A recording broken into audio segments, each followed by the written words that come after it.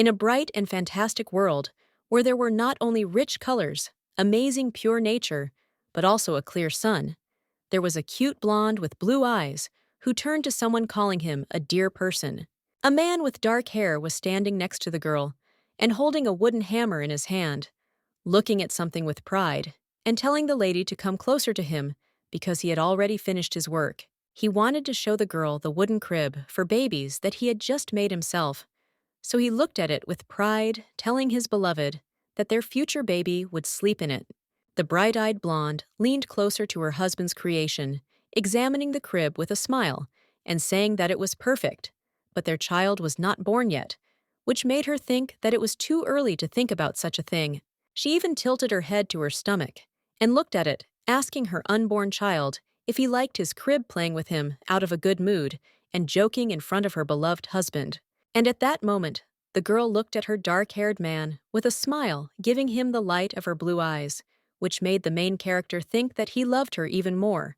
and would never betray her in his life and would make her happy. But as it turned out, their happiness did not last long and was not destined to be eternal, because soon the same happy lady was no longer smiling, even though she was wearing expensive jewelry, earrings, and necklaces. She was in a gloomy room in which there was not even furniture or windows visible, but the girl was still holding her newborn baby in her arms, with a smile because she had been waiting for him for a long time and was happy about his appearance. And looking at her was no longer a simple worker who wanted to make a wooden crib for her, but a real emperor on whose face there was some despair or regret, sadness, because the past could no longer be returned. The thought of the past flashed through his head, like lightning cracking his darkness, when he kept thinking about when he had taken the wrong turn, and what he had done wrong, that his carefree life with his family had turned into aristocratic darkness. But that was not all, because one day his loving, once happy wife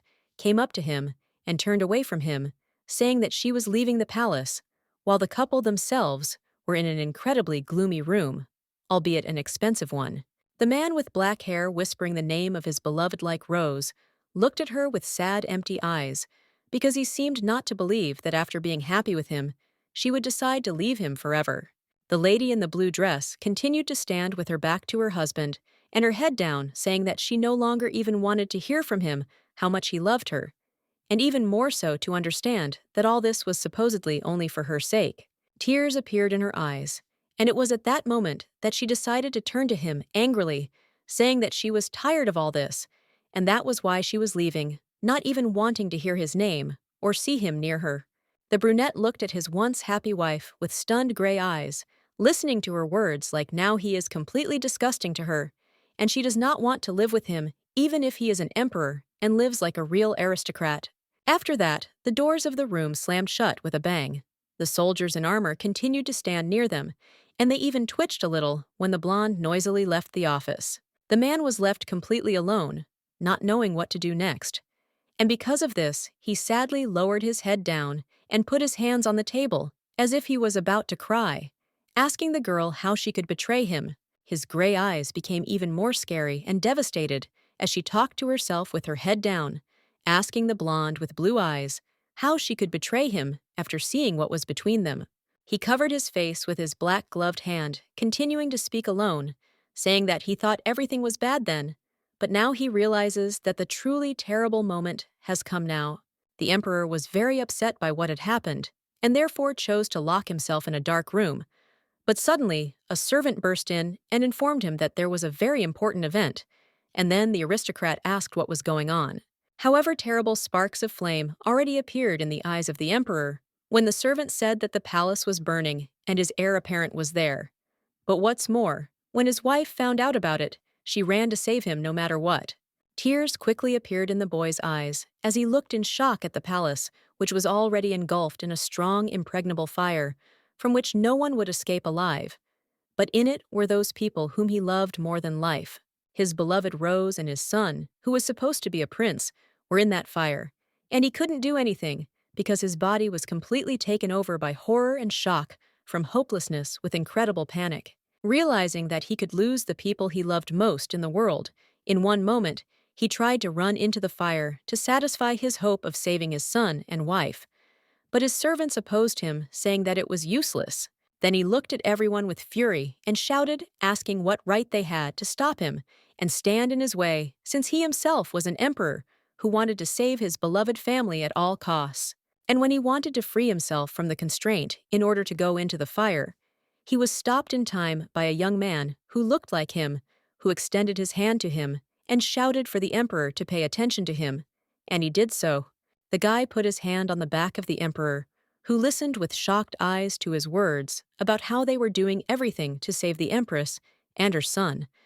And so far their actions had not been successful because the flames were very large. But just as suddenly as the boy, a lady in red shoes and a pink dress, appeared next to the emperor, who walked towards her husband, ordering him to listen to the words of his second crown prince, that is, that young man. The woman, with a sly voice and what seemed to be feigned sympathy, bowed her head to the emperor and said that the flame was older than it seemed, and therefore they should not risk other lives. The next moment, she raised her head and looked at everyone with her crazy green eyes, while there was a smile on her face, and she said that now the place of the crown prince was empty, and they did not need to risk losing the second heir to the throne. The emperor himself looked at his second wife as if he understood everything without further words,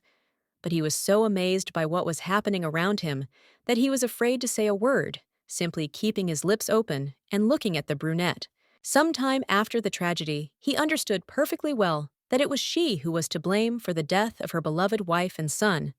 So he sat at his desk with a cool head and wrote a letter to send later. Some time after writing the letter, he met his servant and gave him the envelope while he was bowing, telling him that he needed as many mercenaries as possible, and so he wanted the letter to be delivered to their commanders. The mercenaries themselves, already fully prepared with weapons, swords, bows, and arrows, stood next to each other and spoke, realizing that the emperor himself wanted to use them to take revenge on someone. And when the emperor realized that everything was ready, he decided to organize a banquet for all those who were unkind to him, to which he invited everyone, while the people talked among themselves and did not understand anything. The aristocrats talked among themselves about how the emperor was still upset about the fire in which his beloved wife and son, who had once been a simple peasant woman, had died. But their conversations were immediately stopped when they heard a sudden noise and then saw something that instantly shocked them, causing the men to open their eyes wider as their souls felt like they were in their heels.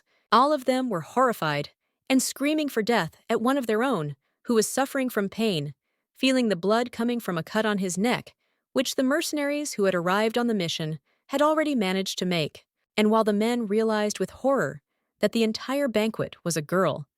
they listened to the voice of the emperor, who menacingly repeated that an entire army of mercenaries was already coming here who would deal with them. It was too late for them to speak of mercy or to pray, for the emperor remained unperturbed and calm as he found himself between two mercenaries who, covered in blood, were already hurrying to carry out his order. The guy whom the killers managed to cut first until he was powerless was grabbed into the arms of his mother, that is, the emperor's second wife, who also looked at him with horror and asked why he decided to kill his own son. But he only came closer to the saddened woman, with her dying son, saying that he had long ago guessed who was to blame for the death of his beloved family,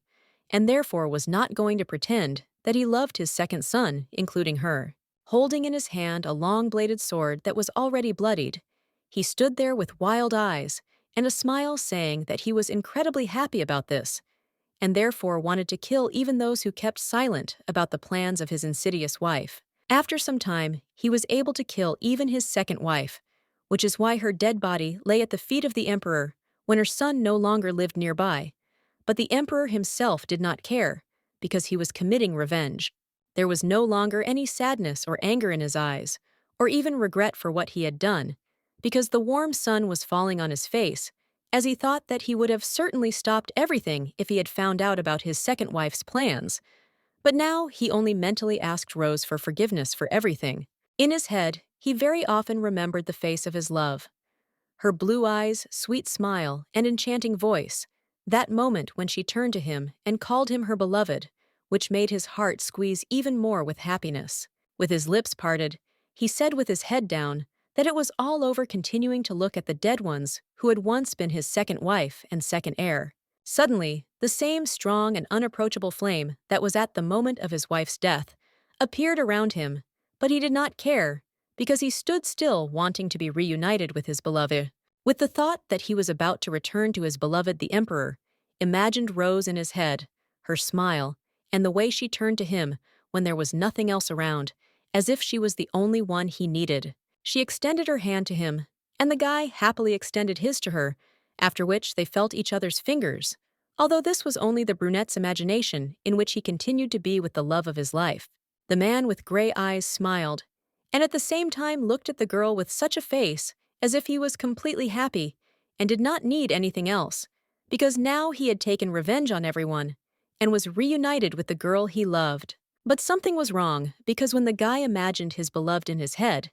he heard how she herself began to call him, bowing her head before him, from which her golden curls like vines fell down. The guy named Ilek, whom Rose called, ordering him to get up, immediately opened his eyes and saw in front of him the very girl, because of whom he could kill anyone, do the impossible, and even kill his own children if they did not treat his beloved woman kindly. He saw before him a living and unharmed Rose, who was looking at him with her big blue eyes, surprisedly telling him to get up, because she did not understand why her husband was so deeply asleep that she could not wake him up. The girl looked closely at his face,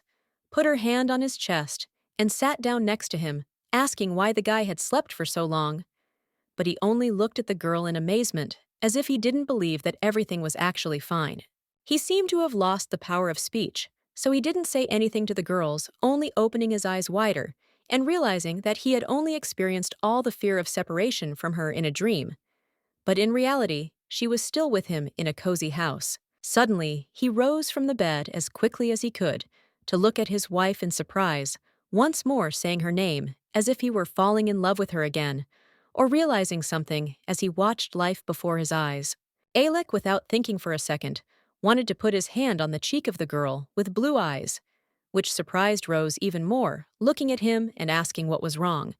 But at this time, he was just enjoying the fact that he felt her warmth. Even though a drop of sweat ran down her face from excitement, she still looked at her husband with a smile and asked what happened, while the brunette looked at her with inspired eyes and kept his hand on her cheek. He realized with surprise, inspiration, delight, and quiet joy that neither he nor Rose had died yet, also looking at the girl with such eyes as if she had bewitched him, which is why he repeats her name out loud. The guy asked the lady if it was really her, after which, without even waiting for an answer from Rose, he pulled her towards him in order to hug her tightly, while the heroine herself said that of course it was her, because no one except her and him lived in the house. Rivers of tears instantly flowed from the brunette's eyes as he continued to hug his beloved and say that he couldn't believe it, hinting that his nightmare was so realistic that he believed that this was life. But Rose still wanted to ask the guy what happened to him,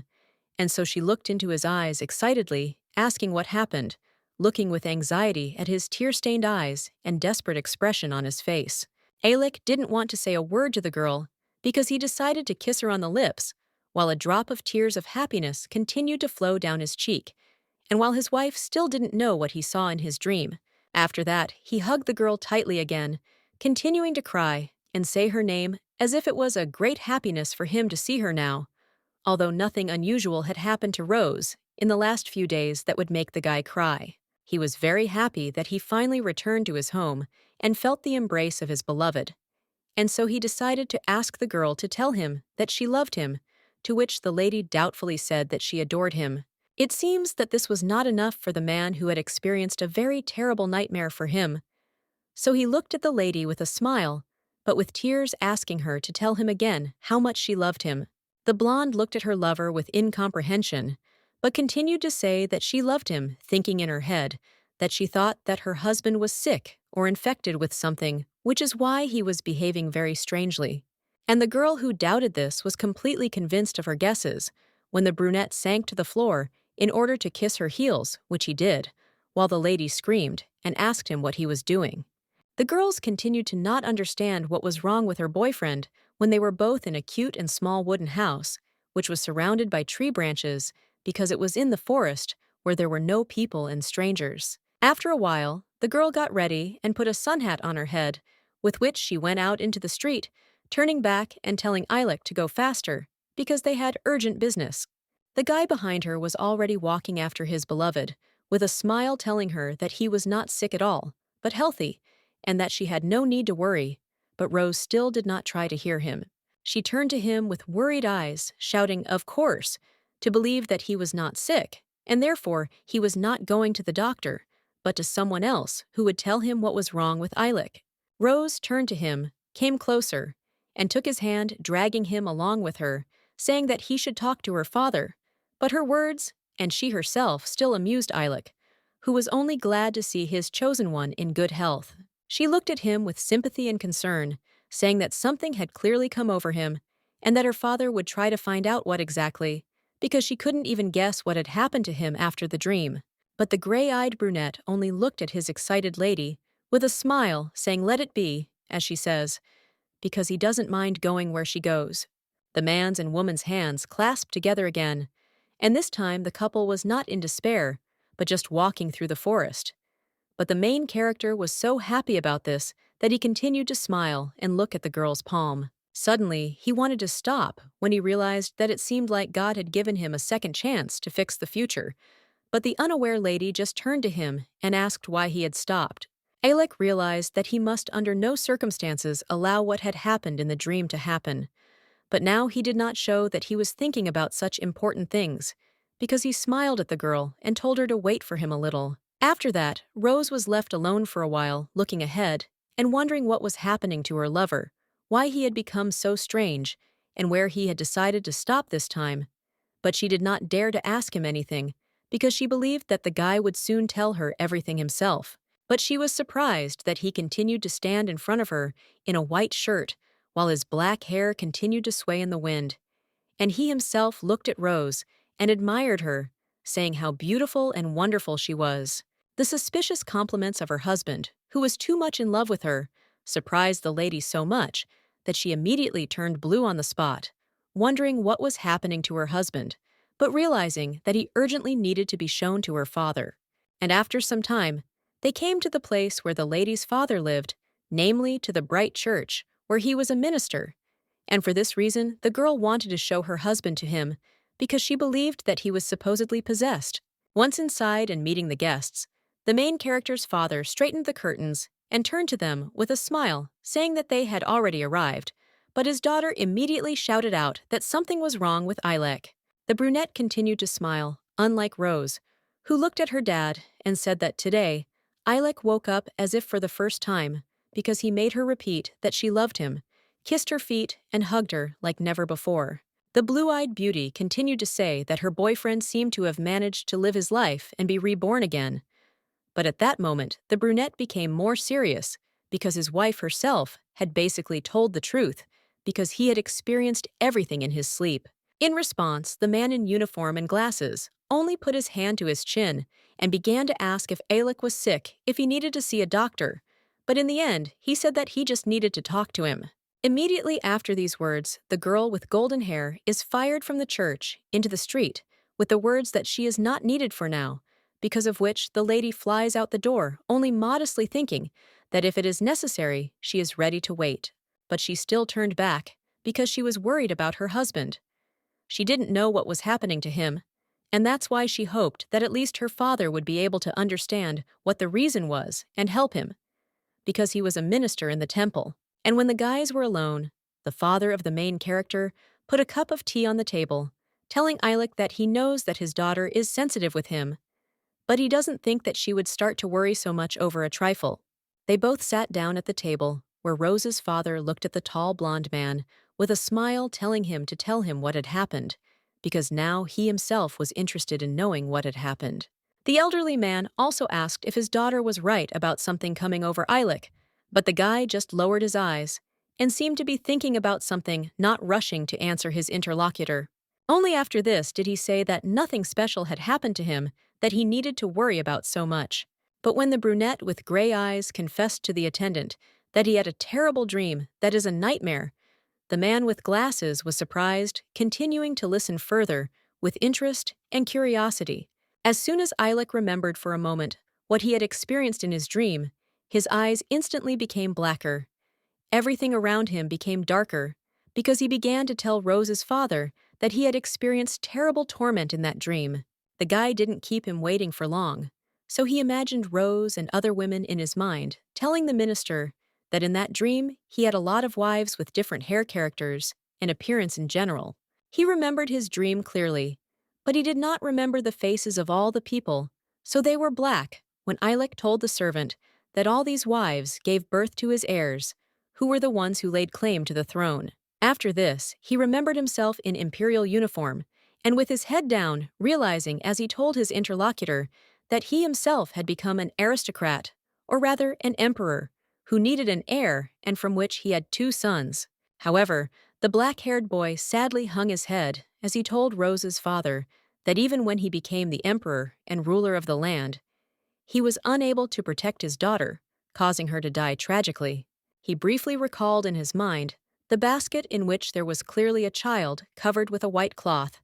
as he told his father that their first child had died, first leaving him heartbroken. Then he imagined a young man sitting on the floor with red apples, telling the man that after his first child, the second one had died, who had been suffering for many years in his dream. Pyern sadly clarified that it was he who burned in his nightmare in the fire when the palace flared up, and after him the love of his life perished. And he also imagined in his head that very fire that he dreamed about. He grabbed his head and said devastatedly that this was the worst dream he could imagine in his head, and he was very afraid that his nightmare would turn into reality because he himself could lead his beloved to this. And when the guy said that she did everything to protect her, but was unable to do so, he looked at him positively and said that it was really terrible, after which he asked if he was afraid of such a fate. He only sadly lowered his gray eyes and told the truth, saying that he was very afraid of this, and that was why he didn't want this dream to become prophetic. The main character's father only raised his head up, showing the world his round glasses, and telling Eilek that he understood him very well, as if he wanted to calm him down as much as possible, because there was no need for worry now. However, when the minister said that he should still listen to himself because such a scenario was entirely possible, Eilek looked at him in amazement and asked how this could be. But Rose's surprisingly calm father only picked up a cup of tea and brought it to his lips, saying that it seemed he had already told him this back when they were still playing the wedding. Eilek could only listen with his head down to the words of the girl's father, who said that he was after all the heir to the imperial family, and therefore this nightmare could become a reality, which made the guy's eyes open wider. The minister also wanted to tell something about his daughter herself, who clearly has some kind of peculiarity, because of which they cannot be together. But he only uttered some words, imagining Rose in a white fog in his head. When the boy understood what his father meant, he just lowered his head and said that it didn't matter at all, and that everything in this case depended only on the circumstances. However, the church minister put a cup of tea on the table and said that they did not know what the future held for them, and therefore circumstances were very important to them, especially if it concerned Adek. Then the man stood up and straightened his back, looking seriously at the man and asking him what he meant and what he should do then if he thought that the scenario was possible and even predictable. The man with the same blue eyes as Rose looked at the brunette and said that he knew how to make sure that everything that was in his dream did not turn into a terrible reality for them. And when the minister said that in order to prevent terrible events, he would have to part with Rose the brunette with gray eyes, looked at his father in amazement, not believing that he was telling him such a thing, because such a thought would never even occur to him. But time passed, and the conversation between the men came to an end when the bell on the church tower began to sway and ring, carrying its sound far beyond the horizon. With mixed feelings, the young man left the church and stood near her, not believing that he would have to leave the girl if he wanted to avoid seeing in his life his terrible and horrible nightmare comparable to hell. Eilek looked at the field with empty eyes, because he understood that Rose's father was only worried about his daughter, but he did not want to part with his beloved, because he already knew what the future would be like, which he would prevent. With the thought that he must protect his wife under any circumstances, he looked at his girlfriend, whose golden hair was fluttering in the wind, and she herself was looking at the village in the distance. She seemed to hear footsteps behind her, and so she turned around with large, curious blue eyes, as if she was about to ask her beloved how everything went and what his father had told him about his strange behavior. It was clear from the lady that she was very worried about her husband, and therefore looked at him with big blue eyes, in which there was only anxiety and concern for her husband's health. He looked at the girl with his gray eyes when she asked him if something bad had happened, and he opened his lips intending to say something, but was too confused to say anything. The next moment, he put his hand on the main character's shoulder to tell her with a smile that there was nothing wrong with the conversation with her father, and she had no need to worry, although there was still worry on Rose's face. Looking somewhere to the side, the guy with black hair said that he just had some kind of nightmare last night, and now he is a little worried about it, although in fact it terrifies him. But the girl continued to look at him and advise him to forget this nightmare as quickly as possible, even if it was very scary, because there was no point in dwelling on it, and she did not want him to suffer because of it. Soon they found themselves in a busy market, where the brunette continued to talk to his wife about how he would definitely do it, while Rose couldn't stop thinking about whether her husband would have nightmares, because he didn't like the bedroom. She noticed flowers that one stall was selling as they continued past it, and the blonde looked at them with curiosity and also told Eilik that they needed to go to Xenia's shop. It seems that the guy was not happy about this, and therefore looked at the girl calmly, asking why they needed to go there. And to this, the smiling blue-eyed girl said that they should buy paper flowers there. But when Loadi suggested that they needed to buy it because the emperor's birthday was coming up,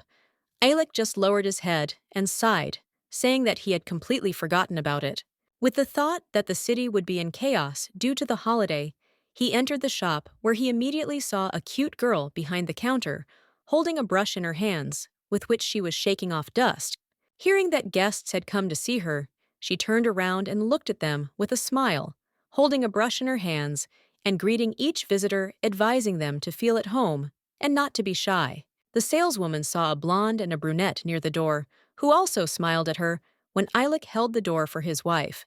and Rose herself asked her friend Xenia how she was doing and whether she was bored working alone. Xenia immediately smiled at a girl she knew named Rose, wished her all the best, and said that it was very comfortable for her to work here. And when the couple approached her, she noticed Eilik, who was walking behind his wife. The saleswoman immediately noticed such a handsome man as Eildik,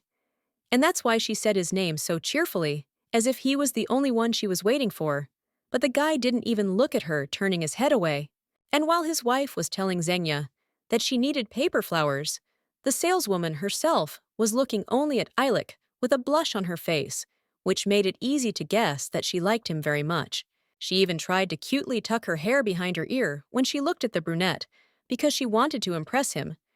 But at that time, Eilik was only thinking about the fact that Xenia was the daughter of the village elder. He imagined Xenia's father and herself in his head, realizing that this lady has liked him for a long time,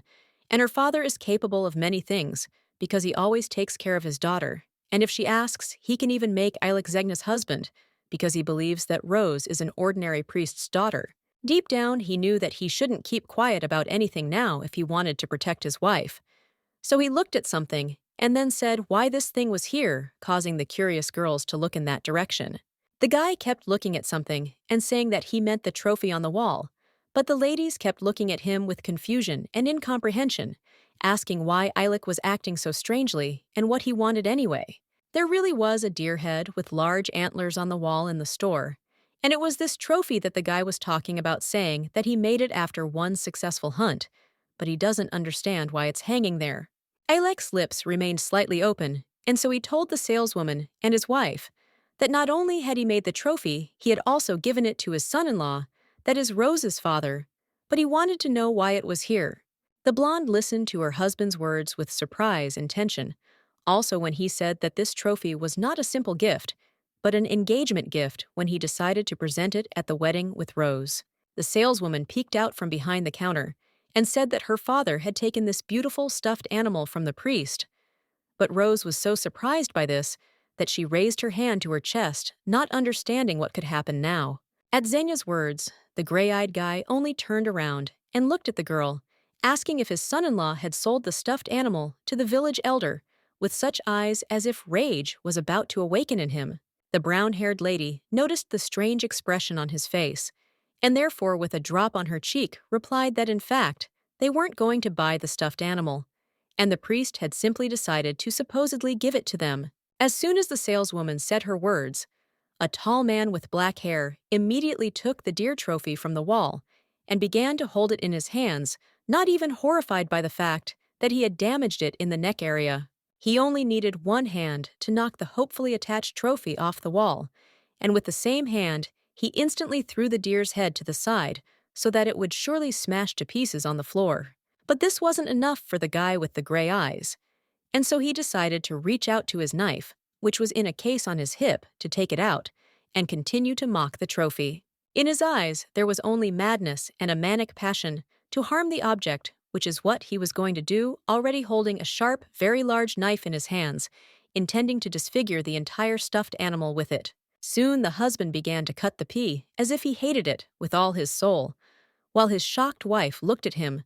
her eyes wide open in shock and watching everything with her lips parted. Xenia was even more surprised by this, and with fear shock and incredible emotion of amazement, she jumped up from her seat, shouting at Ilek why he was doing this, also ordering him to stop immediately. But the brunette could no longer be stopped, because he had already managed to tear apart the deer trophy and break all of its antlers, holding only one of them in his hand, and saying that if the priest did not sell it to them, they would not receive it. He looked at Xenia with his maddened eyes and asked her if she thought that everything here was under her family's control, which is why they could even take important gifts from others, just like that, without even asking for anything in return. And when Ilek additionally asked whether Xenia thought that she would ever become his wife, the saleswoman began to stand shyly in front of him and turn blue, unable to find words to describe her emotions and justifications. Rose was also watching all this initially, just wanting to buy some paper flowers, but now looking at her distraught husband, who after tearing up the trophy, began to talk angrily to Xenia. Earlier, she tried to at least pronounce her husband's name, but when she realized that it was useless, because he would do whatever he thought was right, she closed her lips, afraid to even say anything against him. All she could do was look at the tall guy, her husband, who stood there next to the torn trophy, and calm down when she realized that before her husband was the kindest person on earth, but now everything had changed. Everything around her seemed to turn black and blue as she continued to look at Ilek and his behavior, thinking in her head that they were definitely hiding something from her if the guy's behavior had become very strange and unpredictable. At that moment, the girl realized that she needed to talk to her husband and find out what was wrong, and so she patiently waited until the evening when a pleasant light came from the window of their house, illuminating the foliage of the trees. Alec sat at the table and ate soup with a spoon, which he brought to his lips. But when he heard the voice of his beloved, he looked away and asked her what she wanted from him, slowly eating the hot dish. The girl, without any hesitation, sat down at his table and looked down, saying that she needed to ask him something, while at that time a curious Ilek looked at her and did not understand what she was talking about. Then the lady decided to look at him with her blue eyes, as if she was not really asking him anything special, but just wanted to clarify a couple of things that were bothering her. But the husband still looked at his wife, as if he was wary, because he knew that she never said such words just like that. And in connection with recent events, she could ask him something on the line about hymns. The lady looked away in embarrassment and said that she just wanted to ask him something about that engagement gift, the trophy, and that she was wondering why her father had decided to give it to Xenia's father. Hearing this, the guy with black hair lowered his head down and closed his eyes, sighing and saying that his son-in-law had already told him this story, and now he would tell it to her. The girl was very surprised by her husband's words, and therefore looked at him with amazement, asking if he knew about this from the very beginning, and asking what exactly happened that made him want to tear the trophy apart. Holding a spoon in her hand, the boy in the light shirt said that her father forgot to pay the monthly village tax, and the elder took the deer trophy as payment, but he had recently paid for that tax himself, and so the trophy had to be returned. The blonde lowered her head as Ilek continued to tell that the elder did not want to give him the trophy, even when the tax was paid. The embarrassed girl told the guy that this was a very good deed, and therefore she would return all the money for which he paid their tax.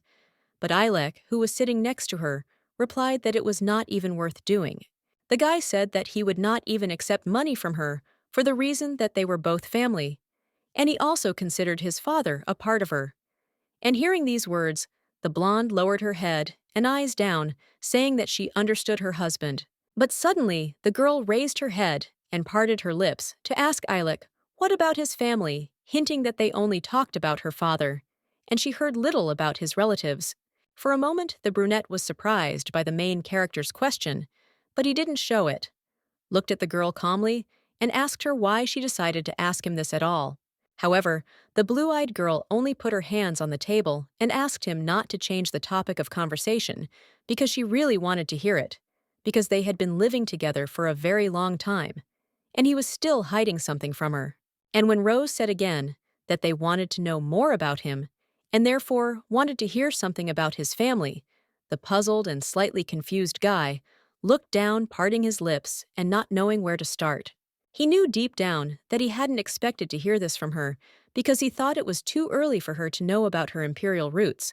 but he still parted his lips sadly, uttering the first words to tell her about his family. The first thing he said was that his family lived in the city of Travis, which surprised the blue-eyed girl, very much looking at him with big eyes and saying that this was the capital, which was very far from here. Then the guy continued to tell his story, hesitantly, saying that his family was just engaged in a family business.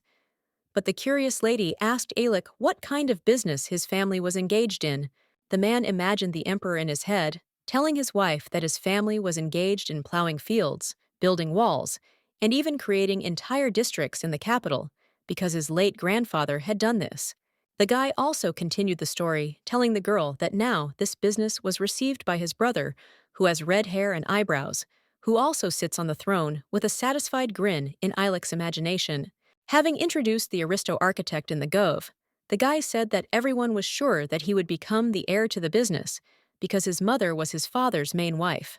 But that did not happen. Alec just remembered his blonde mother on the throne, explaining to his wife that everyone thought so only because his mother was in charge, but he never became the heir because his brother had other plans. He tilted his head to the side and looked in the same direction, telling Rose with a smile that his brother had great desires to be first in line for the inheritance, and that was why he became the heir to the business. The man imagined in his head his mother, father, and himself as a little boy, with other people standing in front of them, including his brother. And then Ilek told his wife that her brother thought his family had betrayed him if she wanted to hand over the business to such an unusual boy like him. He once again imagined his red-haired, blue-eyed brother, who remained with a dissatisfied face even when he got his way, telling Rose that he truly hated him. He also imagined himself as a little boy, realizing that it was at that age when he was very small that a lot of responsibility and adult work fell on him when he had to make important choices. Alec calmly told and imagined next to him that it was his brother who created a convenient situation for him in order to take all the inheritance when everyone was on their knees before him, unable to resist. Remembering himself far from the very small city, Ilek said that then his brother became the head of the family, and he wanted to get rid of him, and therefore drove him out of the city in which they lived. The excited lady said that she just remembered their first meeting, and then she was very surprised to see him himself away from the city and people. The girl remembered her emotions when she first saw the guy, or rather, how she looked at Ilek with her blue eyes in surprise, and did not know what to do because she did not think to meet a boy in the middle of the forest. But at that moment, Ilek himself looked at her with such anger, as if he was cold to everyone in this world, and therefore looked at her with disdain, also holding in his hand a rotten, dirty fruit which he wanted to eat. The amazed girl with golden hair looked at the guy in shock and asked him how he had walked from the capital to this village on his own, when no one had helped him or even given him food, as if he were a boy abandoned by everyone. To this, the boy with black hair only closed his eyes, saying that at that time there were servants with him, but they quickly ran away from him because no one else wanted to take care of the abandoned boy, who did not need anyone. Rose felt even more sorry for her husband, and therefore looked at him with sadness when he told her that he had no power, even his other relatives hated him, so he could not do anything. She sadly lowered her head and said that she was very sorry that she had brought up this topic and therefore asked for his forgiveness, also warning that she would never talk to him about it again so that he would not be hurt. And when the girl wanted to say that she just wanted to get to know herself better, Eilek stood up from his seat because he wanted to touch her cheek, while the lady herself looked at him with a little surprise. He continued to look at her and say that he, on the contrary, was a good boy because she started talking about it, because in their family nothing should be hidden, especially his past. With some sadness and sorrow, he looked at his wife with his gray eyes and said that they would never separate and would always be together, no matter what happened and no matter how bad things were for him on the path to their happiness. The white-haired beauty looked at him with surprise and parted lips, while the guy himself held his hand on her cheek and said that there should be no secrets between them because he was her husband and she was his wife. The guy also asked her to promise that she would never leave him under any circumstances, and then the girl put her hand on his shoulder, saying that everything was so and she would never leave him alone. She wanted to hug him tightly, which Eilek himself did later, listening to her words about how she would never leave him, which she said with a happy smile and joy that everything was fine with them. In his head, the brunette still couldn't get rid of the thought that the terrible dream could become reality, and therefore he didn't dare close his eyes, even when the pleasant girl with golden hair hugged him. But Rose herself was not so tense, and therefore enjoyed her husband's embrace with her eyes closed, not even realizing that he was very afraid of losing her after he saw a real nightmare in his sleep. Time passed, and after a few minutes, it became completely dark outside the window, which meant that the couple went to bed to sleep. But Eilek still could not fall asleep, touching his beloved wife's hair with his fingers for the first time. Rose was sleeping soundly and didn't even feel the touch, so her husband wanted to touch her hair as long as possible, while lying next to her with a naked torso. Even though it was quiet around, his wife was sleeping peacefully, and there was no threat, the man was still wary, which was evident on his angry face, because in his head he could not forget about his fears. He imagined a figure in a dark cloak in his head, thinking that his brother would send mercenaries to kill him on the upcoming holiday, and then deal with Rose's father, which is why he imagined his glasses on the ground. Having imagined in his head a man with a scar on his face and red hair, Eilek learned from somewhere that soon they would try to kill not only him and his son-in-law, but also his uncle. Then he imagined in his head his wife, who was unsure of the future, in an expensive dress, and also imagined his second wife next to her, realizing that if he didn't want this, he needed to act right now. He gritted his teeth in anger, realizing that he had to go through all the tests without any mistakes in order not to lose his beloved woman and not end up in the very nightmare he had seen in his dream. But now he just looked at the innocent Rose, who was sleeping on a soft bed, and did not suspect that her husband was incredibly worried about her, who at the same time admired her beauty and blonde hair. With his hand, he wanted to touch the lady's body, stroking her through the blanket, because even at night he could not come to terms with the thought that he could lose her forever, and she was the only purpose of his life. He even imagined his wife and himself next to her, with a child, a baby, who had just been born, already dreaming of starting a family with a lady, and not losing any of them in order to live happily together without unnecessary people for them. A full bright moon soon rose above their house, illuminating not only the sky and clouds with its light, but also the earth itself, which added mysticism, mystery, and the unknown to the landscape. But at this time, absolutely no one was sleeping in their homes, because one mysterious man, like the night itself, was walking through the dark forest, who wore a dark cloak so as not to reveal his identity to everyone. As soon as this mysterious man heard suspicious rustling sounds behind him, he immediately turned around with a furious face, shouting and asking who he was, and seemed to be preparing for battle. But when he turned around, he saw in front of him a familiar man in a light-colored babashuk, with black hair and a gloomy face, who was touching the branches of trees with one hand, but was looking at him, approaching, and calling the man Uncle Orzens. Orzin immediately understood who was standing in front of him, and therefore immediately knelt down in front of Eilek and called his relative His Majesty, because he understands that in front of him is the real heir to the imperial throne who was abandoned by his family. But Eilek remained serious in front of his uncle, so he looked at him menacingly even when he was on his knees, and said that he had grown a lot over all these years, and therefore she was very glad to see him alive and well. The brunette said that he had not been in the palace for a very long time, and after that asked Uncle Orzen if something had happened to him earlier, which the man with the scar was very surprised at asking what he meant, and saying that nothing special had happened to him. Alek's uncle continued to look at his relative with great surprise, while he warned him that he needed to be on his guard now because the emperor would soon send hired killers here. A drop of sweat from excitement and shaka was running down his face, but he continued to look at Alek with his brown eyes, asking how he knew such shocking and probably secret information for everyone. But the man with gray eyes only answered this question with a grin, and very vaguely telling his uncle that even if he was stuck here, he would find his own ways to beat even the emperor's people and himself. After meeting her uncle on a dark night in the forest, his wife decided to wake up because she didn't notice her husband next to her. So she got up and went outside in her nightgown, rubbing her eyes and asking Alek where he had been. By this time, the heroine's husband was already closing the door, looking at the lady and telling her that he just wanted to take a walk. But when asked why he decided to go out so late, he said that it was because of insomnia. Then the guy asked the girl why she couldn't sleep at night, but the lady just yawned and replied that at first she just wanted to drink some water and that's all.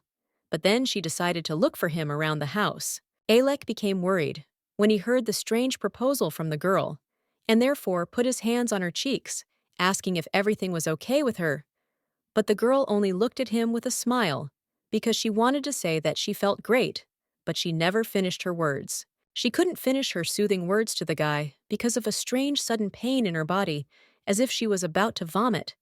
and it was because of this that she covered her mouth with her hand when her face turned blue. The guy looked at his wife with shock, and for a moment did not understand what to do, because his woman suddenly lowered her head down, also covering her mouth with her hand, because she suddenly did not feel very well. But as soon as the strange sensations passed, the girl became worried about herself, lowering her hand down, and with frightened eyes, not understanding what had just happened to her. Then Alek looked her in the eyes and said directly that he had noticed for a long time that she was behaving very strangely, and in addition, she often felt ill and got tired faster than usual. The blue-eyed beauty looked at her husband in surprise, and immediately said that everything he said was true, after which she asked if he knew what it was, if he had already noticed changes in her behavior and health. At that moment, the black-haired guy kept looking at the girl sweetly, which even caused a blush to appear on his cheeks, and he said that he seemed to understand why Rose had been feeling so bad lately. And when the man with gray eyes told the surprised girl that she was pregnant, the blonde continued to look at him with big eyes and an open mouth, as if she would never have guessed what was wrong with her before. But it was clear from Alek's face that he was very happy with this news, and that's why he continued to calmly look at his wife, with a smile, already imagining in his head the future family and the baby. At the same time, Uncle Orzen continued to walk through the dark forest, clearly nervous about something, because he did not understand anything that Alek, the conversation with whom he was recalling, had told him. He remembered how they stood in front of each other, and he asked the heir to the imperial throne what he would like to talk to him about while he looked at him with his hands folded. The man with stern intentions continued to look at his uncle and say that he had heard that Prime Minister Mankel had recently been arrested, and since this was a great chance for him to prove himself, he wanted him to know more about him. Uncle Orzen only bowed, saying that his decision to make the minister his ally was absolutely true, and he would do everything to find out as much information about him as possible. Speaking of Mankel, Orzen remembered him and imagined him next to him, thinking that this man was clearly a good ally because he had incredible political power experience and calm. He imagined in his head the emperor, that is brother Alek, before whom Mankel was kneeling, remembering that the emperor himself also understood this, and therefore pardoned him, knowing that he was an important person. But Orzen was pulled out of his thoughts by the words of the black-haired guy, who continued to look at him and say that in addition to Menkel, he also needed Marquis Geslow. Hearing these words, the protagonist's uncle looked at his relative with shock, as if he had not expected to hear such a proposal from him. The guy with the scar said that both Mankel and the Marquis could be of great use, But the latter man was very problematic, and there were even a lot of rumors about him, mostly bad ones. Ilek, with gray eyes, continued to look at his uncle indifferently when he said that, unlike Marquis Geslow, he should take a closer look at Marquis Opreza, because he was better. Orsen imagined in his head the Marquis of Opreza himself and his daughter, explaining to Ilek that he was very influential, and if he also married his daughter, he would make his path several times easier. However, the dark-haired man with gray eyes looked at his uncle with anger and displeasure, saying that he was not going to marry anyone else for convenience, because he already had a wife Rose. Orsen remained very surprised, even up to this point, and therefore asked Ilek when he managed to marry her, since he had not seen or heard any news about him, to which the man crossed his arms and replied that they had married 3 years ago. The scarred boy lowered his head and said that, fortunately, there was nothing to worry about since the emperor was allowed to have many wives. But Ilek interrupted him again, firmly saying that he only had one woman. The black-haired tall man continued to be dissatisfied, telling his uncle that he would always have only one wife, and that was Rose, whom he loved more than anything in the world and would not exchange for anyone. Uncle Orsen was also unhappy that his relative preferred such principles, and therefore he looked at him, saying that now was not the time to show his position, because it was not worth it. This was exactly the conversation that Uncle had with Ilek, and now the guy was looking at his woman when she had just found out that she was pregnant and was holding her stomach, surprised that a new life had appeared in her. Ilek noticed that his white-haired wife was acting very strangely and was not even happy, so he looked at her with questions and excitement, asking why she was not happy about the future child. After this, the lady smiled, adjusting her hair behind her ear and telling her husband that of course she was happy about the child, because they had been waiting for this together for a very long time. And she also lowered her head in front of the guy, admitting that she simply does not believe that she will become a mother, and therefore it is difficult for her to comprehend this shocking news that will literally change her life. Ilek agreed with her words with a smile on his face, after which he said that they should definitely go to the doctor to check their health, and he also told his wife to speak up if she was uncomfortable or needed anything. The girl also thanked her husband for his support, smiling at him and saying that she would go to bed because she was very tired and still felt sleepy. The man smiled sweetly at the blonde and watched her go further, waving his hand and telling her to quickly go to bed so she could get a good rest and not overwork her body. After his woman left, Ilek was left all alone in the room where it was very dark, and he even stood in the house in street shoes, which he forgot to take off earlier, but they were not so important because feelings were seething in his soul. He continued to stand still and not move, feeling as if everything around him had disappeared and turned gray, all because he couldn't stop thinking about Rose's reaction to the baby, which he found very strange. His face showed obvious excitement and anxiety, which he had hardly ever experienced, and all because the girl's reaction to the pregnancy had really scared him, and he didn't know why she had reacted so strangely to the news. He remembers very well her happy emotions in those moments, when they often said the child's mouth, and then the girl looked at him with an inspired smile, rejoicing that they could become parents. But now, Ilek nervously lowered his head down, and touching his head, began to think about why everything had changed now, and why Rose was not as happy about the child as before. And this seemed to drive him crazy. And the main character, meanwhile, was not asleep at all, but was sitting on the bed in silence when the bright light of the moon penetrated through the window, and she herself was clearly thinking about something that made her excited, or even sad. She still couldn't accept that she was pregnant, and so she touched her belly, also looking at it with slight surprise, trying to imagine a baby in her head, or at least accept the new reality. She had very beautiful blue eyes, but this time they were sadly covered by the eyelid, because the girl could not stop thinking about one thing that flashed through her head just at the moment when she met Ilek. The sad moment was connected with her past life when she was much younger and was still dating Ilek,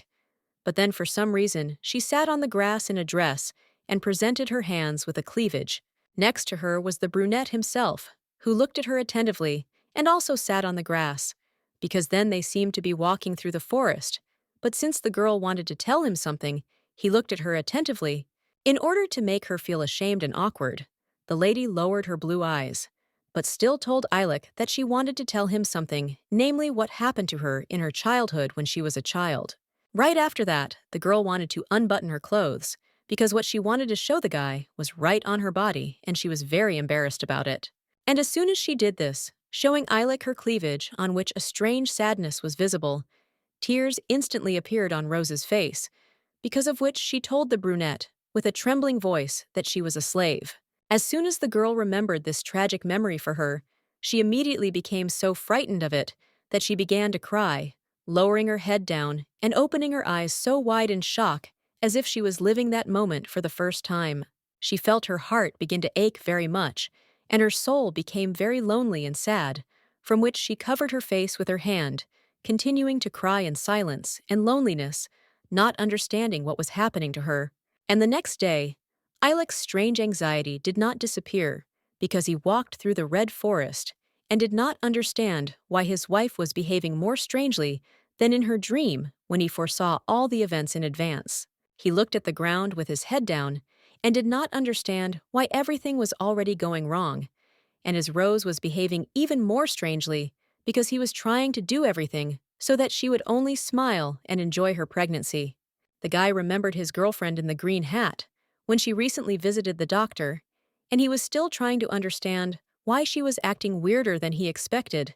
and how it really should be. With an angry, half-empty, and upset look, he continued to look somewhere and not understand whether his wife now had different feelings,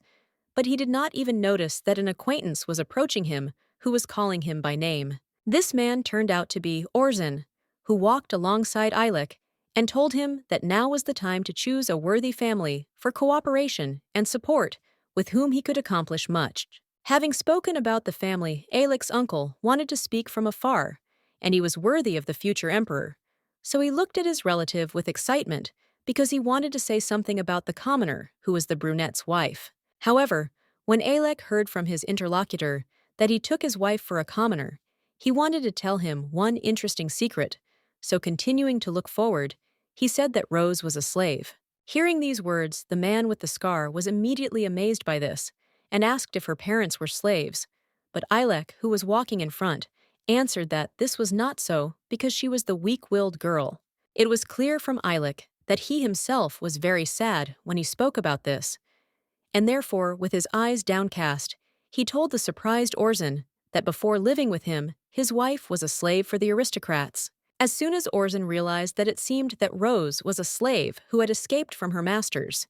he immediately raised his voice to Eilek asking how this was possible because they were looking for her now, and it was outrageous. And as soon as the guy's uncle started talking about the fact that Rose had committed a serious crime if she had escaped from her owners, Eilek's very heavy fist flew into his face, which immediately silenced him. While Orzen was adjusting his sore jaw, the brunette himself began to quarrel with him, with rage and anger, repeating that if he said anything more about his wife, he would not hesitate to hit him a second time, but harder. Uncle Orzen could only hang his head, feel the pain, and look at Eilek, while sweat was running down his face, telling the gentleman that he would not make such a mistake again. However, neither of them expected that at that very moment Rose interested in them would appear next to them, stand nearby, and simply stare at them, not understanding who was standing next to her husband. Even Eilek himself did not know what to say, and because of this, he only looked at his wife with his mouth slightly open, not knowing what to say first, and what to explain to the girl who was no less surprised by him. The girl's golden hair was peacefully blown by a light wind, while she looked at the men with bright blue eyes and called her husband's name, as if she wanted to hear the answer to the question of what he was doing here, and with whom. And the two guys continued to look at the lady because they did not expect to see her here, while the blonde calmly asked Eilek who was standing next to him. After some time, the couple with Orzen were already sitting at a table in the house on which there was a wonderful cherry pie and soup, and a candle next to the plates indicated that it was supposed to be a romantic dinner, which Orzen understood apologizing for being late here and disturbing them. The three of them were sitting at the table, and the girl and Eilek were looking at the uncle with the scar who was thanking them for their hospitality, to which Rose said that she knew that, because of the upcoming holiday, it would soon be difficult to find housing. Rose told Orzen that she should apologize to him since they were not expecting guests, and therefore prepared little food for him. But the man only smiled, looking at the lady, and said that these dishes were quite enough. The girl was going to be very kind to the barely familiar Orson, and therefore looked at him with a smile, extending her hand to the dishes, and as if hinting that he should try something from the food. However, Orson still could not hide his ill will towards Rose, because he had previously learned that she was a slave who had escaped from the aristocrats, and so he looked at her with anger and contempt. And it seems that the heroine noticed the guy's suspicious look on her, and therefore immediately fell silent and turned away from him, no longer trying to talk to him about anything. Alec couldn't help but notice that the mood at the table had become worse and more uncomfortable, so he also began to treat Orson less friendly, holding a spoon in his hand and telling him that it was interesting to hear from him how beautiful he thought his wife was. He also turned to the man and gave him a cold look, continuing to say that he thought so because he noticed his suspicious look at his wife, and therefore thought that he thought she was beautiful. But Orson just lowered his head and said with a smile that he had just been too rude, for which he apologized, because he didn't think that it would look so disrespectful from the outside. Rose herself continued to smile, looking at the table and telling everyone present that everything was fine now, and she was comfortable being in Orson's company, although earlier she had actually caught his angry glances. After a while, the meal was over, and Alec was washing the dishes after the evening, while Orson was sitting at the table and wiping his mouth with a napkin, looking at Rose, who invited him to go to their room to spend the night there. The man did so, which is why the girl went with him to another part of the house, which was poorly lit, telling the guest that they were poor here, while Orson himself did not take his eyes off her, because he was looking at her appearance. The girl calmly looked at the room, telling Orson that it was actually a children's room, but it was not yet furnished. But the man got ahead of her, loudly, asking if they had a child. Rose was so surprised by this that she turned her head towards him with parted lips and bewilderment, because she did not expect to hear such a question from a stranger, and such an insistent one, as if it was very important to him, which it was. She looked at the man who, in addition to having a scar on his face and looking frightening because of it, also looked at her so angrily, as if he wanted to hear the answer to his question as soon as possible. Rose felt like she was left completely alone, as if helpless and confused. So she stood uncertainly in front of Orson, and could not find the words to tell the truth, as politely and correctly as possible. Then she grabbed her stomach with her hands, feeling that life was already beginning to emerge in her body, but she answered the guest in the house that they did not have a child yet. Hearing this, Orson seemed to sigh with relief, because he lowered his head and said that he apologized for being rude because he thought about the wrong thing. And while the main character was in the living room, with Orson Alec himself, was also in their bedroom, sitting on the bed, and thinking about something that had been bothering him a lot while his wife was not around. The guy was sad, and remembered that he had not expected at all that his wife would want to drag Orson home to treat him, and let him spend the night when he himself would treat him with the same coldness. He felt that he didn't want to introduce them so early, and therefore couldn't get rid of his obsessive thoughts. But suddenly, he raised his head because someone entered the bedroom. It turned out to be Rose, who slowly closed the door behind her, looking at her husband and telling him to bring blankets for Orson, since she had already shown him the room in which he would sleep, to which the brunette said that he would do it. But that was not all, for the girl waited for a few more seconds, not hurrying to leave the room, because she wanted to address Alec, which she did while he was looking at her. The blue-eyed lady looked at her husband and asked him if he had lied when he said that she and Orson were only acquaintances. However, as soon as the girl asked the brunette how he was connected with Orson, it was as if a glimmer of light ran across Alec's body, and the whole world disappeared, because the lady herself wanted to know who this suspicious cool man was, and what he wanted from her husband. Cold sweat immediately started running down his face, because he didn't want to tell his wife the truth, which would surely upset Surprise and shock her. But then she herself wanted to know everything, putting him in an awkward position. In his head, he realized that there was no point in hiding the fact that he was a prince of the empire, because his clever wife would find out about it sooner or later, and so he just lowered his head, saying that first, she had to promise him something. The guy is so afraid that Rose will leave him, that he with his head down asked her never to leave him, to always be on his side, because he himself loves her more than life and will never leave her. It seemed that the girl had already gotten used to the fact that Eilek was telling her such strange things, so she looked at him calmly while he was sad and asked her to always be with him. And when the man heard from his wife that she promised not to leave him under any circumstances, he only lowered his gray eyes, realizing that he should no longer make the mistakes of the past. He was so sad that he imagined in his head his wife who was dressed in a chic red coat, but who fell to the floor and closed herself off from the whole world because she did not like the new place and the new role. He could just imagine her crying with grief and saying that she felt like a complete fool who didn't know what to do because she was a commoner who suddenly became an empress among noble aristocrats. Alec promised himself that he would never allow this to happen, and that this time it would be different, after which he gathered the courage to look his wife in the eyes and tell her with a calm face that he was the prince of the empire. There was some hope in his eyes that Rose would understand him and believe what he said, so he said with sadness that his father was Leo VII, that is the emperor who ruled before. The boy imagined his mother and father next to each other in his head, continuing to tell his wife that his mother was the second wife of his father. The emperor, she had the name Ella, and was a noble lady from the Castor family. The guy also imagined himself on the throne because he was the one who was supposed to inherit the throne, but he never managed to become emperor because of his cunning and ambitious brother, who now rules the kingdom. There was an imaginary void between the couple again, when the brunette sat on the bed and sadly told his wife, who was standing in front of him, that he was the only son of his mother and father, the only child. But Rose was so surprised by this that she continued to look at her husband with round blue eyes,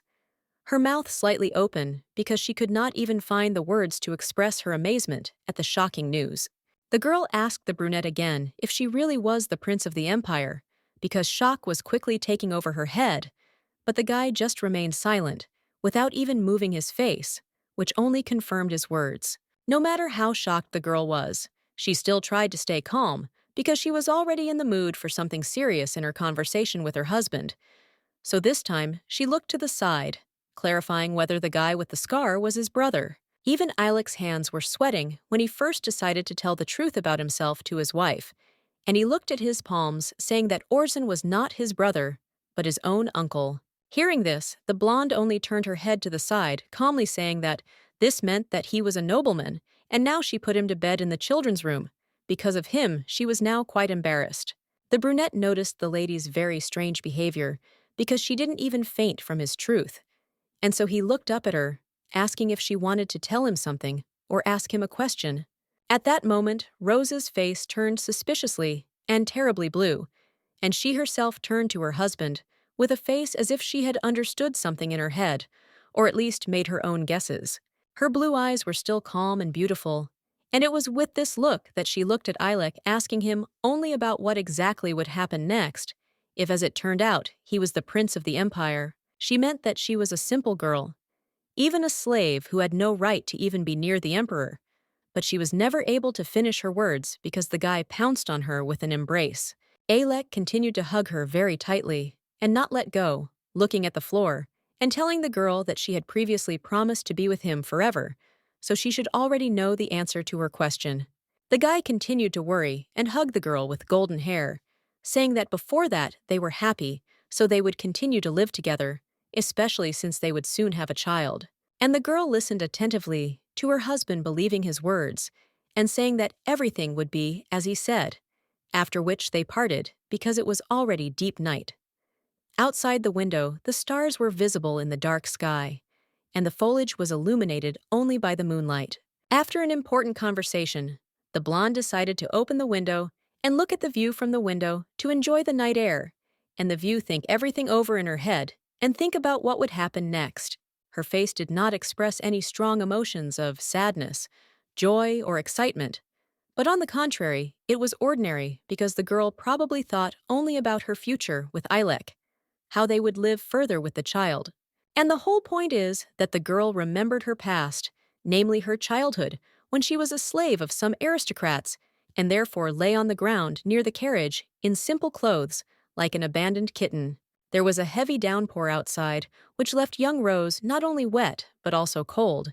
but she continued to kneel with raindrops dripping from her face, and she was clearly expecting someone. And then a high-ranking lady in a dark green dress appeared in the girl's field of vision, holding the fabric of her dress with her hands so as not to stain it, while there were servants next to her, holding her umbrella and helping her go. This lady had very bright but telling green eyes, with which she looked down on Rose, as if she considered her worthless, not even a person, but just a thing that she did not like much. Little Rose was so frightened by the appearance of this woman that she did not even try to look her in the eyes, continuing to get wet and cold, with such eyes as if her whole short life flashed before her face. But the aristocrat did not even try to think about how bad it was for her slave, so she lifted her heel with green shoes in order to take the first step towards the carriage prepared for her. And the lady placed her foot on the foot of the fragile Rose, who continued to kneel and could have fallen from helplessness, but held on when the woman in the dress jumped into the carriage, and when her assistant held an umbrella for her. Rose felt so painful and heavy that she tried not to fall to the ground, when a grown woman who weighed much more than her stepped on her as if she were a nightstand to be walked on. Because of this, the former slave really disliked aristocrats, so even remembering those moments, she was sad with her head down. But now she also remembered how Alec himself told her that he was a prince. She vaguely remembered his face and words, namely how he told her about his father, Leo VII, who was married to his second wife Ella, who eventually became his mother. And as soon as the girl remembered Alec's words about him being the only son of his parents, tears instantly appeared in Rose's eyes and flowed down her cheeks, and she covered her mouth from shock and stress. Feeling unwell, she decided to quickly look out of the window in order to quickly breathe in some fresh air and calm down, because she was afraid of harming the child in her belly. Then she looked down devastatedly, already stopping crying, because she was seriously thinking about her husband's last words, which she considers the most important among others. When it seemed like there was nothing around her, she lost the tears in her eyes and asked herself if she would be able to keep her promise to be with Alec until the end and not betray him even if she faced her fears. And so the next clear day came, which was very bright and unusual, but for the future family, it only meant that something had to be done quickly so that their fears did not become reality. Another guest decided to visit the couple that is Rose's father, who showed up at their house with a basket of apples, already smiling and asking everyone how they were doing. Rose was very happy to see her dad, as was Alec himself. So they both smiled, and the girl replied that they were all fine and that he should come visit them, while Orson was also behind her. After the father saw a man unknown to him behind his daughter, he asked the couple if they had a guest in their house, also telling them that he was seeing this man for the first time. The blonde turned to the order with a smile and told her father his name, after which she explained that he was looking for a family in their village, and that is why they allowed him to spend the night with them.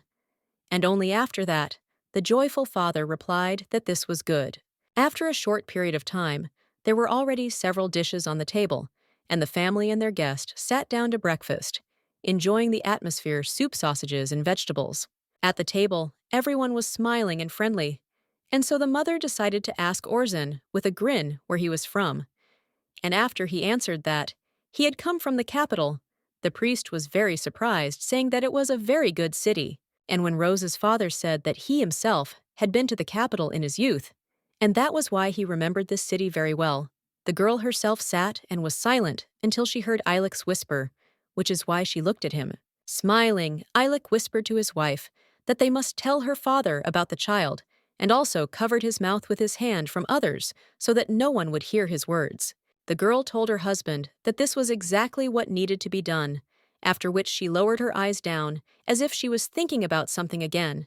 And these same thoughts made her not only go deeper into herself, but also become sad. But she kept looking at her plate and just listening to others talk about whether it was still dark in the capital, because the sun only rose for a short period of time in the city. When the conversation turned to the sun, which very rarely appears in the capital, Rose looked at her father, who was telling the guest that when he was in the capital, in his youth, even in winter, he had a hard time there. Rose looked at him in surprise, because she was caught by the words about winter, because earlier she heard from her father that he was in Travis in the summer, and now he was already saying that he was supposedly in the capital during the winter. But Orson only agreed with the priest's words, closing his eyes and lowering his head sadly, telling everyone that every year the winters in the capital are getting worse and more uncomfortable. And when the man with the scar said that all that remained was to hope for the rising of a new sun, Adek calmly drank the drink from the glass, preferring not to intervene in the conversation, but to listen. However, the blonde sat with a shocked face, because her relatives did not talk about the weather and the seasons, but indirectly talked about the emperor and his reign, saying that every year in the capital, because of him, it was getting worse and worse. But even more surprised, the girl was that if her father himself was talking about it, it meant that he knew that Eilek was a prince. The main character began to understand how the spoon tragically fell from her hand because she could not guess that her father himself knew about the secrets of Eilek, and did not tell her anything because they both have some reason for this. The priest noticed the strange changes in his daughter's mood, and therefore looked at her with amazement, also extending his hand and asking her if she felt well and if she needed help. And Eilek himself could not help but notice the strange behavior of his wife, which began exactly at the moment when they secretly began talking about the emperor. And therefore, he looked at her with suspicion, guessing that something was wrong. He was afraid that the conversation would go in the wrong direction, and therefore decided to stand up from his seat himself in order to loudly tell everyone that Rose was very sensitive right now, and therefore could often feel unwell. Rose could only remain silent with a shocked face, as her husband told everyone with a smile that they should understand her, as the first months of pregnancy are always very difficult. The girl could only occasionally look at him with her blue eyes, while beads of sweat dripped from her forehead, and she could not find words to express her emotions, watching Eilek's words in surprise. But Eilek himself seemed only glad to say what he said, because there was a pleasant smile on his face, because he expected that everyone present would be happy about such wonderful news about the pregnancy. Orson was the most surprised by this, looking down with wide eyes, because he never thought that the emperor's heir would not only marry a commoner, but also have a child with her. Immediately after Uncle Orson learned of Rose's pregnancy, he immediately saddled his horse and hurried off somewhere, ordering the horse to run faster because his thoughts about the emperor's child frightened him. He pulled the hidden cloak over himself and continued to look ahead, holding the reins in his hands, and constantly wondering if Rose was really pregnant, because if it was true, it would be bad for him and Eilek. In his head, he clearly remembered how the priest approached his daughter with joyful questions about whether it was true that she was pregnant, while Rose herself looked at him with shock as if she was cut off from the world. Rose's father had a sincere smile on his face as he looked at his daughter, saying that this was wonderful news,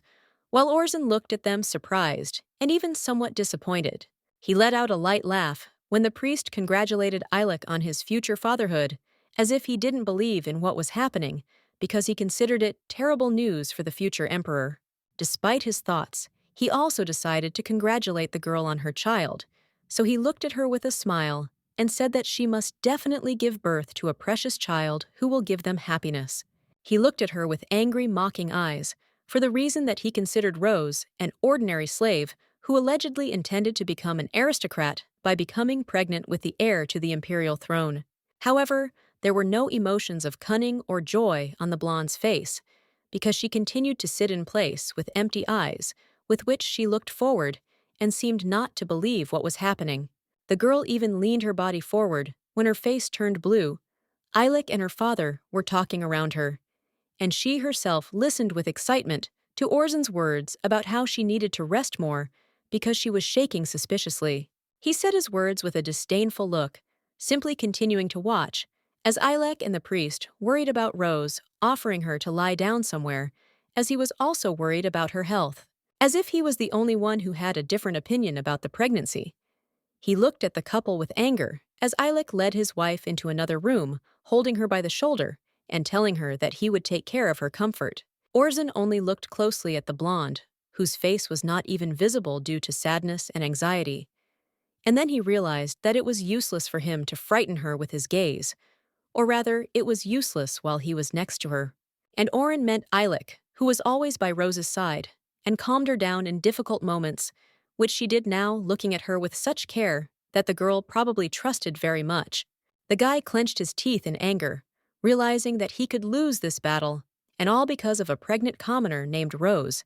because of whom he was now rushing on horseback in a hurry. But as soon as he noticed something ahead, he pulled the leash so hard that the horse threw its head back and immediately stopped at the request of its owner, letting out a loud cry. He also got off his horse, being in a dark night forest, and also looking at a strange bag in black cloth, which he also carried on the back of his horse. Not far from him, the man with the scar heard someone ask if there was only one person he was carrying on his horse, but Orson only looked away because he understood which man the voice belonged to. The mysterious person turned out to be Alec, who was still wearing a light shirt standing in front of Orson, and looking not only at him, but also at the horse, which was carrying a bag in which there was clearly a body. Seeing the future emperor in front of him, Orson immediately bowed and said that this was the hired killer he had spoken of, whom he had found where he had ordered to look, and who then attacked him first. The mysterious man in Orson's bag had light hair, and it became slightly visible when Ilec's uncle himself put his hand on the body and said that he had calmly dealt with him without any unnecessary problems. Ilec sometimes looked at the body with bloodstains on the fabric, continuing to keep his arms crossed, and answering Orson, who was standing next to him, that the emperor was definitely hunting him, and that was why his quiet life ended there. Ors bowed to the heir to the imperial throne when he said that at dawn he and Rose would go to Marquis Geslow, that is, to his estate, where he would meet with other people who wanted to be against the emperor. But Ilec's uncle opened his lips because what he wanted to say, beads of sweat began to run down Orson's face as he tried to explain to Ilec that he should rely on a strong family and choose a worthy lady from it for marriage, and not have a child with a slave. But as soon as Orson said his words, Ilec, indifferent and seemingly angry towards him, only glanced at him as if he was about to say something against, and express it in such a way that no one else would have the courage to talk about Rose. He continued to look at him with his gray eyes, saying that he didn't hear him at all if he continued to talk about his own things, if he had previously explained to him that he didn't want to deal with aristocrats. But Orson only bowed even lower to him, causing his hood to cover his face, when he said that he also could not hear him, and therefore he would try to keep his mouth shut and not contradict him. After this, Ilec turned away from Orson, telling him that if that was all he could leave here, and the man with the scar did not dare to say anything to the master, since he already had contempt for him. He just kept tightly gripping the horse's reins in his hand, causing the veins on his arm to stand out, as he thought about how bad things were going for him, since Alec wasn't going to get rid of his wife. Deciding not to delay, he was already on horseback, and looked ahead, thinking only that if the master was confident in his decision, he needed to be more careful, because he could easily become one of his enemies, whom he would destroy. The man with the scar on his face was angry that he was only getting problems from the stubborn heir to the imperial throne, and so he ordered the horse to gallop further, covering a long distance with relentless speed. Meanwhile, Rose also had adventures, and her own problems, because she stood in an unknown place where she was clearly looking at someone and opening her lips to talk to the one she saw. In front of her, she saw her own Ilec, but he was wearing aristocratic clothes that were completely unfamiliar to her, and had well-groomed hair, and he was also standing with his back to her because he was clearly looking at his possessions. However, when the girl called him by name, the husband turned to her with a sly smile on his face, only slightly surprised by her presence, as if the majestic architecture around him was more important to him than Rose herself. As soon as he turned to the girl completely and extended his arms to embrace her, which only made him even more frightening, crowds of aristocrats suddenly appeared behind him, looking at the heroine and seeming to despise her. He never tired of telling the main character that she was very beautiful, while Rose herself felt with her feet that she was standing on the carpet barefoot, and even without pants, while the light fell on her, which is why everyone was looking at her. Ilec's face in aristocratic clothes continued to terrify Rose, because he looked at her with an arrogant smile, and joy, saying that only she was his beloved Lena, whom he loved incredibly. However, as soon as he told Rose that she was his favorite slave, the girl realized that she was among the aristocrats in only dirty cloth, holding her stomach, because she was carrying the emperor's child inside her, continuing to be a simpleton among noble ladies. And when Ilec loudly told everyone that she was his favorite slave,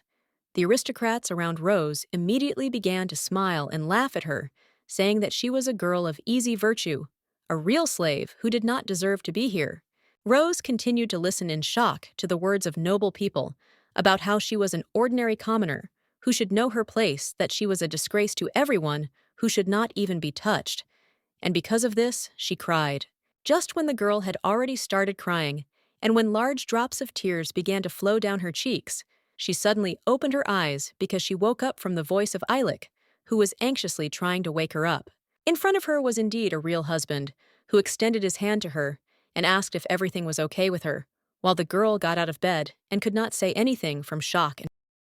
The girl was very surprised, and also turned her head to the side, when the guy in front of her tried to reach out to her face and understand what had happened to her and how to help her. Alec kept saying Rose's name because he was very worried about her, and that's why he looked at her with worried eyes, understanding only that it seemed the girl had dreamed something terrible just like him. Only after a minute of silence, the girl with a fake smile answered the guy that she was fine, after which she asked where her dad and Mr. Orson were, because she still hadn't found out how their lunch together ended. The couple continued talking in the bedroom, and Ilek sat on the bed next to his wife, explaining to her that her father was currently sleeping in another room,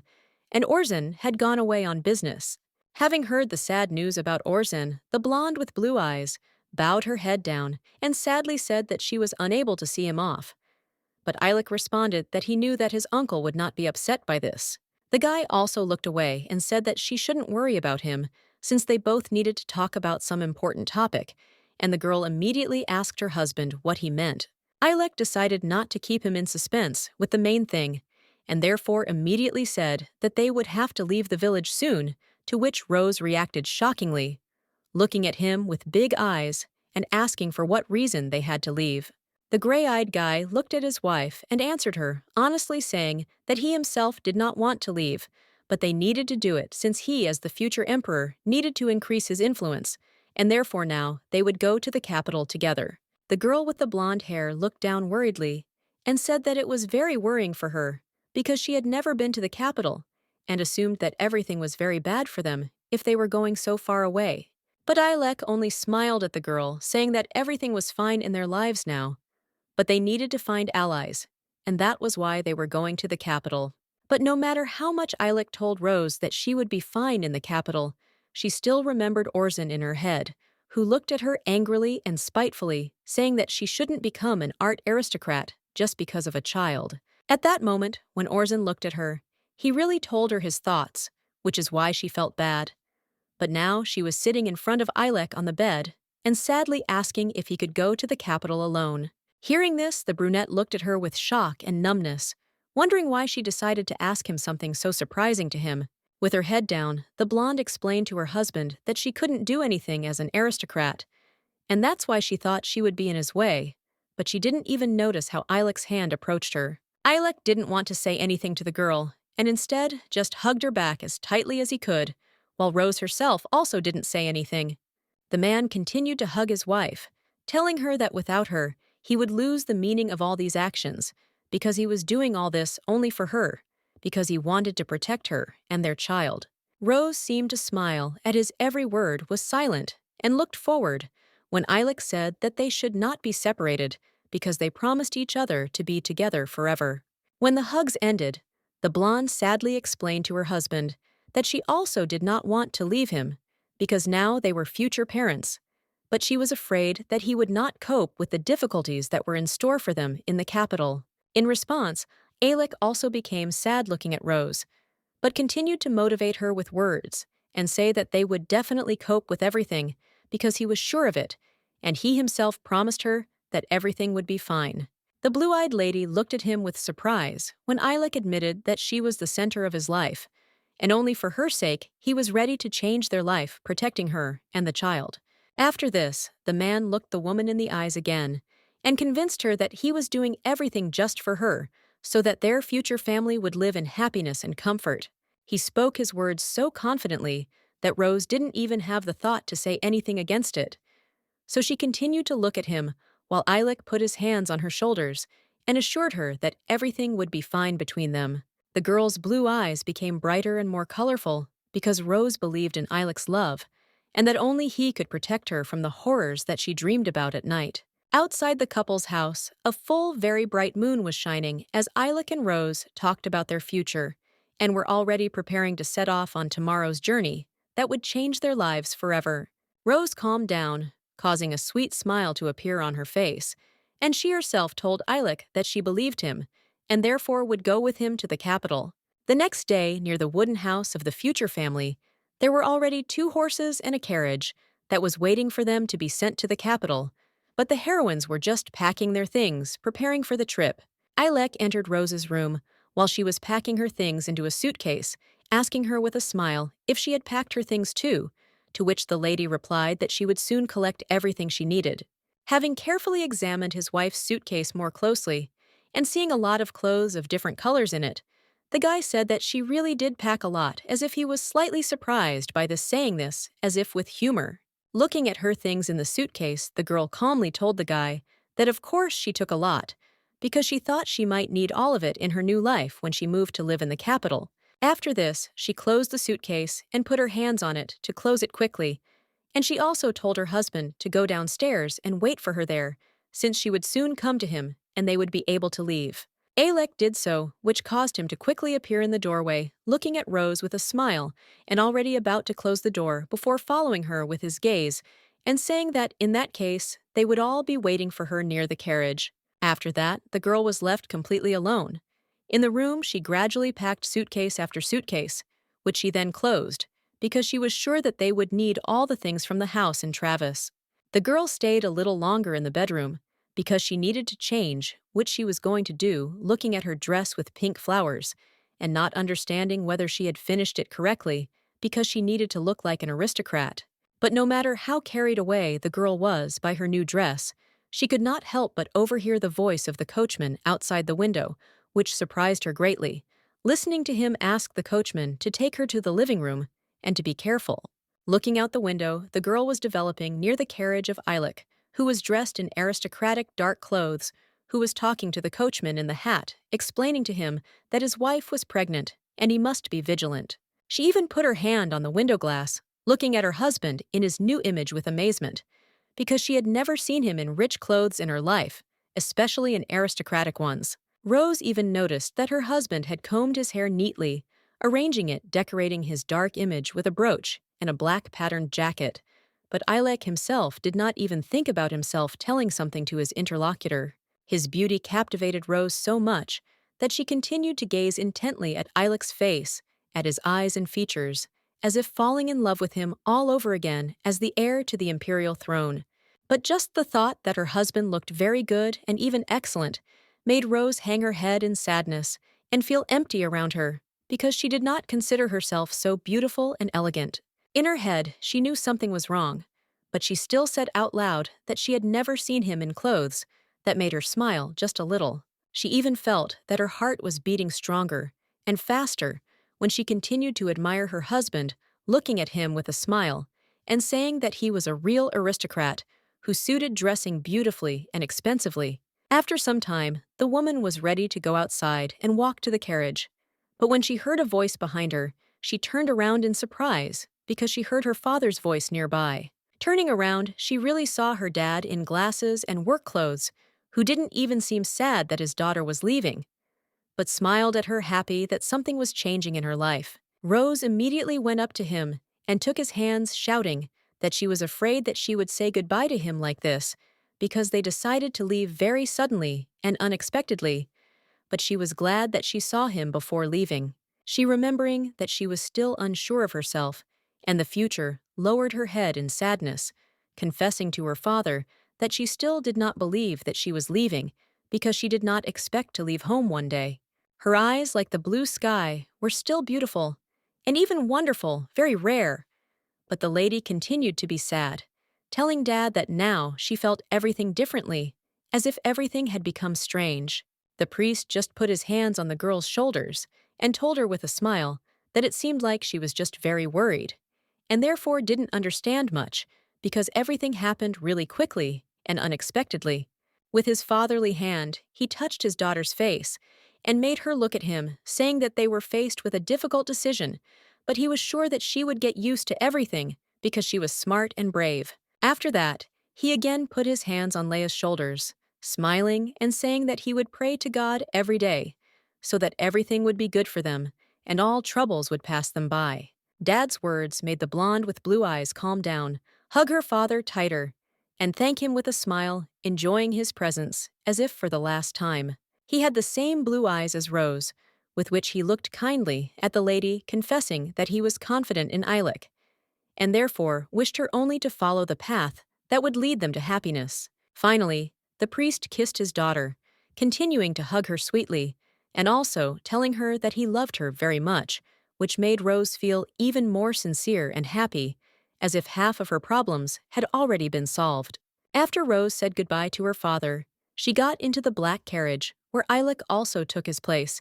and he carefully watched as his wife looked out the window to see her father. The coachman ordered the horses to move, and soon the carriage moved, but the blonde still looked out the window because she saw her dad in it, whom he was leaving alone in the village for the first time in a very long time. Deep in her soul, she still asked herself if everything would be as good as they told her.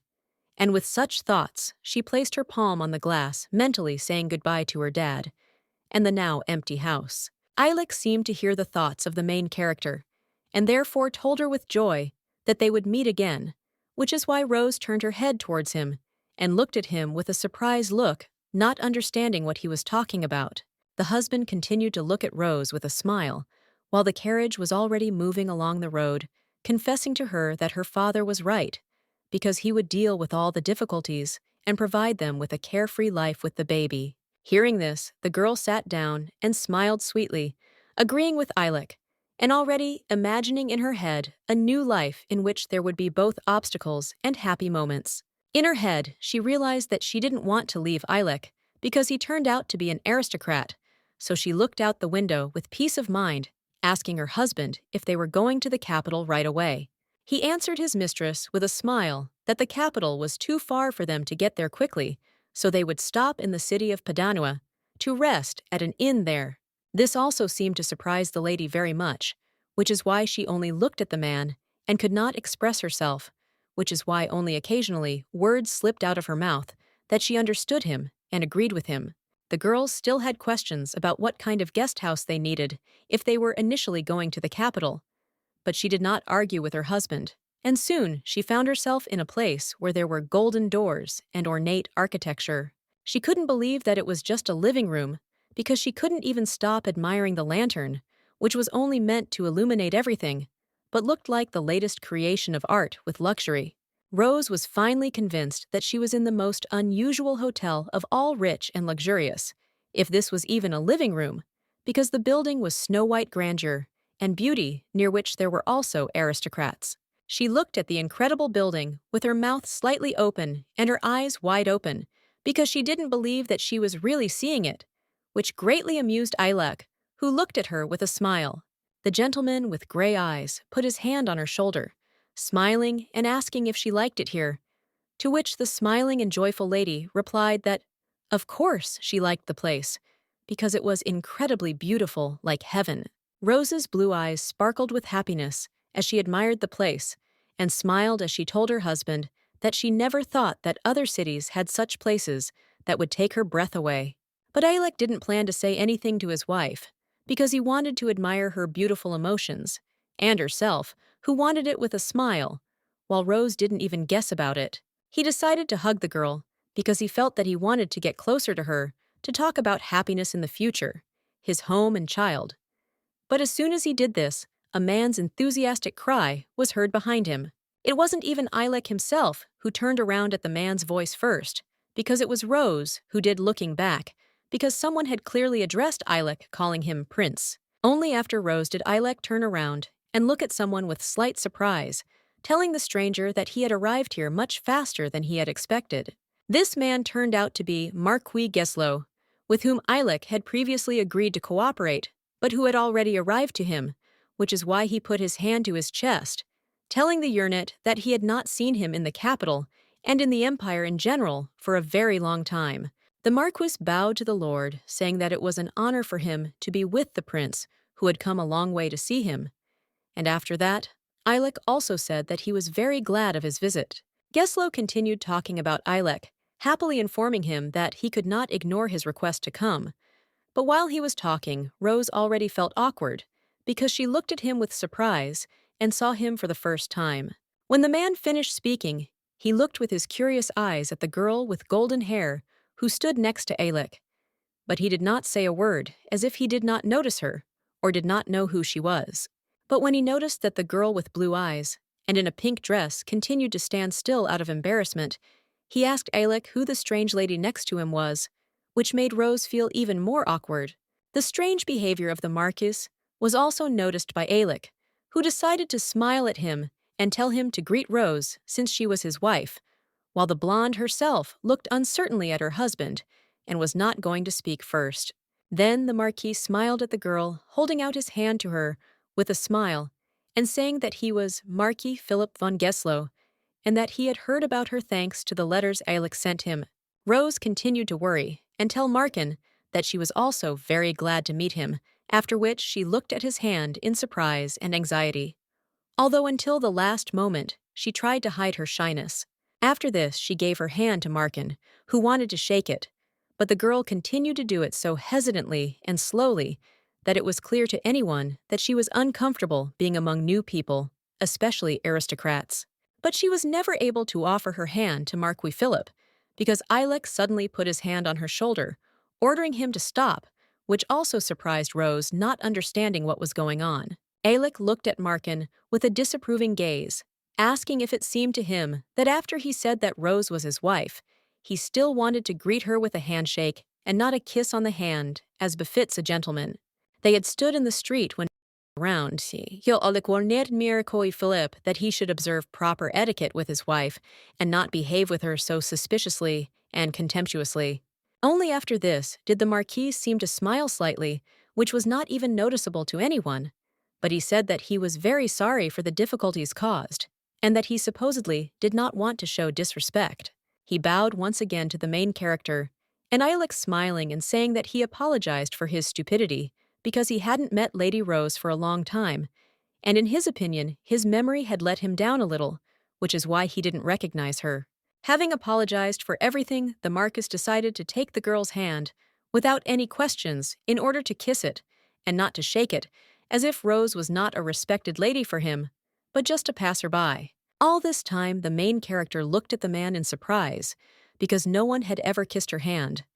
But now, he looked with big eyes at the one who was already intending to do it, as if she were a real noblewoman. And before kissing the girl's palm, the Marquis leaned towards her hand and closed his eyes, saying that he hoped that her kindness would be enough for her to forgive him and no longer hold a grudge against him. But Rose was surprised, not even by this, but by the fact that the man was not afraid to call her the princess of the empire, because if she is the wife of a prince, she has every right to be called that. But hearing this, she was more surprised than ever. She immediately, modestly raised her hands to her chest, looking at the aristocrat with confusion and excitement, telling him not to worry, because she would of course post him and would not even remember this embarrassment. When the Marquis and Rose had become acquainted with each other, Philip turned towards the building and pointed at it, with his hand telling the couple to come in and get comfortable in the living room. But Eilek and Rose remained silent as they continued to feel awkward. And 1 minute later, the couple, accompanied by the Marquis, entered the golden corridor, where there were also other aristocrats whom Eilek and Rose looked at, listening to Philip's words that the restaurant was nearby. Hearing this, and seeing a bunch of noble people in front of her, the girl immediately turned blue and felt fear asking the Marquis, or Eilek, if they were really going to dine there, as if that was what was causing her fear. Eilek looked at her silently, while the golden-haired lady said that she was supposedly not hungry at all, and did not want to eat at all, but in fact, she was embarrassed by the fact that she did not know the etiquette that was probably obligatory there. But Eilek could not guess why exactly his wife did not want to eat,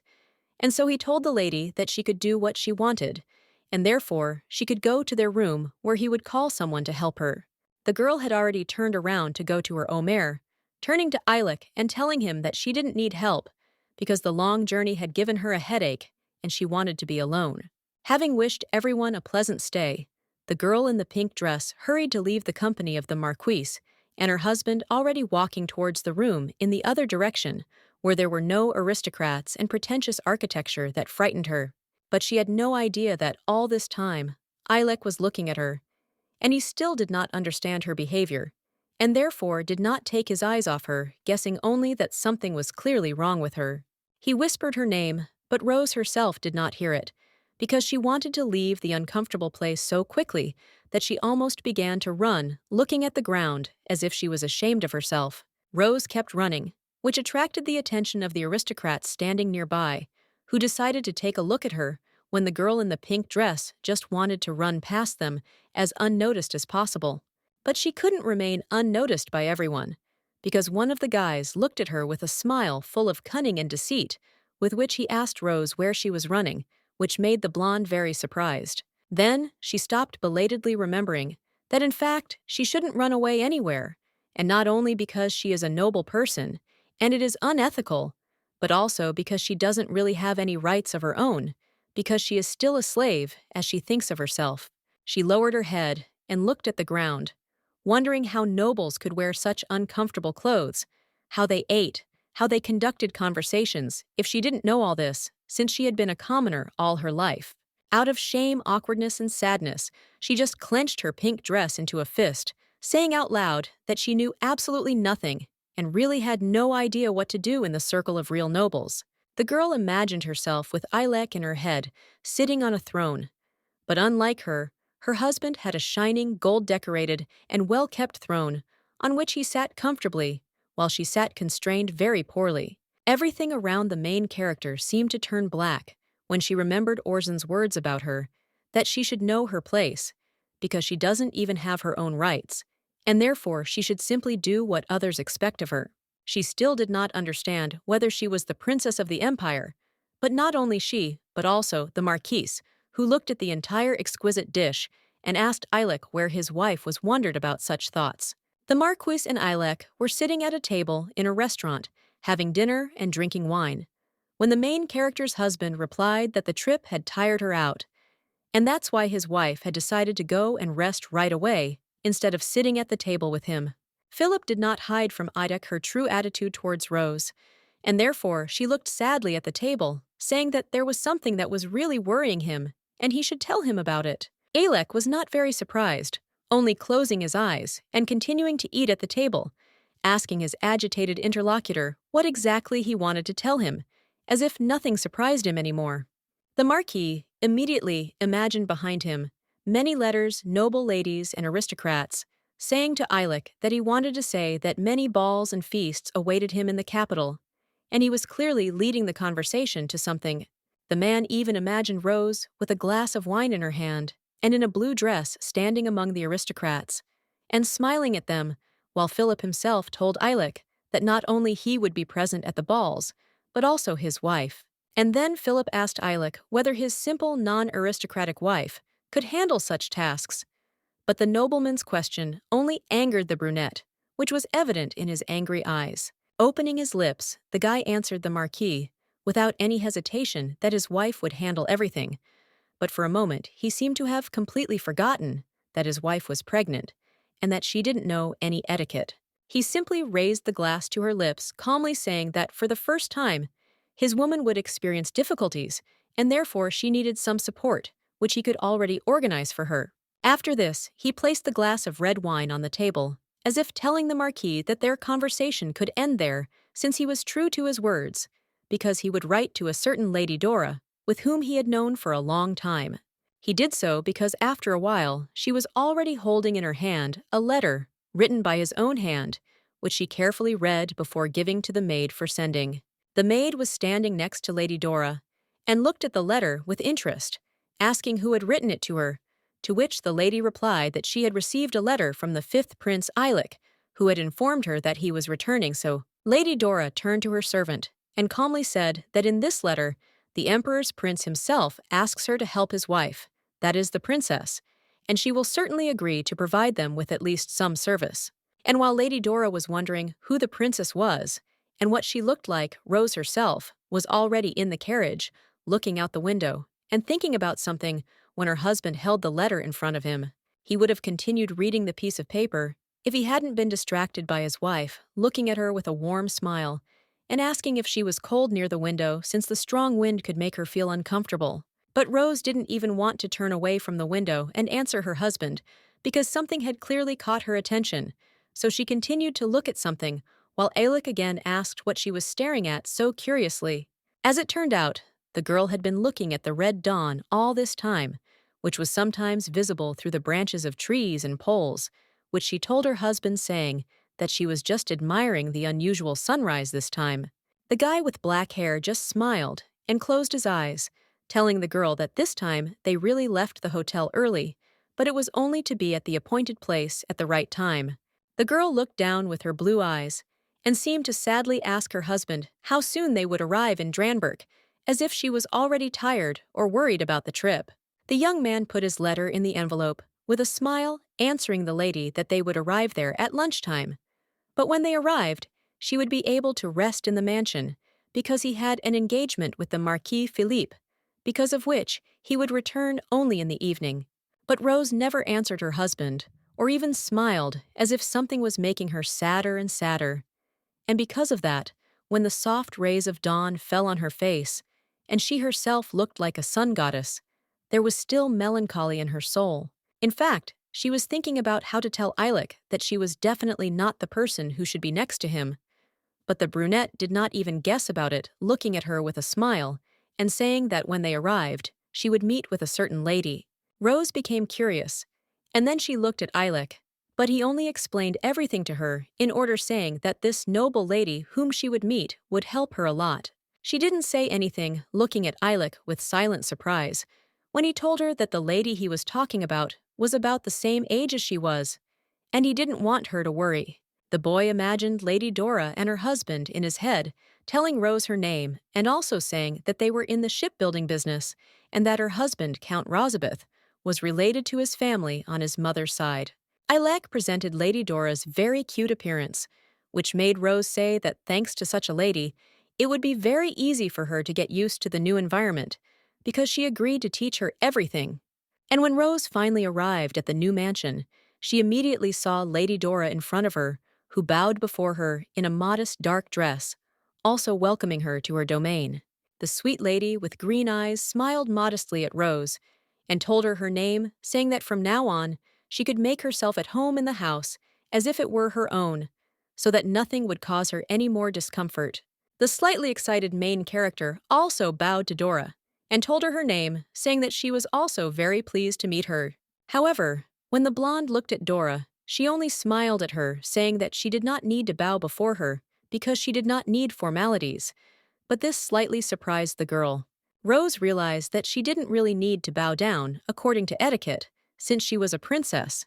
because she began to smile awkwardly at Dora, admitting that she was not at all familiar with etiquette, which was why she was nervous. The girls continued to stand outside as the wind blew through their dresses, and Dora reassured Rose, saying that it was okay, because that was why they met, so that she could teach her the manners and etiquette of aristocrats. However, as soon as Dora started talking about etiquette, the blonde with blue eyes looked at her very uncertainly, as if she still couldn't get used to the place and the aristocrats.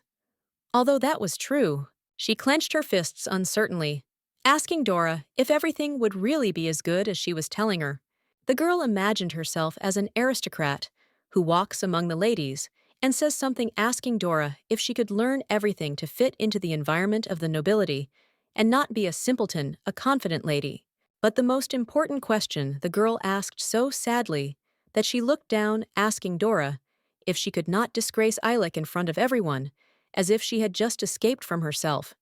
and like a savage did not know any manners at all. But Lady Dora only smiled at the blonde's words, telling her that she would definitely succeed, because there were no ladies in the world who were familiar with etiquette from birth. At that moment, Dora seemed to remember her childhood hazy and unclear,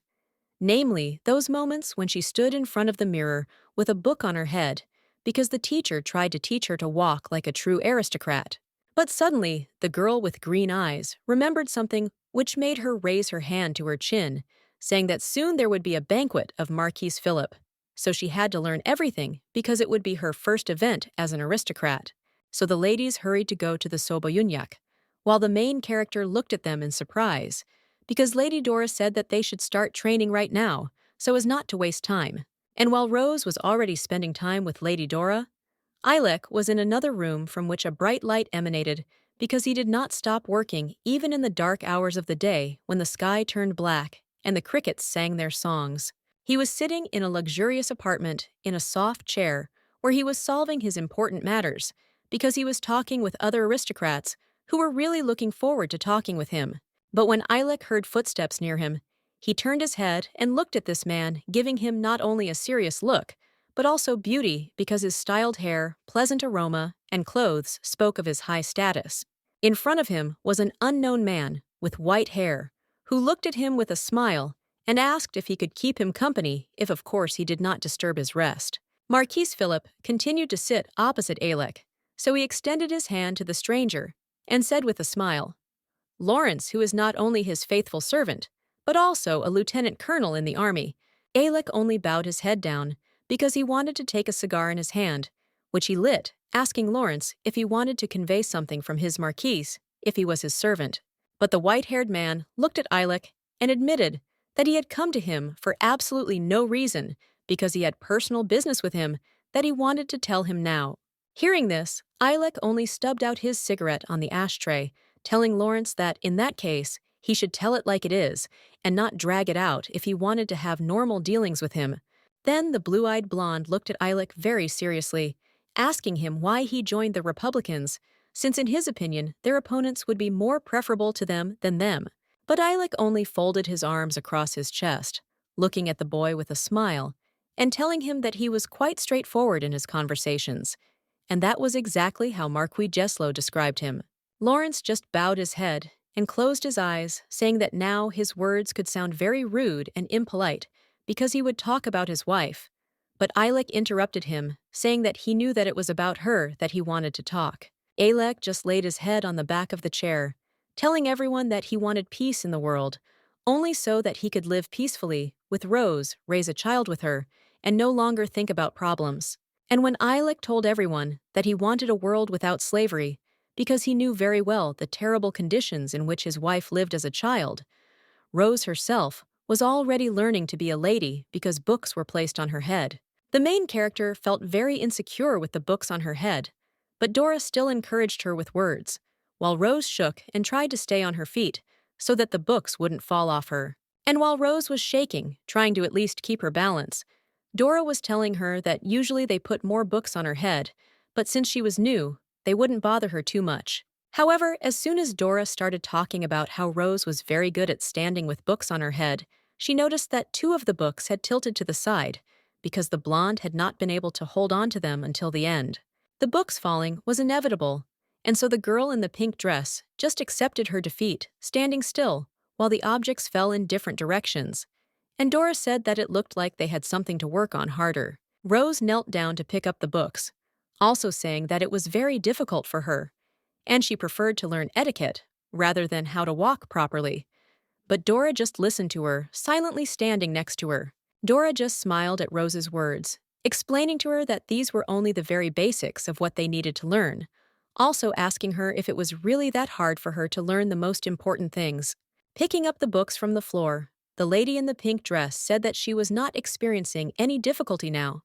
but she did not understand whether she really needed to learn everything concerning etiquette and not just learn the most important things. Dora just remained silent, looking at the princess who thanked her for all the help she had given her, which made the brunette surprised, assuming that she didn't want to study anymore. Dora decided to smile sweetly at the blonde, saying that it would be best for her to rest now, because later she would need to prepare for the banquet. But Rose turned to her to clarify whether she would be hosting it, imagining decorations and flowers behind her. Dora, gesturing with her hand, told Rose that her banquet would be right after Geslow's banquet, and that she needed to know everything about decorations, jewelry, and how to match them to her outfit. Hearing all this, Rose even became a little scared, so she looked down, asking Dora if she really thought that she would succeed, because she herself did not believe that she would succeed in becoming an aristocrat. But Rose's words only made Dora smile, and that's why she looked at the blonde, with a smile, putting her hand on her cleavage, and saying that she was sure that she would succeed because she had her who would teach her everything. Rose smiled once again, because she heard Dora's next words about help. So she said shyly that she didn't know how she could repay her for such kindness. But Dora, looking away, said that she didn't need to thank her, because she wanted to help her anyway. And she also told Rose that her fiancé was coming now, and they should do something before that. As Dora handed the book to the maid for her to take Rose herself,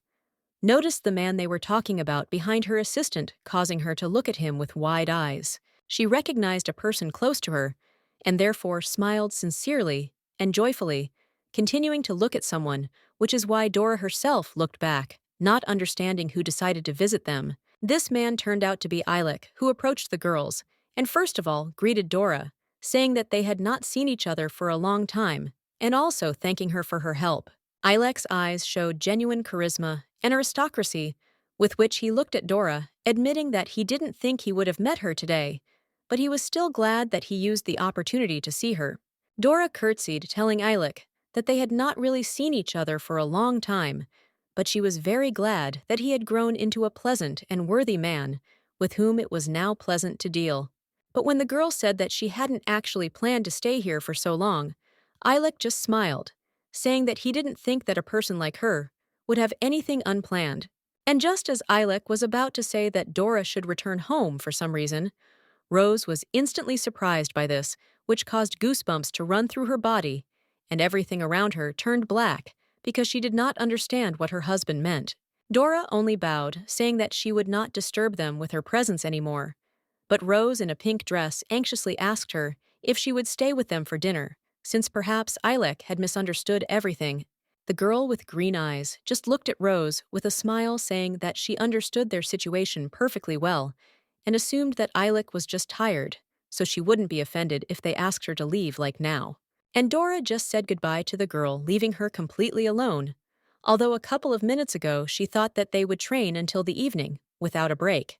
because Rose certainly needed to be made not into a commoner, but a princess. And Rose looked sadly at the large, high white door that the maid next to her had closed when Dora finally left the room, only because Ilek had told her to leave here. Immediately after the girl left, Rose approached Ilek and started yelling at him, saying that he shouldn't have kicked her out so rudely because she was helping her. But the guy himself remained serious. But this was too much for Rose, because she wanted to take matters into her own hands, and so she ran to the door herself, while Ilek looked at her with shock on his face, shouting her name and not understanding what she wanted to do. The maid opened the door for Rose and bowed, while the lady in the pink dress turned around before leaving and told Ilek that Dora did not deserve such treatment, and therefore she did not agree with him. Dora, meanwhile, was already getting ready to get into the carriage, throwing on warm clothes, and already walking towards the carriage, while a maid stood next to her and bowed to her before leaving. However, when Dora heard Rose's screams behind her, she turned around in shock, looking at the girl with big eyes, because she did not understand why the princess with whom she had already said goodbye needed hers. The girl in the pink dress stood in front of Dora and said that she was afraid that she would not have time to run to her because she wanted to apologize to her on behalf of Ilek, because they probably treated her disrespectfully. Dora just bowed to Rose because she is a princess who should always be worshipped, and she also asked with a smile if she had come running to her only for that reason. The green-eyed lady looked at the sweet girl, who looked at her with excitement. But for this reason, she understood that Rose was a kind girl who would learn everything very quickly, but would have problems among the aristocrats. So Dora just told the girl that she was very naive, which made the blonde look at her in shock, asking what she meant, because she never expected to hear that from her. However, Dora was already turning back to the carriage, because she had to leave already. But she looked at Rose with a smile, saying that she was worried about her, and was sure that many trials awaited her. But the blonde was still trying to find out something from Dora, because she was looking at her and asking what she meant, and why she decided to tell her about it only now. In response, Dora only looked at the ground, smiling, saying that she thought that at first it would be easy for her to learn etiquette, but she knew perfectly well that with people like her, something completely different happens in the end. And when Dora explained her words by saying that people like her had great difficulty surviving in this world, and that it would be very difficult for her in the role of empress It was as if there was a darkness around Rose, which she was very afraid of. And when the lady with blue eyes heard these words from another person, she seemed to be struck dumb with shock, because she realized that all her fears were not born just like that. And even the lady herself confirmed her guesses about the difficulty of the path. After a while, the couple was already sitting alone in the office, where Alec, sitting at his desk, was writing something on a piece of paper, while Rose was reading a book in complete silence. Alec continued writing something, explaining to the girl that he had done this to her because Dora was only trying to get to know her better and not to teach her something, because no one even has the right to detain a noble person for a whole day for some reason. And therefore, Ilek even said that Dora did not observe etiquette in relation to the highest aristocrats. Alec frowned, remembering Dora, and telling Rose that he never thought that she would be so rude, so if he met her next time, he would give her a warning and a reprimand. The main character just continued to look at the book and read it, listening to Ilec's indignation about how that Dora dared to order something to his wife who is a princess. However, when Alec asked Rose if she thought Dora was acting so strange just because she was his wife, the girl imagined in her head how she stood in front of Dora when she was about to leave. Bowing her head down and not even looking at Ilek, she said that at first it seemed to her that Dora was talking to her as if she were a fool. But then she realized that this was not the reason, because if it had been so, she would not have said a word to her. As soon as Rose said that Dora intended to teach her aristocratic manners, she imagined herself in her head surrounded by people in masks, behind which in reality they were smiling, laughing at her. Alec also looked at the floor, while Rose asked him not to tell Dora anything, because she realized that she just wanted to show the reality of being in high society, and she did not want to quarrel with her, so he just closed his eyes and said that he would do so, although in his opinion, Dora still had no manners if she allowed herself to take up all the princess's time, without even realizing that Rose might have other things to do. Rose felt better when she heard this, and so she smiled sweetly, thanking him for the service, and realizing that now she would still be able to see dear Dora, even if Ilek treated her with disdain. However, when the girl was alone with her thoughts, she crumpled the piece of paper Svekenig, as if telling Ilek that even if she continued to monitor everything carefully, she did not think anything would change. So after a while, Rose was already next to Dora, looking at her, while the lady herself smiled and said that, to tell the truth, she was surprised, referring precisely to their last meeting. But the blonde with blue eyes wanted to clarify with Dora what exactly she meant,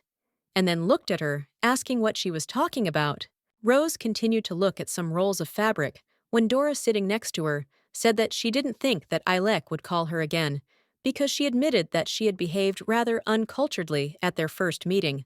The girl with golden hair remained calm, looking at the fabrics, and telling Dora that she had taken her by surprise, but she would not be able to prepare for the banquet alone, so they decided to call her back. Dora just looked at her carefully, when Rose admitted that she knew she had no evil intentions, so she was not afraid to invite her back. The blue-eyed beauty looked at the floor, saying that she was sure that she was just nervous, but she also realized that this was a very important role for her,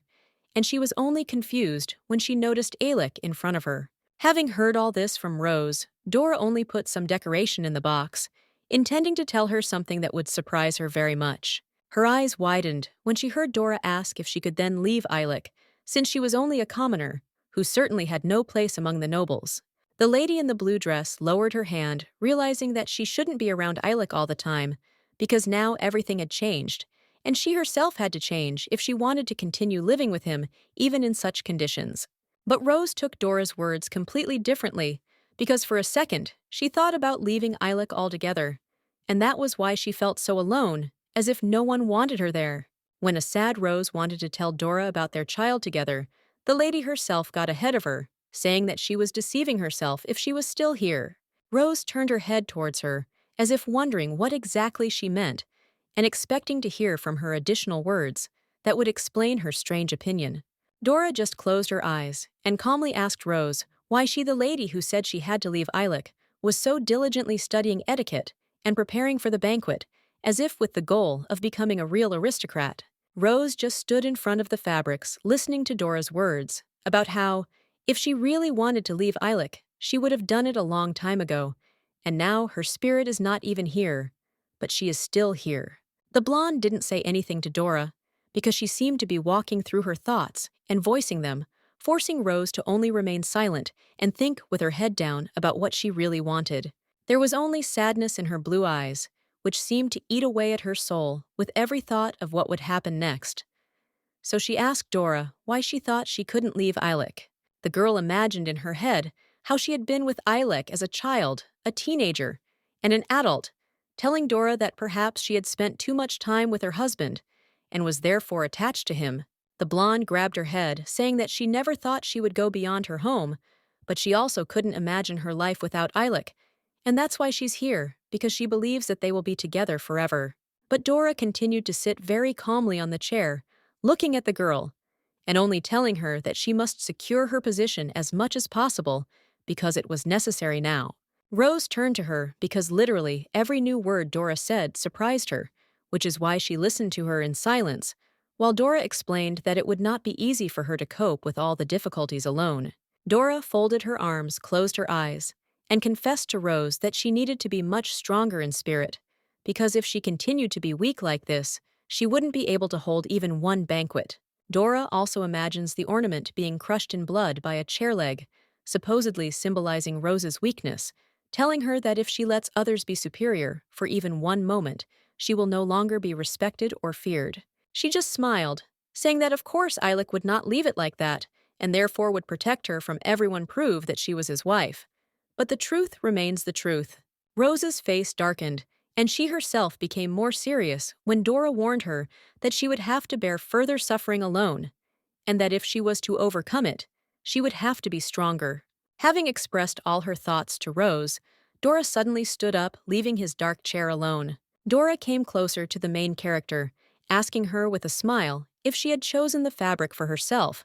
while the blonde looked at her curiously, as if they had been choosing an outfit for her all this time, but had gotten into a conversation about important things. Rose looked at the large number of dresses and different looks that were on the mannequins, while Dora told her that if she didn't like anything here, she could order a dress for herself that she would really like. They both looked at themselves in the mirror, or rather, Dora focused on the main character's outfit, telling her with a smile that for now they will grow together, which is already a good option. Rose blushed a little when Dora told her that she must charm the prince with her usefulness, which made the girl shy, asking where she found tenderness and charm in her. The girl with brown hair just took the light decoration in her hand, telling that even if she was very gloomy at the first meeting, she should have told her first thing that the first impression is very important. Dora wanted to decorate Rose's ear with a light earring, saying that if she dressed up a little, then her appearance could easily charm not only her husband, but others as well. When Dora said that she must be much more beautiful and refined than some of the other ladies, she meant exactly the one who was also looking at herself in the mirror at that moment, because she had beautiful dark hair and a dress. The unknown aristocrat turned to her maid, looked at her with emerald eyes, and calmly asked how she looked already, anticipating hearing a bunch of compliments. The maid held a beautiful necklace in her hands, telling her mistress with enthusiasm that she looked lovely, and that she should also wear this to make her more beautiful and charming. The brunette laughed at the servant's words, and Delight, raising her hand to her face and asking the girl if she was saying this because she was simply being kind to her, or maybe even afraid to tell her something different. The maid only became agitated, saying that, of course, it was not so. After which she explained that she was, of course, the most beautiful aristocrat of all that she knew, and that was why she was showering her with compliments. But the mistress only smiled sweetly. When the maid approached her with the necklace, the lady said that she was talking nonsense, because of course there were ladies who were much more beautiful than her.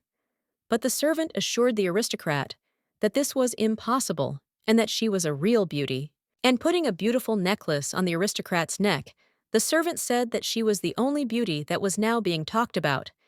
and if the fifth prince returned successfully, she could even become his wife. Talk about how she could become the princess of the emperor's heir himself made the aristocrat think and fall silent, as if more serious, deeper thoughts had arisen in her head. However, when the servant said such words, she immediately grabbed her face, causing the whole room to turn blue from her anxiety, as she continued to ask the mistress if she had said anything unnecessary for her status. But the lady only raised her hand to her beautiful ornament, which the dear servant had already put on her, telling her that she had said nothing unlawful, since she had only praised her. The brunette turned to the servant and looked at her, with her emerald eyes smiling, saying that she didn't think she said anything wrong, because she already had thoughts about becoming a princess of the empire. It was getting late in the evening, and it quickly became dark outside. But the lights were still on in the windows of Ilek and Rose's residence, because the work of the aristocrats did not stop, nor did the brunette's desire for an ideal life. Alec preferred to look out the window, which is what he was doing now, immersing himself in his thoughts about what would happen to him and Rose next, how best to proceed, and what else he needed to do today. But his face was not calm, because it expressed anger, and this meant that in his head, he was clearly remembering someone who would get in his way, create problems, or generally ruin all his plans. The whole point is that he remembered the very woman who had appeared to him in a dream as his second wife, and that is why he remembered her with a glass in her hand, realizing that her name was Valet, and that she would appear in any case in order to seduce him. With thoughts of the knave, he hurried to curtain his large window, so he took the black curtain and pulled it, realizing that his judgment in his past life had been very rude, and now he should not be so naive. But he continued to look angrily at the view and the windows, holding the curtain with his hand, and realizing that the Offreys family was not good for cooperation, because Valet was a part of it, which was very bad for Ilek. His gray eyes were very menacing and persistent, and that was why he looked at the horizon with the thought that he should immediately break off contact with the Offreys family, so that Valet would not even have the opportunity to see him. But his thoughts were abruptly interrupted when he heard sounds behind him, so he turned around, asking the stranger who he was, and expecting to see a new guest in his room. The unknown person turned out to be Dora, who gave Ilek her polite smile, also greeting him and saying that she had something to tell him, something to communicate. However, Dora noticed in time that Ilek still held a grudge against her, because he abruptly folded his arms and looked away, sighing heavily, which is why the girl made such correct conclusions. But the girl didn't plan to leave Ilek just because he didn't want to see her, because she had business with him, which is why she closed her eyes and honestly admitted that she urgently needed to talk to him. The guy continued to stand still even when Dora came closer to him, and he did not even look at her, asking what she wanted. But to this the lady replied that she could not talk about it here so simply. Then Ilek looked at her seriously, asking what was the matter, because there was no one here who could overhear their conversation, and this even applied to Rose, who also would not be able to hear anything here, no matter how much she wanted to. But Dora still said with a serious face that in her opinion he should personally see what she was trying to tell him,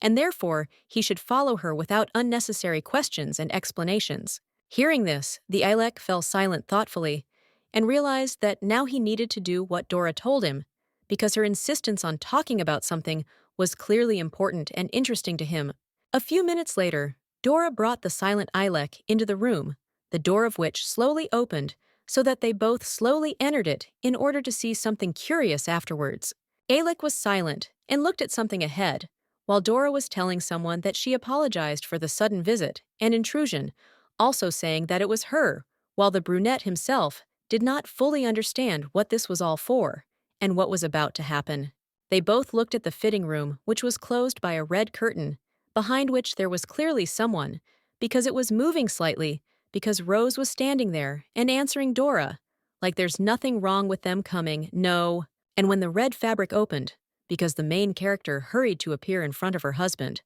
and Dora Ilek was so surprised that he froze in place, continuing to look at his wife with big eyes. He was so surprised for the reason that he was looking at his beautiful wife in a white as if wedding dress on whose head there was a large bow, as well as on her hip, which made her image interesting, beautiful, and unique. But Rose was not as surprised as Ilek himself,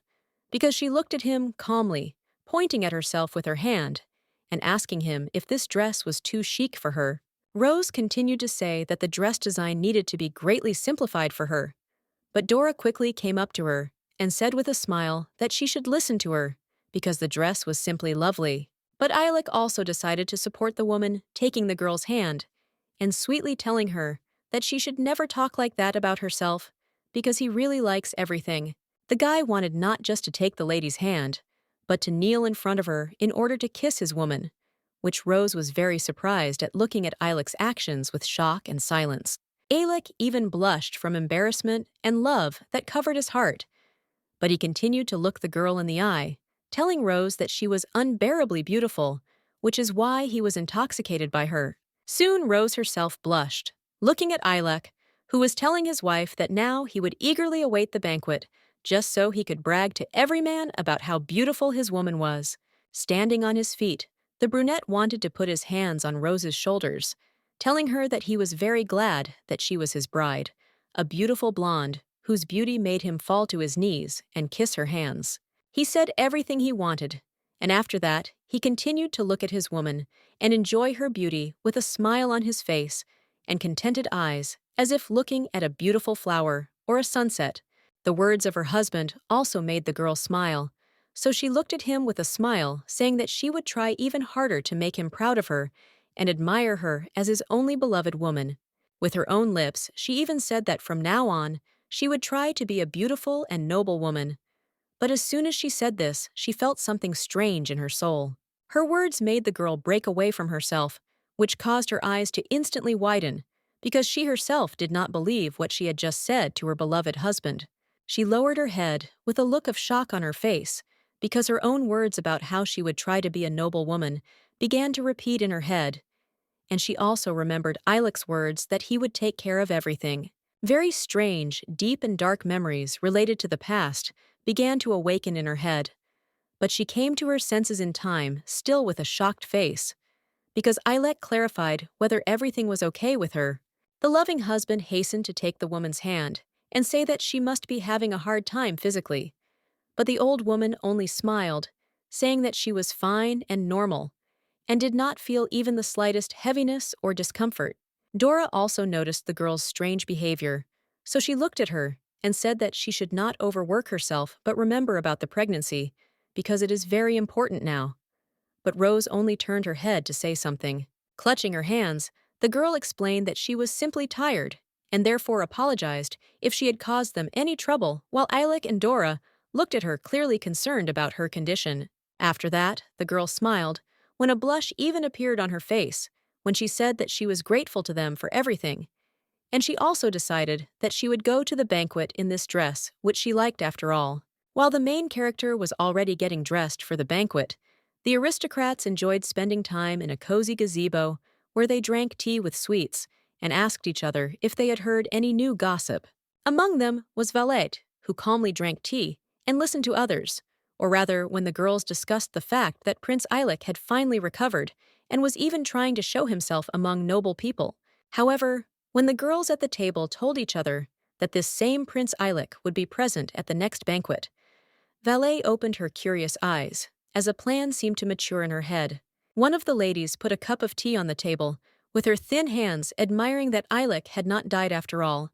And before that, there had been big rumors about it, but they were still glad that they would be able to see this handsome man. The girl with blue hair looked at Dave with admiration and asked her to tell something about Prince Eilik, because they all know that she met him in person before, while everyone only dreams about it.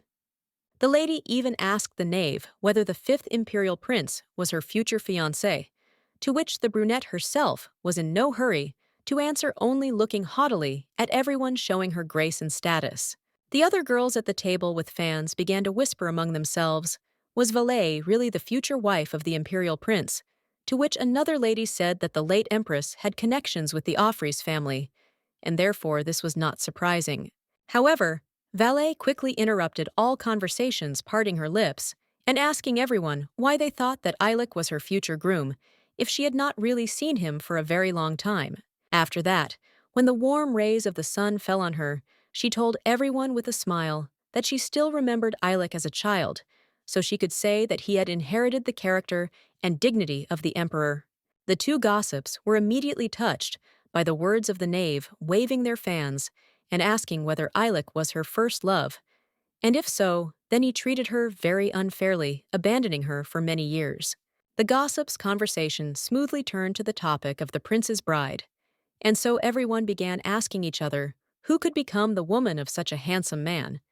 But one of them wanted to look away because she heard someone approaching. Another lady also paid attention to the new guest and looked at the aristocrat as if she was a little worried by the presence of the unknown person,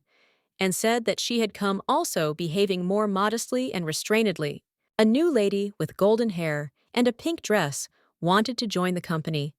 and she smiled at everyone, asking if they were sure that the Prince of the Empire had personally agreed to meet with his bride. A girl named Gladys sat down at the table, calmly saying that there was no point in childhood memories because they were of little use, and she also asked Valet if she had cut off all ties with Eilek. The girl sitting next to the knave laughed mockingly, trying to tell Gladys that she was being a little unethical. But the knave herself was just drinking tea, asking if she really thought she had cut off contact with him. After tasting the tea, she looked at everyone with emerald eyes, lowering her hand with tea, and saying that she was just waiting for the right moment and the time when Eilek himself would appear in the world, and not when everyone would look for him. But Gladys only sighed with a smile on her face, asking Valette if she really believed that, after decades of silence, Eilek would come just to meet her, as if there was only one aristocrat in his life. However, Gladys with golden hair instantly looked at the knave with a stern and threatening look, because she heard her laughing, which immediately made her assume that she was mocking her. The knave actually laughed, holding her hand to her lips and apologizing to Gladys for her behavior, also saying that all her questions looked like she was playing some kind of romantic game. And when the knave told Gladys that she was very funny, the blonde looked at her very indignantly and shocked, wondering if she considered her a fool who had just come here to make a complete idiot of herself. The knave immediately made everyone imagine her father and the empress in a dark corridor, when the knave said with a grin that she had not just childhood memories, but a promise from her father that she should be the bride. It was with these words that Valet looked slyly at Gladys and said that they were not just acquainted, but were connected by family, and therefore, if she thought that she was only Eilek's girlfriend, then she was deeply mistaken. Gladys just smiled wryly, looking at Valet and saying that, of course, she didn't mean that, because what was important to her was the connection between Eilek and her, and not what her parents had agreed on years ago. Gladys realized that she simply could not lose to the knave, so she began to smile, asking her calm competitor if she had really met with Eilek and become so close to him that she could now confidently consider herself a princess. There was a snake-like calm and composure in Valet's eyes, so she continued to listen to Gladys, who said that her family was not the only one who wanted to be associated with the emperor, so she should not believe in her victory. The girl with golden hair and a sly smile put her elbows on the table and looked at her competitor, announcing that her family would also be fighting for a place next to the emperor. She even closed her eyes and told everyone with a smile that everyone should take a closer look at her family as rivals, because there is one very beautiful lady in it who is hard to pass by, meaning herself. However, everyone just fell silent, not understanding why Gladys was praising herself now, especially so arrogantly, which is why they preferred to just look at her with doubts, surprise, and awkwardness. But the knave did not say anything to Gladys, but only smiled at everyone, saying that her friend was telling the truth because she too could become a princess and had the same chances for it as she did. However, she still aged into the blue-eyed girl, as if she was about to engulf her with her dark aura, saying that she was still interested in who exactly the prince would choose, because she was looking forward to the banquet. And while the girls couldn't wait for the upcoming banquet, Rose herself, who was preparing to open it and conduct it, lay in bed and looked at the ceiling, saying that it was already tomorrow, which is why she was a little worried. Eilek was sitting next to her, holding papers in his hands, but when his wife told him about it, he looked at her and asked if she was worried about it, to which Rose replied that she was. After this, Eilek turned away, telling Rose that she did not need to worry so much, because even though all of high society would be looking at her, nothing bad would happen to her anyway. The blue-eyed lady looked away indifferently as her husband continued to speak, saying that he didn't care who said what, because she was still his beloved wife, whom he would never abandon. After this, the lady smiled, looked at Eilek, and told him that he was right, and now she knew that everything would be fine, because they were working very hard and preparing everything for the banquet. She also blushed a little, closing her eyes and telling the guy with a smile that she just needed to do everything the way Dora told her so that everything would be perfect the way it should be. At that moment, she also told her husband that she was very happy that it was Dora who would teach her and accompany her. But after a while, when Eilek was in another room, where his shoes and clothes were, he heard something surprising. There was a servant standing next to him, busy improving his black image, but the guy himself was looking at someone with shock, asking if Dora really wasn't coming to them. In response, the maid only bowed to Eilek, explaining that no one could have expected that the condition of a certain Viscount Ventvis would worsen,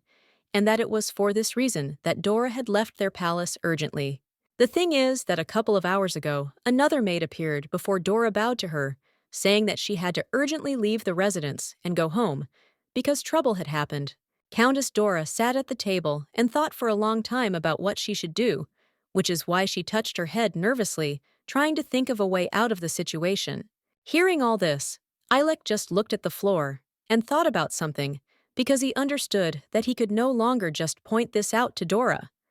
But the whole situation surprised him. Very much took him by surprise. He parted his lips, telling the maid that he was of course sorry that the Viscount, that is Dora's father, had become very ill. He was asking if he had entrusted her with a very important task, meaning the training of the princess. But the servant only continued to bow to Eilek, while he ordered her to immediately inform Dora that she must attend the banquet no matter what, since this had been planned earlier. The brunette also calmly told the person present that after this, Dora would be able to easily return to the residence, because this was not the worst thing that could happen to her. However, the straightforward conversation of the cold-blooded Eilek was interrupted by his wife, who appeared in a white dress, looked at him in shock, and asked how he could treat Dora so cruelly. Eilek was so surprised by the appearance of his beloved that he looked at her with emotions of genuine shock, also pronouncing her name as if he did not want the girl to hear his words, which were somewhat strict and cruel. But Rose continued to look at Eilek with disappointment and shock, saying that this was not even up for discussion, because when her dear person was on the verge of death, they had no right to even ask to postpone this trip. Eilek just grabbed his head, trying to explain to the lady that this was a really unpleasant situation, but now she was completely dependent on Dora, and therefore they needed her here, so that the Countess would not go anywhere. After the man in dark clothes came closer to his wife, she looked at him and told him that everything would be fine with her, and that he shouldn't be afraid for her, so as to ignore the unexpected and people's grief. The blue-eyed lady continued to say that they had been constantly preparing for this banquet, and that the descendant should not have any problems, especially since, according to her, he himself told her not to worry. Understanding that Eilek needed more words, the girl raised her head to him and said that for this reason she did not want him to demand more from Dora, because then she would be embarrassed in front of her, but her husband only listened. Then he decided to smile at his wife, continuing to stand in front of her and tell her that he understood her, and therefore, if she wanted, he could cancel his order regarding Dora immediately returning to the residence. The guy also put his hand on the girl's shoulder, saying that he was just worried that everything would go well, but the blonde only smiled, admitting that the whole banquet would go just fine. And Rose continued to live with her confidence that everything would be fine until the day of the banquet itself arrived, thanks to which there were already musicians in the hall playing pleasant melodies on violins. Many noble women from different families arrived at the banquet to gracefully walk around the hall and talk to each other, waving fans and enjoying live music. Also at the banquet were two girlfriends who were talking sweetly to each other and asking each other when that prince whose beauty was mesmerizing would appear, and when the knave, also a respected guest, would appear. And while the girl was talking about various noble personalities, a carriage with black horses drove up to the palace where the celebration was already taking place and stopped right in front of the entrance, because the aristocrats were about to emerge from it. One noble lady was in no hurry to go out first, because through the translucent curtains, she looked at the main entrance near which she had already noticed many noble people who were happy about the celebration. This lady was Rose, who was at a high-level banquet for the first time, especially as the one who was the main one at them, so there was curiosity on her face mixed with shock and excitement. However, she was distracted from examining every detail by her husband, who called her by name, which caused the girl in the white dress to turn her head towards him, looking questioningly, also unconsciously gifting him with her beauty. Alec was still wearing his dark suit, looking at the girl and asking her if they could get out now, or if they needed to sit in the carriage for a little while longer, until she gathered her strength and prepared herself mentally. Hearing this, the blonde with blue eyes lowered her gaze downwards, because just the words about her excitement had already made her think and delve deeper into her heart, which was still worried. She suddenly felt sad, because she remembered Dora's words when she was sitting on the chair, and Rose was looking at the fabrics, because then she warned her that she shouldn't be weak and let people look down on hers. And when Rose realized that she needed to be strong in spirit, always her hand touched the door handle, and she herself told Alec that they needed to go out right now, because now they both needed to prove themselves. She even turned sweetly to her husband, with a slight grin, saying that he should not only introduce her to everyone, but also introduce her as his princess, so that everyone would understand that they were a couple. Meanwhile, Dora never made it to the banquet, because her father became ill, which forced her to sit next to him around the clock, while her dad lay in bed and didn't even eat as his health was deteriorating. She only turned her head when she noticed the guy approaching her, who was her relative, and who sadly asked her how the Viscount was, whether he was getting better. Dora continued to sit on the chair next to her father's bed and tell the boy that while her father was sleeping, and it seemed like the medicine was working, to which the man replied that it was very good. But Dora still had sadness in her soul, with which she looked at her dad, at the same time, agreeing with the guy's words, hoping that her dad would recover and be able to please her with good health. But the young man noticed in time that Dora was thinking about something serious, so he leaned towards her, asking if she was by any chance thinking that Rose would be all alone at the banquet, because she had left her. In response, the girl with green eyes only modestly continued to sit on the chair, telling the guy that he was telling the truth, since she was really a little worried about this, constantly thinking about today's banquet. And while Dora was asking herself whether Rose would cope with all the trials, the aristocratic couple themselves were already preparing to appear in front of all the guests, because Ilek passed by and took his wife by the arm, leading her towards the bright light. At this time in the hall, Marquis Jeslo was talking with one of his colleagues, telling him with a smile that it was not easy to come here, having overcome such a difficult path, but he was still glad to see him in such a beautiful place. However, the Marquis immediately looked away even when his friend was telling him something, because the man noticed the arrival of one very important person, whom everyone was certainly waiting for. It turned out to be the sweet and calm Lady Valet, who looked at the Marquis with a modest smile, while he was already sighing from her beauty, and saying how beautiful she was, that she eclipsed everyone around her with her beauty. He immediately rushed to kiss her hand and wish her the best holiday in the world, while the knave continued to smile sweetly and say that this banquet was truly wonderful, and she liked it very much. The two gossips, who had just recently been talking about Madame Valet, looked at her with a smile and admiration, saying that she had finally arrived, especially since she looked as if she were the empress herself. They hastened to tell the girl with emerald eyes that she was delightful, but the lady herself continued to be calm, even when compliments and praise from others rained down on her. But another aristocrat tried to get all the attention, who at that time was calmly drinking champagne from a glass, also surprised by the arrival of a new guest. This lady turned out to be Gladys, who was adjusting her long golden hair, with her hand saying that it seemed that uninteresting and ordinary people were coming to this banquet, continuing to look at something ahead. She gradually drank more and more champagne from the glass, wondering when the prince she was waiting for and whose regime had brought her to this big event would arrive. But while the girl was busy drinking champagne, Marquis Jeslo was already taking advantage of the opportunity, talking with the most important person at the banquet, whose arrival Gladys was so expecting. And Ilek remained emotionally inaccessible to everyone, because there was still little emotion on his face, therefore preferring to remain calm. He only looked at those who were happy about his arrival, because he was the main face of the holiday, which gathered not only aristocrats, but also ladies who wanted to win his heart. Gladys noticed Ilek's arrival in time, which made her very happy and surprised. She turned her head towards him and was about to approach him, because she was sure that the prince would not refuse to talk to her. Her face showed genuine emotions of shock and delight, because only by Ilek's beauty did she understand that he was the prince of the empire, about whom there were so many rumors, and who in life turned out to be even more beautiful than in the stories. However, her hopes of meeting the prince with a smile and warm conversations were dashed when she saw not only the guy, but also the blonde next to him to whom Eilik had fallen in love, and the blue-eyed girl responded in kind. Gladys stopped instantly and began to look at Rose indignantly and incomprehensibly because she was seeing her for the first time, and therefore did not understand who she was Eileku,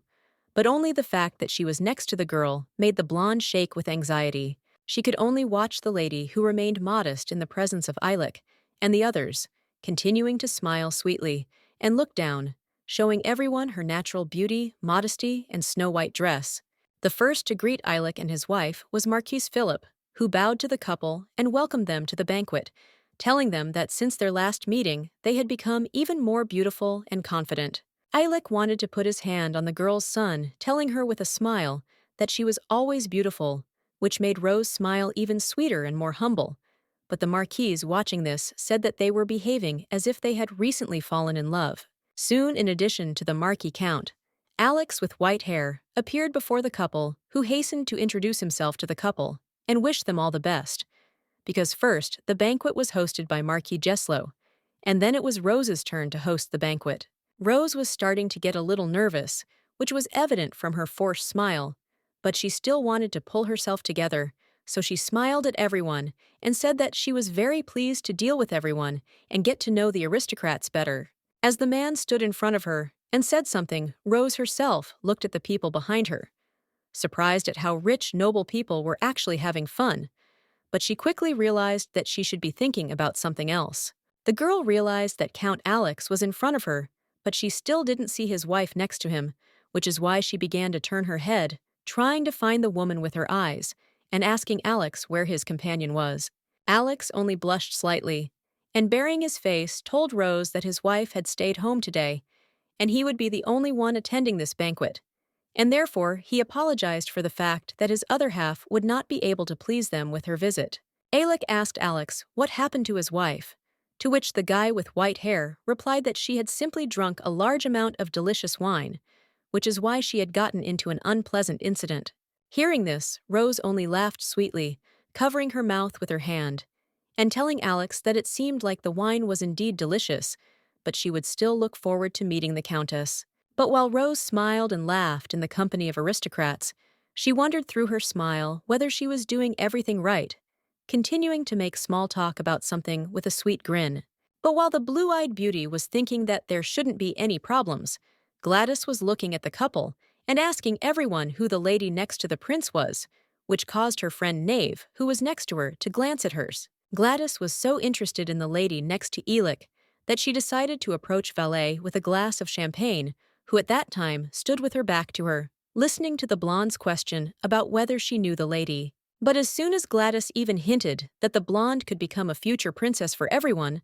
Valet's face took on a silent but angry expression, as if she really didn't want to hear this from someone. There was not even the slightest spark of interest in Rose in her eyes, because she saw her only as a competitor whom she was going to treat coldly. However, all the anger instantly disappeared from her face, because she wanted to hide her real attitude towards Rose from Gladys. So she smiled, turning her head towards her, and proclaiming the girl's name as if she was glad to see her there.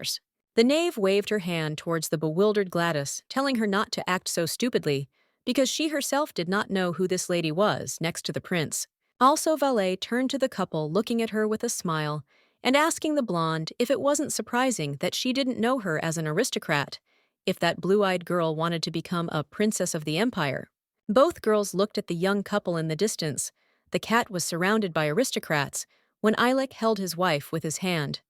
which is why Valet, like Gladys, did not understand who this lady was next to him and what noble family she was from. The Jack had already come up with a cunning plan for herself, so she turned to Gladys with an equally cunning smile, asking the girl if she would like to come up to them herself and find out who the nice lady was to him. And while Valet and Gladys were already thinking up some entertainment for themselves, Rose and Eilik continued to talk with the aristocrats, or rather, the girl was just nearby, when her husband answered all the men's questions, keeping the conversation going. But it was not the conversations of the noble people that attracted Rose's attention, but the plate of appetizers in the hands of the waiter, which he was distributing to everyone who wanted them. But Rose felt a great desire to try the food. When the girl remembered Dora's advice, that she only had to raise her hand for the waiter to come to her,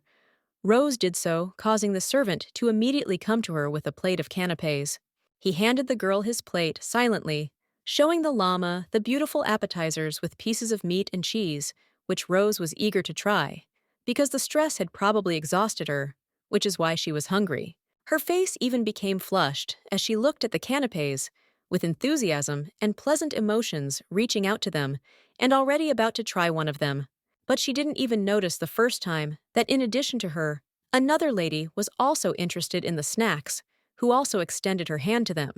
and even said the same thing as Rose, saying that they looked delicious. The two ladies immediately burst into laughter at the ridiculous moment, and the girl even said that they thought the same thing, which made Rose laugh as well, saying that it seemed like that was the case. Rose herself did not notice how she started talking to the stranger in the blue dress about whether they had seen each other before, if they walked like that, also reinforcing the sweet conversation with laughter and jokes like they were two identical. But while Rose was talking to the girl and was already thinking about whether she should stop talking, if it was mostly pointless, her husband had already noticed her disappearance, because he looked down and noticed that his wife was not next to her, which surprised him. It was worth Alec to look around a little, as he realized that his Rose had not gone anywhere,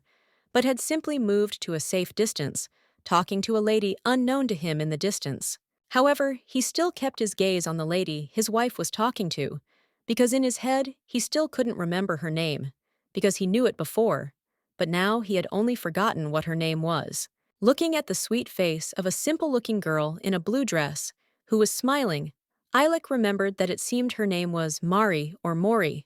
but she still remembered vaguely, but he knew that this lady was still not dangerous. At the same time, when Alec was recalling the name of the lady, the girl told Rose, with a smile, that her name was Mary Lariat, to which the princess replied that she was very pleased to meet her. But when she wanted to say her name, she fell silent. The thing is that in her head, the girl imagined Dora with books who taught her to be strong, but she did not teach her how to introduce herself correctly, which is why she is experiencing difficulties at this very moment. Rose's silence caused Mary to smile, sweetly, puzzledly,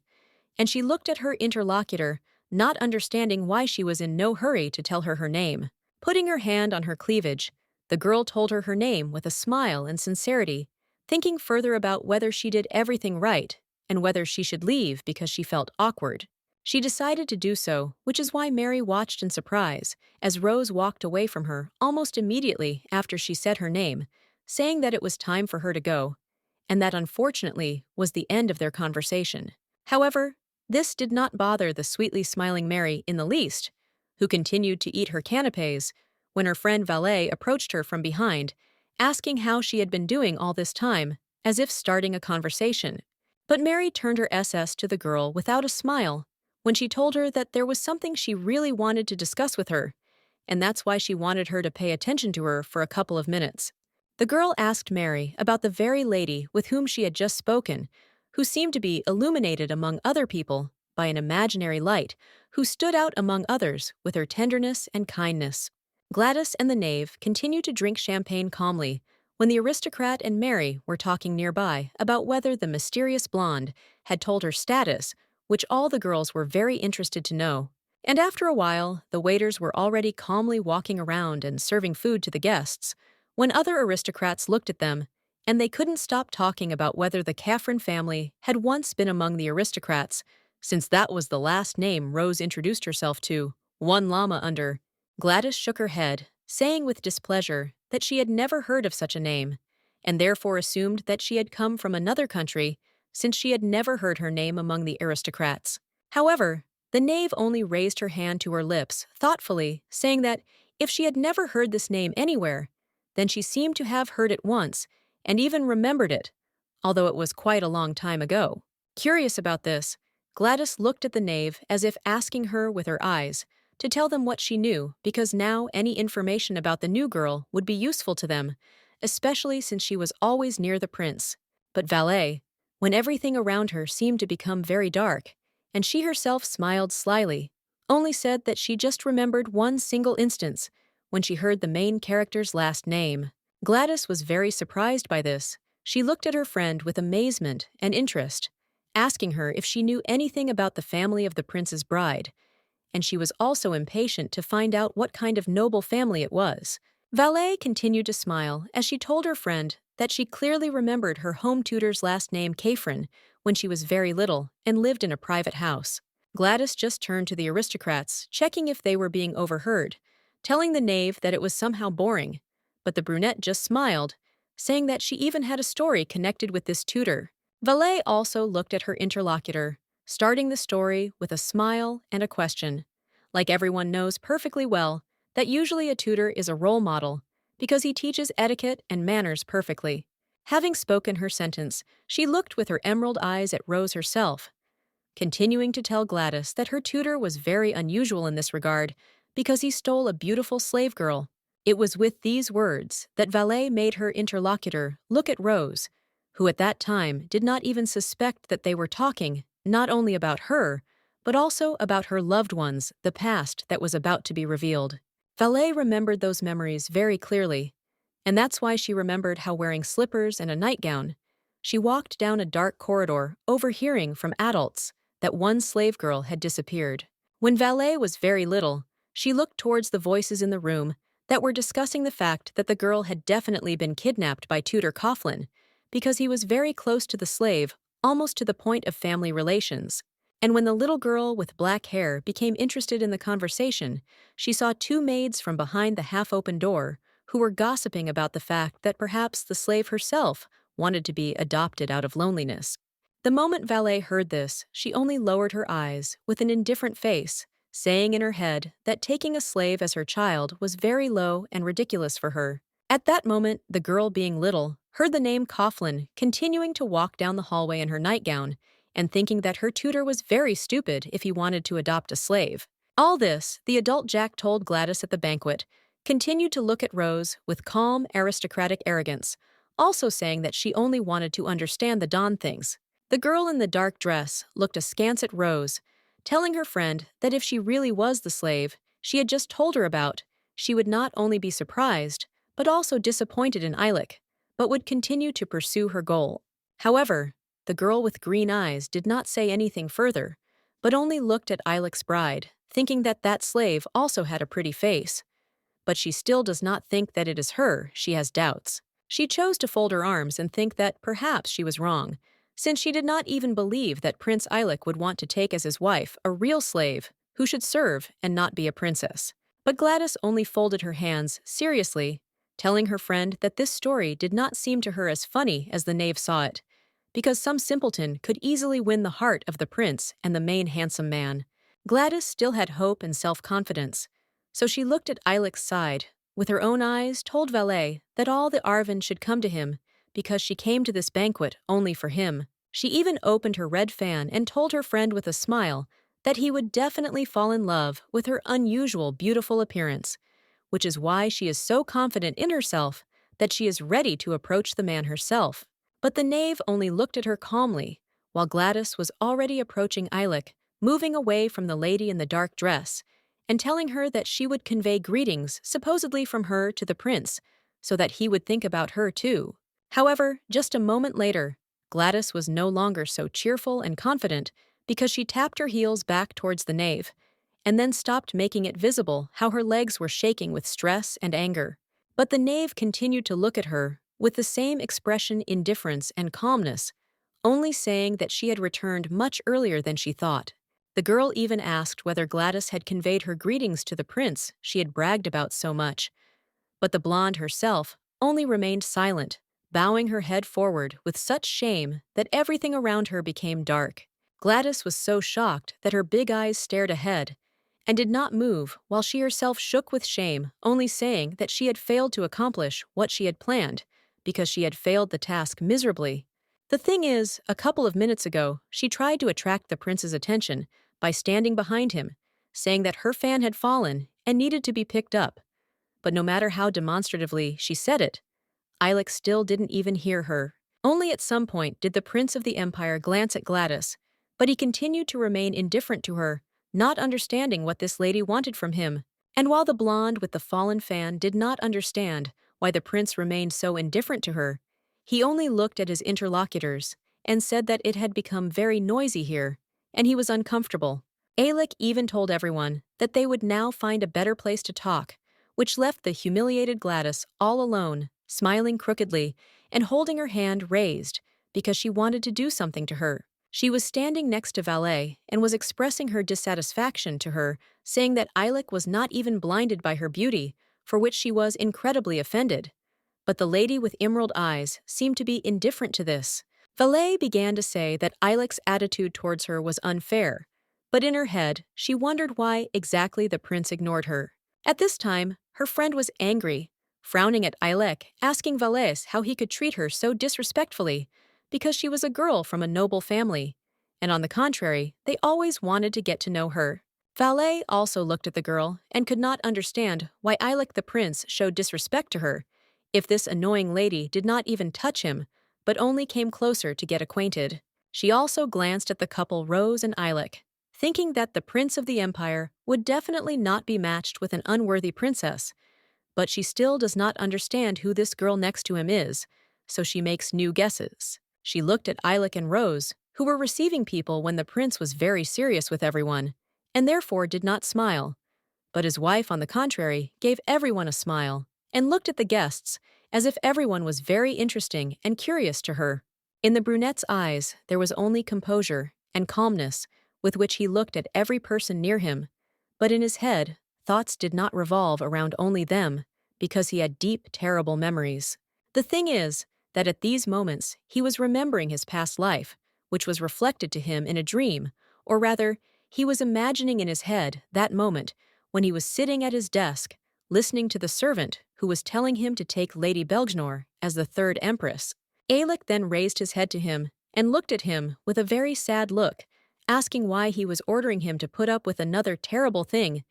meaning that he had taken a second wife. But the man in front of Alec was calm, while the prince himself hung his head in shame and listened to the servant's words about how he simply had to take a third wife who would compete with the Offrey's family. The boy imagined in his head the knave and Gladys looking at each other as competitors and telling the emperor that if he already had a second wife in the form of the knave, he was free to take the blonde as his wife, because then they would compete. Having imagined in his mind the poor and sad Rose standing in the darkness, the man explained that if he had these two wives, they would compete thereby not trading off the first wife whom he wanted to protect. Then, saddened by the whole situation, Alec looked at the servant and clenched his teeth in anger, saying that he still would not be able to do it because he already had a second wife Valet, which made him very sad. It was for this reason that Alec's face was very dark and gloomy at the banquet when he recalled the events of his past life. But when he held his wife by the shoulder, he did not even realize that Rose was looking at him and noticing the change in mood. She decided to pronounce his name, which caused the prince to instantly come to his senses, looked at her with shock as if he had been in another world a minute ago,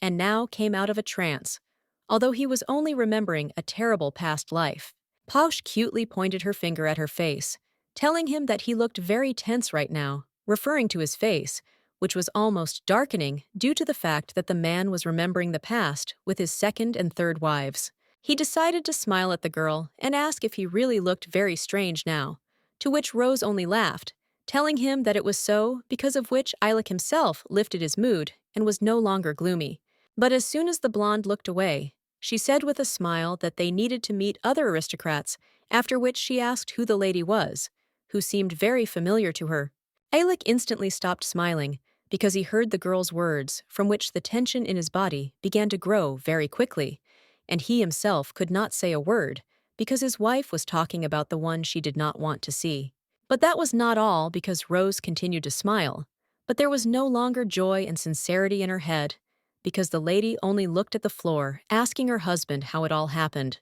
The girl's strange question was followed by her stopping smiling and sighing, as if something had clicked in her head, and she had remembered something very important and forgotten from an early memory. But she did not want to embarrass her husband or seem strange herself, so she smiled sharply and clapped her hands, looking at a certain lady and asking if she thought so, because the beauty seemed to have stepped out of a portrait. At first, Eilek remained silent, because he did not understand whether his wife was fooling around or telling the truth, since her initial words seemed very strange and wary to him, which is why his face seemed to darken again. And while he was thinking about why such thoughts came into the girl's head, he smiled sweetly and looked at Rose, asking her if she had seen such beautiful ladies before, which is why her beauty surprised her. Putting his hands on her shoulders, the guy said that she was much more beautiful, which caused the bare-eyed blonde to shyly lower her head, holding hands, and taking the compliment so close to her heart that her eyes sparkled. But while Adek was telling his wife that he also supposedly didn't know who that mysterious woman was,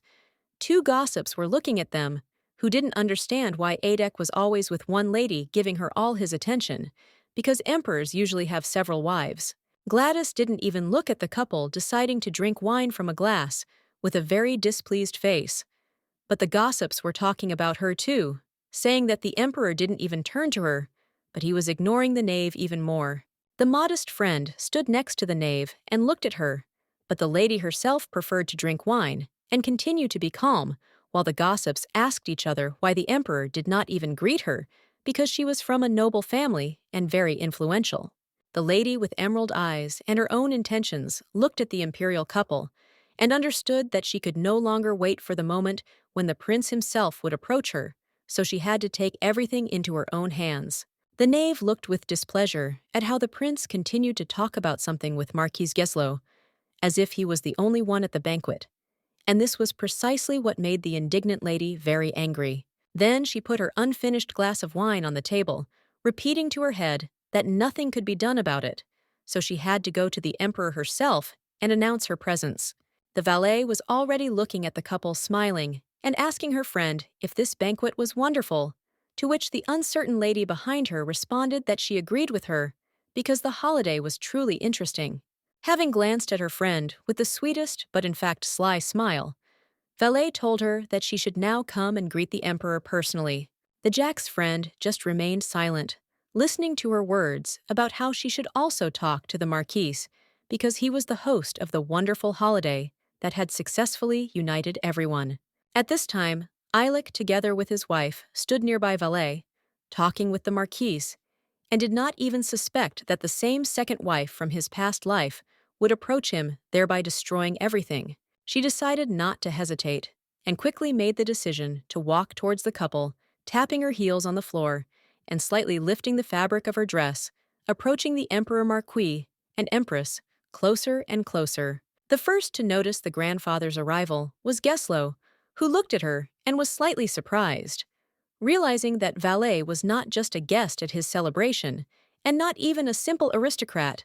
but the daughter of a very influential Ofrisi family. The Marquise could only smile sweetly and look at another very important guest at his party, who was already saying his name to say something, while seeming to radiate a light that attracted everyone's attention. While primping her hair with her palm, the girl looked at the Marquise with her green eyes and told him with a smile that this holiday was simply incredible, because here she felt comfort and joy. But as soon as Eilek saw Valette next to him, his face once again dimmed and darkened, because he perfectly understands that now this lady will greet him too, but he doesn't even want to see her nearby. He knows who Valette was to him in his past life. Eilek didn't even look at her, as the Marquis smiled at the knave and said that he was very pleased with her words, also thanking her for coming up to him and saying such nice compliments that seemed to reward his work on the banquet. However, when the Marquis decided to introduce Valeria of the Ofrisi family to the imperial couple, the emerald-eyed lady only smirked slightly, expecting to meet the emperor and impress him, since he would no longer be able to ignore her. There was no kindness or sincerity in her sweet smile, because in reality, the girl was doing it only to get attention from the emperor, to be closer to him, so that in the end she could gain his trust and become his wife. But when Eilek was just looking at her, Rose was already remembering who Valet really was. For Eilek, in his past life, namely the second empress, which is why she imagined her in a wedding dress, Rose thought back to her entire past life as an empress imagining the bride of Valet next to Eilich, while people around them were already whispering with smiles that they looked good together. Pictured in her mind the knave with a child in her arms, Rose remembered that people had whispered that it was she who had given birth to the emperor's healthy son, and not the first empress whose son had died. The people in Rose's past life looked at each other and gossiped with each other about how it was Knave who should become the emperor's first wife, because she fulfilled all his demands, and not Rose a simpleton. Ailek already knew all this, because Valette had appeared in his dreams long ago, and he had lived a past life in the dream, which is why he looked at the aristocrat with mistrust and anger, while the space around him was already darkening. However, when his wife only said 2 words that the knave is the second empress, the brunette's soul felt like a kick in the heels. He opened his eyes in shock, because he realized with horror that his Rose had somehow remembered the past. It was as if all life had left him. He turned pale and became death in the void from fear and shock, opening his lips, only to ask his wife what she had just said, as if he had misheard her words. The air around Rose also became blacker than the night as she explained in her monotonous, empty voice to her frightened and shocked husband that she was talking about the very girl who had just approached them. Rose's eyes also lost all life and bright emotions, because she looked at Eilich with great shock, amazement, and fear, only saying the name Valet Offries, because she realized that she was the second empress. As soon as she told Eilich that she knew that Valet was his second wife, the whole world around, the brunette turned into nothing but dark red horror in which he himself opened his lips, not knowing what to answer Rose. Their usual calm world split into large cracks right between them, as if a huge chasm had appeared, when they looked at each other and realized that their past life was not forgotten. And what's more, Rose remembered it too. The guy looked at his wife with his shocked gray eyes and wanted to ask her the only question, like why did she remember everything so suddenly? But he couldn't even move his lips from shock. But Rose looked at him as if she finally understood why he had been acting strangely lately, nervous and acting suspicious. But the very fact that Knave had been his second wife in the past made her very sad. Rose felt sick from this shocking news so suddenly that she lowered her tear-stained eyes down and was already preparing to collapse on the floor because the strength was leaving her body very quickly. Eilich was still in incredible shock, and that's why he watched his wife fall just a moment before he caught her continuing to be in such a silent shock that he had never even dreamed of it. He immediately caught her and sat down himself, looking at Rose, while consciousness was already leaving her body when everything was turning black from the dark aura that reigned in the hall. And while everyone around was shocked to notice that the Empress had become ill, in the hall, where a beautiful chandelier with numerous ornaments and candles hung, the aristocrats shouted at each other, saying that everyone needed to call a doctor immediately because the Empress was losing consciousness. Eilich was afraid to move, so he looked at his wife with amazement on his face, saying only her name, as if hoping that she would wake up any minute, also realizing with horror that Rose herself knew who Valet had been to him in the past. And while he was thinking whether it was true, whether it seemed to him, and what had happened to Rose, the lady herself was very quickly losing consciousness, as if she had eaten something wrong. But the brunette was very scared of this, because he knew that she was also pregnant. But despite the fact that the lady's eyes were already closed, and she herself showed no signs of life, she briefly heard her husband's voice, asking her if she remembered her past life, which is why the girl was immersed in memories. The first thing she remembered was how in her past life, right after she woke up, they found the culprit a maid who was thrown to the floor in front of the aristocrats, because it was she who poisoned Rose, causing her to lose consciousness. The ordinary peasant woman did not even raise her head to the noble people who sat in front of her on the throne, because she had nothing to say, because everyone already knew that it was she who put something in Rose's tea, which is why she felt ill. And while the culprit of the tragic event was kneeling, the emperor and empress in mourning clothes sat in their places, and Eilich told the girl that she could not have done this alone. With his lips slightly parted, Eilich Stern to everyone said that poisoning the pregnant empress was an incredibly grave crime, that he would never forgive her for, because for it she would lose her life. And Rose herself looked at the guilty one, while her husband said that the attempt to kill a member of the imperial family was not a simple crime, but a well-planned plan that could not be carried out alone. Alec's eyes were cruel to the point of madness, but he did not even take his eyes off the maid, saying that she was a simple maid, and that was why he did not believe that she acted alone, because someone clearly helped her. But when the man shouted this, the maid did not even look at him, preferring only to listen silently, because others had already proven her guilt, and she could only wait with sadness and emptiness for the emperor's verdict. However, no matter how bad she felt, she still decided to raise her head to His Majesty, because she needed to tell everyone once again that she had acted on her own, and there was no need to look for more culprits. This is exactly what she shouted to everyone present, but the elders, like the rulers themselves, continued to be in their places, because the answer did not satisfy them, and Alec knew for sure that the servant was time and someone influential was helping her. Alec could no longer bear to see in front of him the man who had harmed his wife,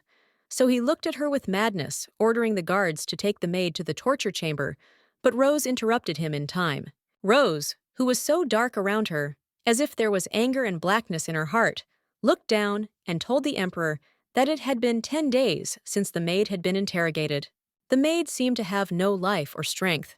which is why she could not even raise her pale head, while Rose asked Alec if it was necessary to make a decision about this lady's life now, and not postpone it. After a while, when everything became clear with the maid, the knave also appeared in front of Rose, smiling and curtsying, as if nothing had happened, while the maid was visible behind her. Rose looked at her with calm and indifference, hiding her anger and her disdain for the knave,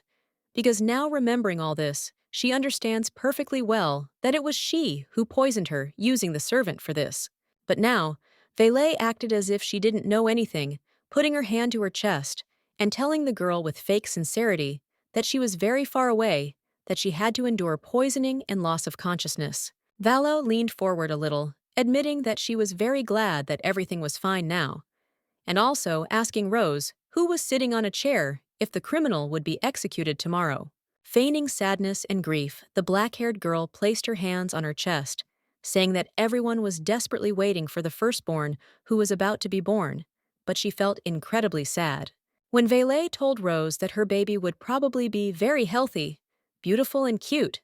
the blonde with blue eyes twitched her palms a little, as if her interlocutor's words made her embarrassed. Jack continued to speak to the Empress, with a sad voice saying that this was a very terrible situation. With tragic consequences, Rose sharply told the girl her name, as if with a dark aura, ordering her to shut up. Rose sat quietly on the chair, looking at the girl so sweetly and kindly, as if she didn't suspect anything, telling her that she was very grateful to her for her kind words, also adding that she wasn't feeling very well right now. Hearing this, Valet continued to look at Rose and put her hand to her cleavage, confessing that she was very sorry to hear this, and she really hoped that she would soon recover. Also, Valet told Ro that she acted very incompetently and stupidly if she came to her during the recovery period, and therefore she wants to give her a gift. And when she started talking about it, the maid brought a certain box on a tray. The blonde smiled at the Jack and said that there was no need for a gift, but the Jack still looked at the maid, who obediently placed the tray in a tucked-up shape on the table, carrying out her instructions in silence. The Jack herself reached out to the gift for Rose, with her hand, as if she wanted to pick it up, telling the lady that she wasn't sure she would like it, but that this thing was very difficult to deliver to them in the Empire. Carefully placing the box on the table, the Yavale told the Empress that these were tea leaves that she had bought especially for her, because they were very rare and tasty and were considered royal. But Rose was not even close to being happy about the gift, because she looked at the tea box with indifference and even half-ripeness emptiness in her eyes, realizing that she would not even try this tea. Taking the box of tea in her hands, the brunette with cunning intentions examined Rose's gift and said that she was very sorry that she could not try the tea at the banquet, but therefore she decided to make amends by presenting this to her. She looked closely at the picture on the box, and Rose listened to Valec's words about how she tried incredibly hard to give her this gift and allegedly gave it to her only because she was worried about her. The valet spoke her words with the sweetest smile on her face, holding her gift in her hands, and presenting it as if it was a very good thing that would definitely cheer her up. Rose was in no hurry to say anything to the girl, because she knew her evil intentions from the very beginning, which is why her face was absolutely devoid of any emotion, only indifference and restraint. In her head, she understood perfectly well that it was the knave who killed her child, who had not even had time to be born, and she told her that she thanked her for such generosity, also placing her palm on the box of tea. However, at that moment, when she sharply squeezed the box in her hands, and everything around seemed to turn red like blood, she realized that she wanted to quickly throw this gift in her face, which showed her a false smile. But when she imagined in her head how the knave was holding her shoulder when worried maids were already circling around her, she realized that if she did this, everyone around would be shocked by her behavior. The girl also imagined that two gossips would instantly spread rumors about her saying that the empress had gone crazy, since Lady Valeria had allegedly done nothing wrong,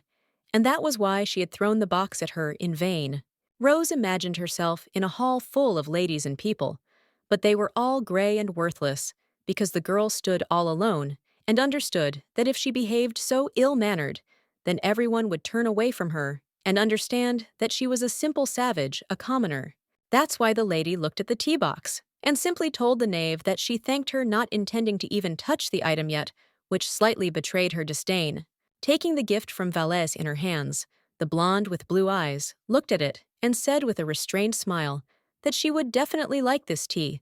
although in fact she had no intention of using the gift of the one who killed her child. After a while, it became dark. The night swallowed everything around, but Rose was still unable to sleep from stress, because the window in her room was open, causing the dark blue curtain to slowly sway. On the table in her chambers were small shoes for the child that was supposed to be born to the imperial family, but died tragically because the knave decided to get rid of it by the hands of a maid, which Rose knew. And the mother, who was left without a child, only looked sadly out the window without saying a word, as if she wanted not only to be alone, but also to be left with her thoughts, because she did not understand what would happen next if she had just experienced a nightmare. But she heard her husband's voice behind her, calling her by name, which caused the blonde to turn her head slightly to the side, speaking to something that had been going on for a very long time, also mentioning some name in the words. Behind her, Eilek continued to stand sad,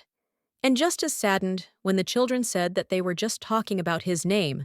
like it didn't mean much to her anymore, which made the brunette even sadder. Eilek simply tilted his head forward, continuing to talk to the girl, as if begging her not to get upset yet, because not all was lost, and they could change a lot if they pulled themselves together. Coming closer to her, the man told his wife not to behave like that, but the blonde did not even turn to him persistently and displeasedly, asking what he meant by ordering her to do this. There was no emotion on Rose's face, only sadness and devastation from the loss of her child, with which she looked at the cravide, while Eilek begged her not to be so sad, because it hurt him right in the heart. But Rose only doubted the man's words, only asking what she should be for him, if he was already telling her not to be what she showed herself to be, real and heartbroken. The girl asked Eilek if she should smile all the time, because she was an empress whom everyone should see healthy and good. But the brunette only showed sadness on his face, saying that he was not talking about that. The devastated girl with lifeless emotions on her face slowly turned to the man and asked what he meant then, because she really didn't know, but the guy behind her just remained silent. The blonde said once again that she knows nothing, thinks nothing, assumes nothing, and does not build anything, because the loss of another important person in her life, that is her child, shocked her greatly. In her head, she remembered how she had smiled in the chair when she thanked the knave for the gift, because now she did not understand why she had been so naive, bad, and stupid that she had allowed the killer of her child to behave like that in front of her. The couple found themselves alone with themselves in a seemingly empty space when Rose lowered her head and told her husband that she could not live like this any longer, because things were only getting worse every day, and she was tired of it. She even covered her face with her hands, continued to lower her head down, as if from shame and helplessness,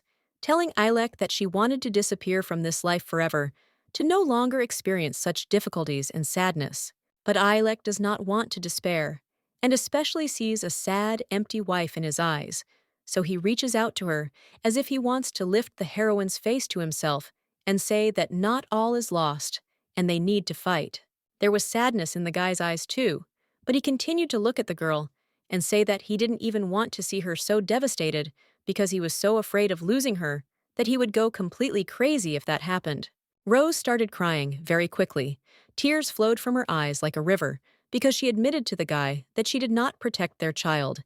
and this is her biggest mistake for which she is hurt. And also, she does not want him to blame himself for this. After this, the guy wanted to hug the crying empress, to at least support her a little, saying that she may hate and love, but he really wants her to always stay with him. Alec was very upset about the whole situation. He didn't even look at the girl with sad eyes, begging her not to leave him again, as if this was his greatest fear, which he feared like a real nightmare. At that moment, something seemed to switch in Rose's head, and she did not say anything. Although her lips were still open, she herself was thinking that they really should not despair, because the opponents wanted this. The little shoes still stood on the table in the couple's room, illuminated by the moonlight, as the empress sadly told Ilek that he too had lost a child, and therefore she could not blame him for anything. Rose reached out to the man and touched his face, saying that they were both suffering from a tragedy that had truly destroyed their confidence, their desire to succeed. They were in a dark space, a room lit by dim light, where Rose told her husband that they needed to try harder. But now that she thinks back, she still loved him. Alec and Rox sat down on the bed, continuing to console each other, saying that they need to hold on a little longer for their own sake, and they both believe that everything will be fine because they are overcoming difficulties together. Rose even smiled, as if she had finally calmed down and found harmony in her soul, looking down and telling Ilek that now she has hope in her soul, and she still loves him, does not want to leave or end the relationship. They sweetly hold hands, symbolizing their connection, their inseparable cooperation, telling each other that they will both wait for the day when they understand that all difficulties have been overcome, and they have lived happily, not even remembering what they had to go through for a peaceful life. Time passed very quickly, and Rose was still with Ilek, was the empress for the empire, because of which spring came very quickly. The trees blossomed, and young green leaves appeared on them. The grass was very bright, full of life, but the husband and wife stood in front of the gravestone on which a cross was forged, and the parents themselves were silent, trying to seem to be alone with the one who had long since left them for heaven. Rose said that this was her baby, continuing to look at the grave and speak as if she was touched by this, and missed the one who left her life very early, the first child that the couple tragically lost. The blue-eyed blonde looked at the grave with a smile, as if talking to the spirit of the baby, telling him that he had a little brother named Lawrence, which they were very happy and glad about, because they finally became parents. The girl in the black dress even sat down in front of the grave, looking at it with a smile, and continuing to speak, when Alec looked at her with calm, listening to Rose's words about how they thought that their son was a gift to him, the deceased child. The girl looked at the gravestone with a warm smile, as if she saw a real child in front of her, and not a stone on the grass, because of which there were many bright glares from the sun in her eyes, as if now life and happiness had been born in her heart. The lady touched the white slab with her hand, which was warmed by the sun, wanting to run her fingers over it and feel the structure of the stone, which lay alone among the green grass and trees, also thanking Klaus for everything. The couple spent time with their deceased child named Klaus, after which they had a baby named Lawrence, about whom Rose talked at the cemetery, looking at her son's blonde hair and chubby cheeks. But while the baby slept in warmth and safety, his mother looked at him not only with shock, but also with tears in her eyes, because she did not believe that she was seeing her own son, the future emperor, in front of her. She wanted to touch the little boy's face with her finger, which made the baby twitch a little, while his mother continued to admire him and say that he was a truly charming boy. Tears quickly appeared in her eyes and were about to roll down her cheeks, but the girl did not care about this, because through them she looked at her son Lawrence with a smile of happiness and said that he was the most beautiful child. The girl looked closely at the boy's large cheeks, his blonde locks, black eyelashes, and small nose, asking someone how such a charming creature could appear from her belly. The maid took the couple's son in her arms, while Ilek looked at his wife with a smile and told her that she was a smart woman for surviving childbirth and giving birth to not just their son, but also his greatest treasure in the world. Alec also smiled modestly, looking at his wife as if she were a beautiful picture, telling her that it was really hard, and he understood perfectly well what Rose had to go through to give birth to Lawrence. He wanted to touch her hand, squeezing it a little, saying that he was very glad that she had woken up, because this also made him incredibly happy, because earlier he was afraid that after giving birth, she would never see her son and would leave him. The memories that hurt his heart made Ilek stop smiling, look at the woman seriously admitting that he was afraid that something would go wrong, and he himself would not be able to do something save her. At first, the girl looked at him with surprise, because she didn't think that her husband would be so worried about the birth and her health when she thought that everything would go well. And fortunately, it did. However, the very next moment, she wanted to kiss Ilek's hand sweetly, to quickly calm him down and make him understand that now everything was fine and they had become young parents. At first, Ilek was surprised by the lady's actions, because it was always he who kissed her hand. But now the girl decided to give him such a sign of attention, which amazed the slightly confused guy. Afterwards, he smiled sweetly slightly, lifting the corners of his lips, and continuing to look at his beautiful wife, who is now doing well, and just needs time to recover from childbirth and normalize her health. The lady continued to smile sweetly, more sincerely, and truthfully, closing her eyes and telling the guy that she, of course, should have woken up, because it shouldn't have been any other way, and she would never leave him alone. Rose sometimes looked at her swaddled son in the arms of the maid, causing her to ask Ilek how she could leave him with such a defenseless and adorable child as Lawrence. The blue-eyed blonde didn't even take her beautiful eyes off her son, looking at him with admiration, and telling Alec that now she would live a long life to see how her son grows. Alec himself preferred to just listen to his wife's words and enjoy the moment without unnecessary words, looking at her with calm gray eyes, in which there was no longer any madness, disappointment, or anger. After some time, Rose began to devote a lot of time to the child, because she took him in her arms through the maid, but the servants already knew that not everything was so simple, because the empress's uterus suffered after childbirth. The fact is that the woman's reproductive organ was severely damaged, but the empress still remained smiling and happy, as if nothing had happened, when Ilek looked at her with a smile. Everyone who knew about the empress's damaged womb knew that this meant that there might not be a second heir, because of this reason, but the girl did not think about this, holding Lawrence in her arms with a laugh. Rose laughed and smiled, because she was looking at the very cute little prince, who was still sleeping in his mother's arms. But she already knew that this little miracle was a prince named Lawrence. The years passed, and the little boy with white hair gradually grew, becoming bigger and taller, more mature, but he often loved to sleep, which is why this time he lay on the grass, with his eyes closed, immersed in sleep. The blonde with blue eyes looked at her son with affection and admiration, calling him her prince, with a smile continuing to look at him as a creation that was born from Ilek's love with her. A maid appeared near the empress and apologized to her, saying that she had not made sure that the prince did not fall asleep. But Rose was not upset, continuing to look at the cute child on the grass. The maid's words only made the girl smile, so she continued to stare at him with a smile and bright eyes, saying that there was nothing to worry about because her Lawrence was clearly not like other children. Having said this, Rose wanted to lift the boy up, so she touched his shoulder gently, lifting him up and saying that their son might be breaking the rules of etiquette, so he should not be scolded. Sweetly embracing her son while leaning him against her body, the empress bowed her head towards him and said that she would take full responsibility for this, even if the boy violated his manners. Rose continued to love her child, even though she knew full well that he would always have the intelligence of a child.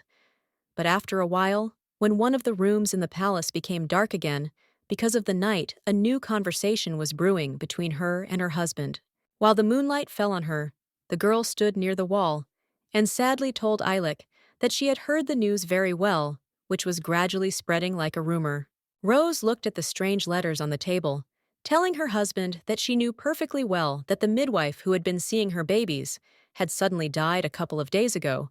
and all those who had helped her had gone missing, and that it didn't seem like a coincidence. But Alec was in no hurry to answer his beloved's questions, but only stood still while he looked at the dark room in which it seemed there were only bare walls and patterns on them. The blonde just looked down and told the guy, That wasn't it obvious that something was going on, if he already assumed that someone had done something. The girl held a grudge against Eilik, and therefore prepared to clench her fist, telling her husband that even despite all these events, he still does something that is ready to literally deprive her of her mind and trust in him. Eilik himself was already on his knees in front of his wife, with an expression on his face as if he was truly ashamed when Rose asked him if he was really ready to accept Valet as his second wife, even without paying attention to the events around him. But Rose seemed to have no soul at this news, because she looked at her husband with empty eyes and asked why he was willing to do this, because Valet had actually killed the first child. But Eilik interrupted her. Eilik just lowered his head, as if he felt real guilt in front of the girl, speaking with confusion and despair, that he no longer had any choice in this. But Rose was not going to understand him. He didn't even look at the girl, explaining to her that of course he didn't want this marriage, but it had to be included because there was no other way, and it would be even worse for them if he didn't do it. Rose didn't even intend to understand him, because she stood before him with devastation and anger in her soul, while a dark aura was already emanating from her, with which she told Eilik that he should have chosen Alette as his first wife from the very beginning. The man's fingers only tightened as they continued to rest on his lap, as Rose told him that he couldn't move forward without the support of the Offries family. But now she didn't understand why he made her empress. After saying her words, the girl looked at her husband with madness and rage, causing everything around her to turn black, as she continued to tell Eilik that not only did he let their child die, he was also making her suffer. Eilik didn't know what to say, so he simply looked at the girl and remained silent, with a sad face, feeling enormous guilt for everything he had done, especially when he was driven into a dead end and demanded more. Only his hand reached out to the girl, trembling and uncertain, because he wants to feel her warmth at least for 1 second, also telling Rose that he is very distant, but he can't do anything in that situation. He clutched the fabric of his wife's red dress, with his hand crawling towards her, on his knees, looking into her eyes, and apologizing for everything, explaining his actions by saying that he only wanted to protect her. But Rose still remained mad beyond recognition, not feeling any pity for Eilik, because she looked at him with a smile, and even mockery, asking why he wanted to protect her. It was clear from Eilik that he himself suffered greatly, felt mental pain, telling his wife that at least now she was alive and was next to him, which partly confirmed his words. But the girl was not satisfied with this. Even though the man in front of her was telling the truth, she was not going to forgive him, because she saw in him not a beloved, but a terrible emperor, which made her face darken even when the moonlight fell from the window. Remembering all this, the girl realized that she realized everything from that moment, and that is why she looked at him with madness, saying with a smile that she was grateful that now she would be watching their wedding from afar. Rose even said that she seemed to be crying from happiness, because she would be happy to see him with another woman. But Eilik continued to sit on his knees in front of her and pronounce her name, as if trying to do everything so that the girl would hear him. Lon lowered his head in front of Rose once again, but the girl herself no longer cared, because she looked at him with indifference, while in her eyes a saddened Eilik was reflected, repeating again that they needed to be together. In her head, the lady imagined her childhood with Eilik when they were still very young and sat next to each other. But now the girl understands that it was from that moment that she needed to understand that they were not meant for each other. Having imagined them kissing together as teenagers, Rose repeated in her head that they shouldn't have even dated, let alone fallen in love, and started a family together. After that, she imagined her hand in handcuffs, holding the Emperor's hand with a white glove, realizing that they were not destined to be together, and it was quite expected that their lives would be destroyed. And then the girl realized that they were both suffering for only one reason, that they could not get out of the rules they were accustomed to. She realized that her eyes were slightly opening, and she noticed someone in front of her. When she opened her eyes even more, she realized that she saw before her a living and slightly worried Eilik, who was calling her by name, obviously, because she had suddenly lost consciousness. There were light bruises under the girl's eyes, but she still looked at her husband with relaxed eyes, incomprehensible and seemingly empty, when Eilik told her that she suddenly lost consciousness at the banquet. The woman's hand, which lay on the snow-white sheet, twitched slightly, when Eilek continued to look at her, and Rose spoke the first words after waking up, or rather pronouncing his name. In front of her, the girl noticed her beloved husband, who was looking at her with excitement and love, asking what she wanted to ask him, not even suspecting that when the girl was unconscious, she remembered her entire past life. The first thing Rose vaguely remembered was how Eilek sat in front of her on her bed, in her home, confessing to her that he was a prince. But now the girl only understands that, from that moment on, her husband knew about everything. However, the girl also remembered how the guy put his hands on her shoulders, leaning towards her, and saying with delight that Valet was his second wife, whom she had to meet now. And as soon as Rose imagined all this in her head, she looked at Eilek with shock and numbness. She would now understand everything, no longer living in ignorance and fog, but understanding everything from beginning to end. She realized that in front of her, she saw the man who would make her child die in any case, and make her suffer. And again, because in a past life, he had experienced the same thing, and therefore the lady's eyes quickly darkened. Then she just couldn't hold herself back, because her hand suddenly reached out to Eilek's collar in order to grab it with all her strength, and then pulled it towards herself, shocking the man because of this. Bringing the astonished guy's face as close to her as possible, the girl continued to hold him by the collar as tightly as if she had not slept at all, asking the worried Eilek what he was saying, what he was telling her. Eilek was so surprised by this that his face turned blue from shock, but he continued to look at his wife and not understand what came over her, only saying her name, looking into her eyes with bewilderment. But when the girl's hand even turned red from the force with which she held her husband's collar, she asked him, gritting her teeth, why he allowed her to live as his wife, and then die sadly. Tears immediately came from the blonde's eyes, with blue eyes maddened by grief. But she was not afraid to look at her husband and admit to him that she no longer wanted to live through the same thing a second time. The girl said once again that it was enough for her to live in eternal grief, once to be an empress, looking at her husband with despair. But Eilek was very restrained in his emotions because he did not say anything, but only marveled at the girl. When his face turned blue again, he said that it was not like that at all, as if trying to calm his wife down. But when he went to touch her, Rose screamed at him not to touch her at all. After shouting out her warning, the woman, who seemed to be emitting red smoke of anger, suddenly jumped up from the bed, out of anger, causing Eilek to also stand up, looking into his wife's eyes, and not understanding what was wrong with her. Rose blushed with anger, looking at her husband with malice, resentment, and despair, shouting that he knew perfectly well about her death in her past life, and therefore she asks how he could allow her to die again. The girl wanted to clench her hand into a fist, saying that she didn't even want to see him anymore, and wasn't going to trust him either. And besides, she wouldn't even be able to do that to her wife after she was able to remember her past life. The girl lowered her head in sadness and sorrow, touching her face, and asking her husband how she could pretend to be a noblewoman and act like a married couple, behaving like a real fool. Eilek just sat on the bed in the room and looked at Rose as she said that she wanted to end it as soon as possible so that she would not have to go through the same thing that she had gone through in her past life. As soon as the girl said this, Eilek's face instantly twisted in horror and surprise,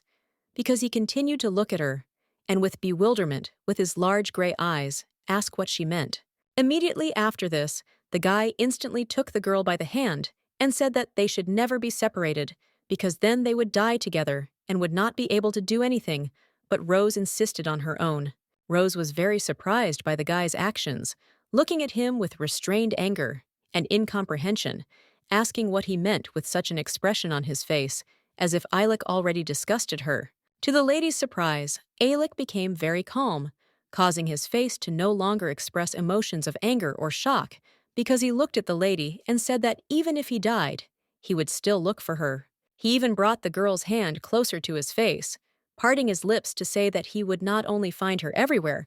but would do it even despite the cost to him. Eilek, as if Rose was seeing him for the first time in her life, leaned towards her so menacingly that the girl looked into his eyes with fear, while everything around them turned blue, and the guy calmly told the girl just not to rave and not to talk nonsense. Rose fell silent because she could not say anything more to him,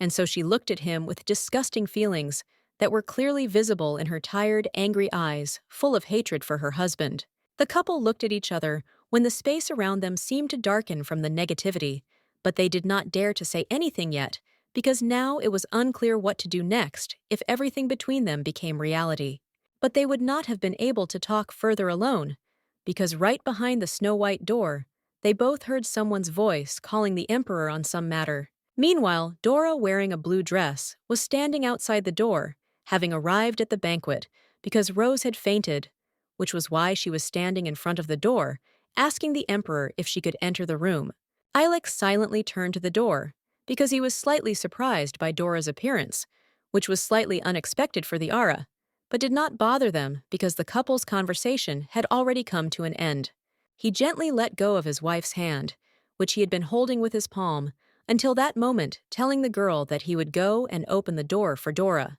But the woman didn't even say anything to him because she already held a grudge against him. She was still angry at him, which only made her face frown as she looked at her husband, while Tom asked her to talk to Dora to calm down.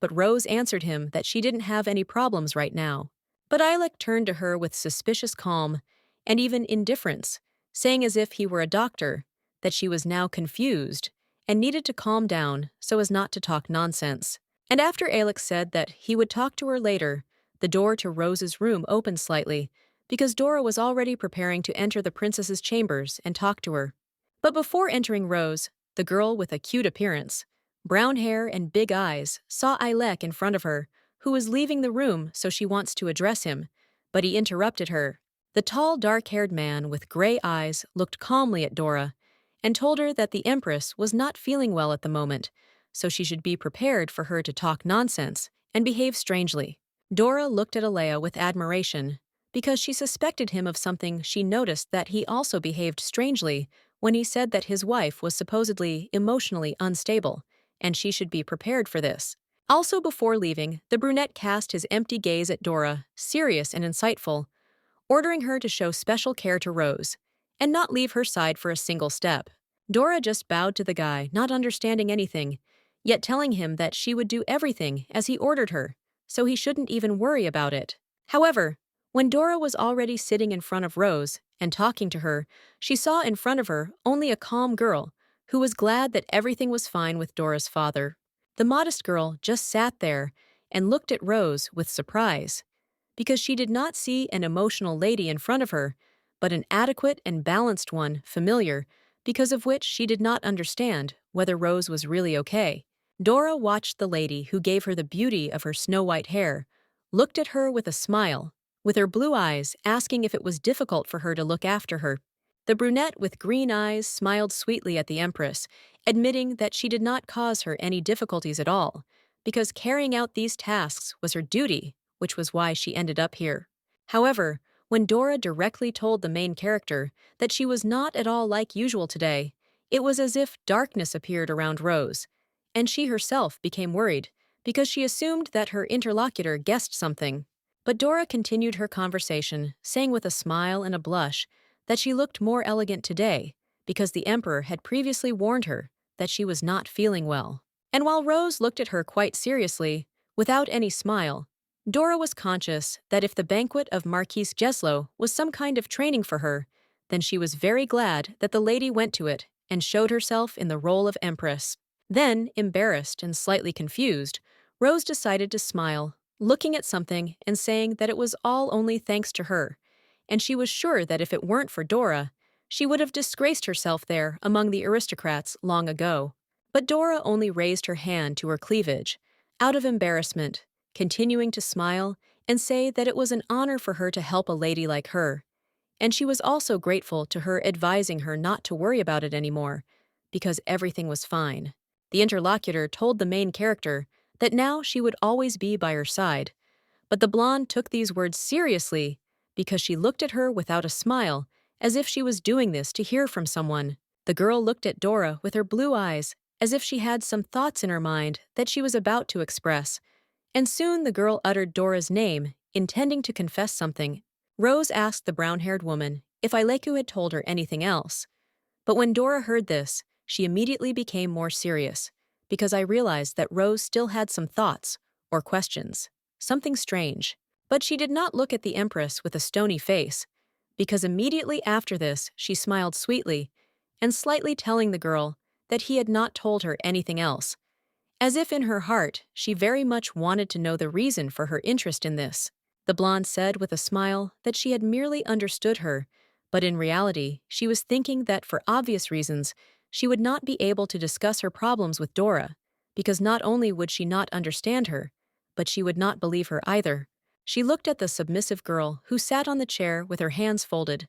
looked at her and smiled, while Rose realized that Dora was probably also Ilex person who would tell him everything about her as an agent. Looking carefully at the closed snow-white door with dark handles, the girl with the blue eyes thought that if she suddenly wanted to run away from here, Dora would tell Ilex everything or somehow convince her otherwise. The girl, out of uncertainty, clenched her hand into a fist, also crumpling the white blanket, because deep in her soul she did not understand what to do,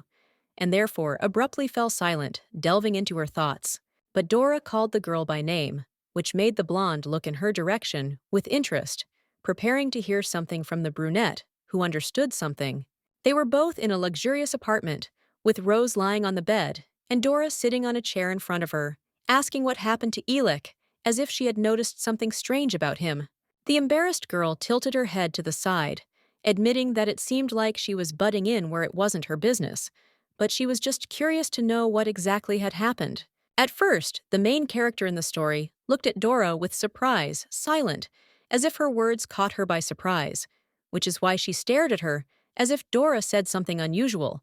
Although this is true, then she smiled modestly, still looking at her friend, and telling her that she was just worrying too much, because in reality, nothing terrible had happened, and she was worrying about it for nothing. And while the girl assured Dora that everything was fine with Ilex, and that if he didn't say something, it meant that everything was fine with him, the man himself stood in the corridor, as if he was devastated. Although he was thinking about something deep, he tilted his head forward slightly, thinking about what had just happened, because his wife's actions and words had clearly made it clear to him that she remembered their past life very well, which he had previously taken for an ordinary nightmare. Ilex doesn't understand why Rose was eventually able to remember the past, which is why she looked at him with empty eyes before fainting and said that Valet was his second wife in the past. This scene still haunts the guy. Now he remembered very well how a couple of minutes ago, immediately after waking up,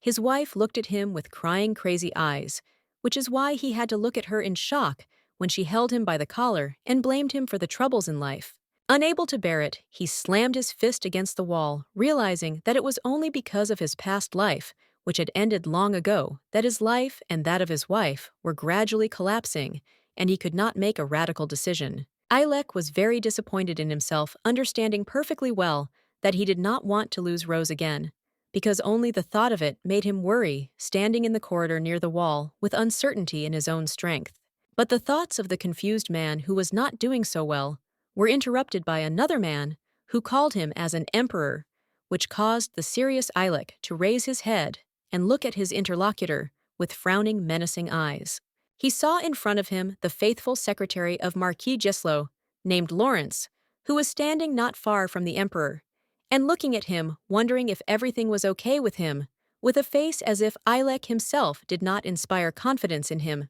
Sighing, Ilex stood up and straightened his back, looking away and telling Lieutenant Colonel Lawrence that it was none of his business, while the blond man himself continued to look at him as if the conversation was not over yet. Bowing his head forward, the blonde told Ilex that he understood him, also adding to his words that the Marquis had ordered him to find out about the Empress's condition,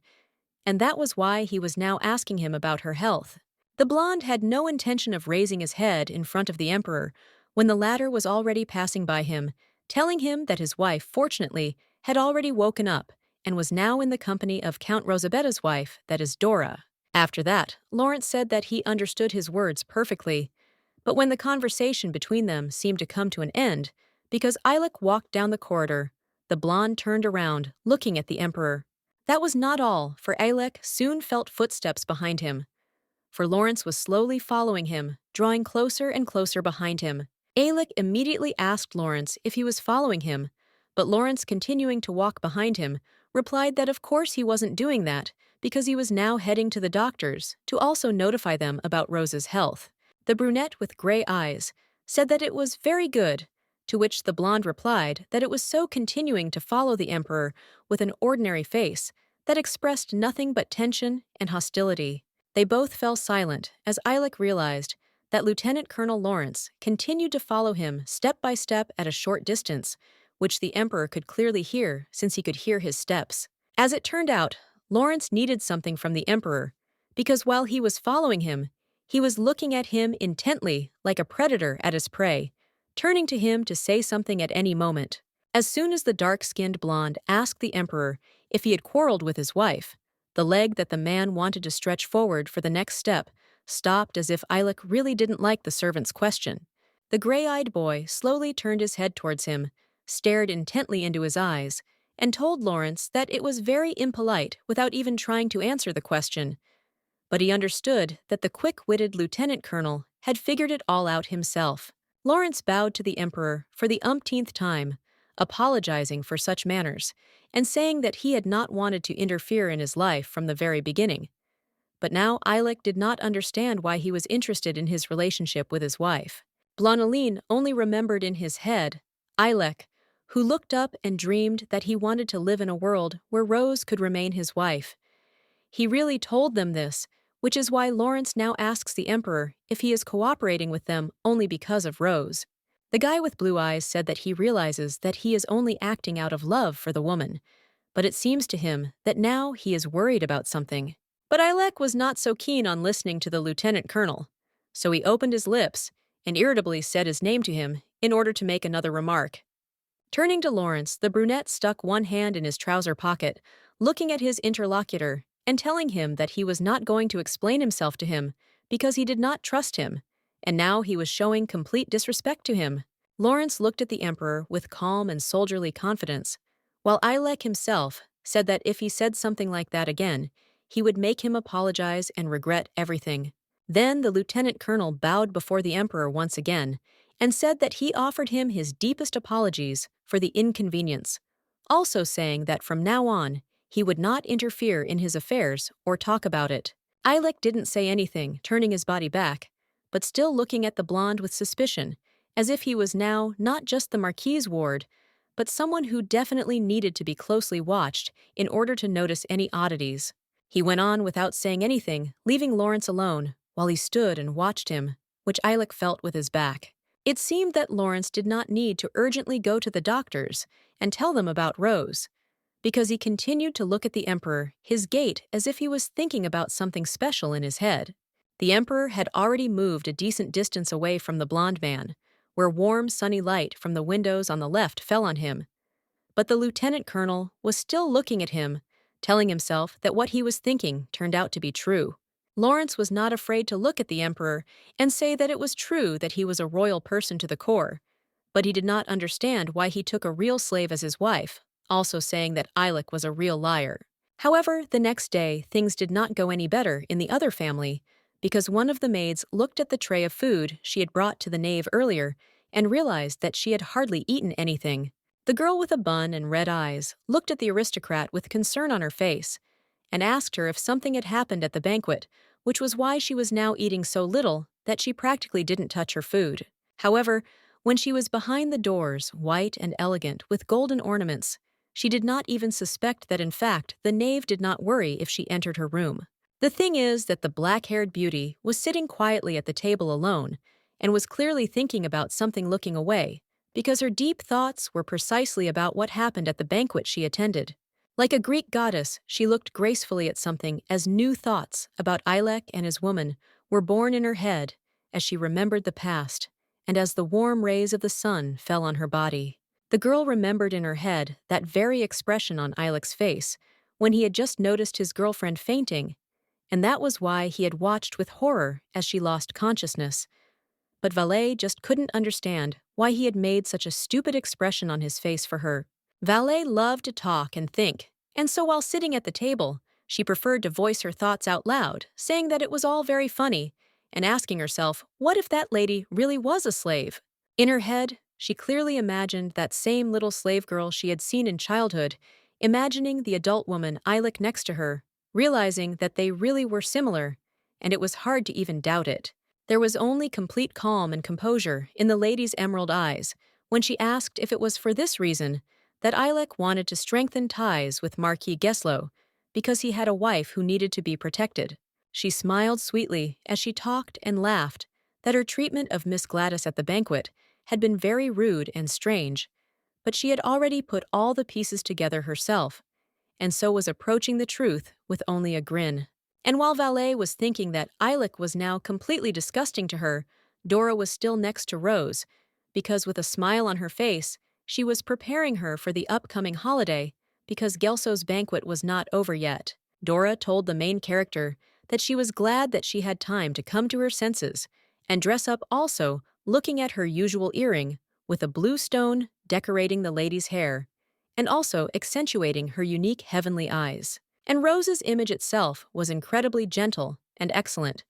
because in it she was a real queen who was only decorated with blue, but the blonde was smiling because she thanked Dora for helping with the outfit. It was the third day of Marquis Geslow's banquet, so only a few guests remained in the mansion, who now spent their time outside in the garden, talking to each other with glasses of wine. Remembering in her mind the dark bed in which the girl had been lying unconscious, Rose remembered that she had been sleeping all day, which could have caused many to worry about her. The girl with her head down was also aware that today was the last banquet,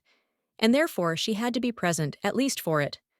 But something made her sad, because of which her face did not express emotions of joy and anticipation. Rose even imagined Marquis Gelo turning completely red in worry, realizing that it seemed like he was the one worrying about her the most after she passed out since it was his holiday. Remembering it freshly, the girl with golden hair wanted to close her eyes mentally, ordering herself not to be angry today, to take it out on Eilek, but to behave as usual so as not to arouse suspicion among the aristocrats. Remembering the dark aura ladies such as Gladys and Valet, the girl realized that they had probably already left because she didn't want to stay at the party as long as some did. Just the thought of the knave made Rose press her lip in anger, saying the name of the black-haired cunning lady with clenched teeth as if she was now her next sworn enemy. Imagining the girl with emerald eyes holding a fan, Rose wondered only one question.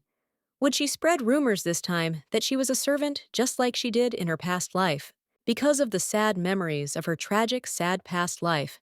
the lady even imagined herself who was confused and therefore sitting alone from everyone somewhere on the road when she was wearing a magnificent red dress. Rose felt sad, realizing that she had fallen into the same trap again, from which it would now be difficult to get out if she did not want to make her children suffer, and especially feel pain again. Rose realized that she wanted to leave this place as quietly as possible, but while the lady was thinking about this, she did not even notice how the one with the dark, shiny shoes, who said that he did not think that it would take them long, hurried into the room. The two girls turned around instantly because the voice had attracted their attention. But while Dora looked at him with admiration and a smile, Rose seemed to meet him with indifference, because this was the man she now hated. The girls were looked at by a calm Eilek, who had previously said that they both took a little while to get dressed, while Dora was asking the gentleman what exactly brought him here. Gesturing with his hand, the brunette replied that I just wanted to see Rose, and if he understood correctly, then her preparations for the banquet were already completed, and he could take her. Dora laughed sweetly when the emperor said that he would now accompany the empress, so she could go, to which the brunette replied that she would do so, also slightly embarrassed. After that, the tall brunette approached the main character and asked her with a smile if they could go, offering to hold her hand. But Rose continued to be cold. She seemed to only look at him with indifference and confidence, as if now for her he was not a loving husband at all, but a person with whom staying further is the most difficult task, which is now necessary for a while. Alex's hand was still in front of the girl, but she was in no hurry to place her hand on her husband's palm, because she clearly no longer trusted him. Closing her eyes and raising her hand, Rose realized that gossip spread very quickly among aristocrats, and therefore she cannot be strange in public show her real attitude towards Eilek, because everything will go wrong. That is why she placed her hand on her husband's hand, saying that she was now ready to go, and also thanking him for waiting and patience. The man allowed himself to only slightly grasp the hand of his beloved wife, saying that she should not thank him for this, because his duty was always not to rush her and to wait faithfully. The guy said this with a smile and sincerity, looking the girl in the eyes, but it could not touch Rose's heart, because Rose still looked at her husband in the eye, with indifference to his caresses and words, because now she didn't even feel love for him, but only hatred and a desire to quickly leave not only him, but also this place. But when the couple was already silently walking towards the banquet venue, walking in sync with each other, Eilek suddenly said Rose's name, which is why she asked what he wanted from her. Rose's face darkened with negative emotions when the guy told her to relax just a little, as if he only saw her tense, which was very inconvenient, because now they both needed to show themselves to people. In response, continuing to hold his hand, the girl said that for now this was the best he could do, because now she even hated touching him. So disgusted was she with Alex. But as soon as the girl confessed her new feelings, the tall guy sadly said his wife's name, as if it was very painful for him to see this, as if now he wanted to return everything to the way it was. Rose doesn't even look at Eilek, ordering him not to even call her name anymore, because she doesn't want to hear anything from him anymore, not even words about boundless love or the conviction that he is protecting her. Eilek looked at her with sadness, saying that he understood perfectly well that she was confused now, but as he said, she just needed to continue to fight, because nothing good would come out of her behavior. And when Eilek said that if she remembered her past life, this was just a second chance for them to live happily together. However, the lady was not happy about it, continuing to remain silent, walking with her mouth closed. The brunette was also serious, confessing to Rose that he would no longer make naive choices, and therefore she needed to stop worrying, because now they could definitely live happily together as an emperor and empress. But the girl's hand only jerked away from the guy, as if now she hated him even more. And Rose also said that if he did not understand, she would tell him her words again. Her eyes became very dark, scary, and unpleasant when she was angry at Eilek looking at him and repeating in a stern voice that now she did not even want to hear anything from him. Rose behaved this way because she clearly remembered in her memory how in a past life this same man stood before her on his knees and pathetically apologized for marrying a second woman, justifying himself by saying that it was necessary and he could not do otherwise. The entire space, especially around Rose, turned red from the aura of tension as the girl realized that her life was being destroyed just because she had to watch with her own eyes how her husband's wives raised their sons. Imagine the head of the knave in bed with a child, and also Gladys with a barrel, and a son from Eilek. Rose realized that she was only watching someone else's happiness when aristocrats gave birth to children from her husband, and everyone despised her and called her a slave. The girl also clearly imagined herself in the darkness, who with her head down sadly stands not far from those who spread gossip about her being a real commoner who cannot even give birth to an heir for the emperor. Remembering all this from her past life, Rose's face became not just sad or devastated, but silent to the point of quiet horror, because the fear of living it all over again was very great, and she did not want to stay with Eilek. She was also sad because Eilek never told her the truth, taking her for a lamb who was ready to do anything for him. But by this time, the lady's feet had already brought her to the street, where the sun was falling on the road and on her blue dress. The couple found themselves in front of Marquis Geslow, who was very happy to see them. So he turned to them and asked first of all how the empress was feeling when Eilek next to her seemed empty and very serious. Rose smiled at the Marquis as if nothing had happened to her, saying that she was already fine and much better, so he didn't need to worry about her anymore. The man with the mustache also smiled at the llama, admitting that he was incredibly happy about the news, also saying that, in truth, she had scared him a lot, and he was afraid that her condition was getting worse. Turning his back to the couple to move on, Geslow said with a smile that he was pleased to see that she had now recovered and could attend the banquet, which the lady smiled at, thanking her for her worries. But it seems that Eilek wanted to introduce clarity into the conversation, saying with displeasure that in fact his wife refused to return to the banquet given her condition, because she did not want to cause difficulties for everyone. The Marquise only turned around and said that they were both very considerate,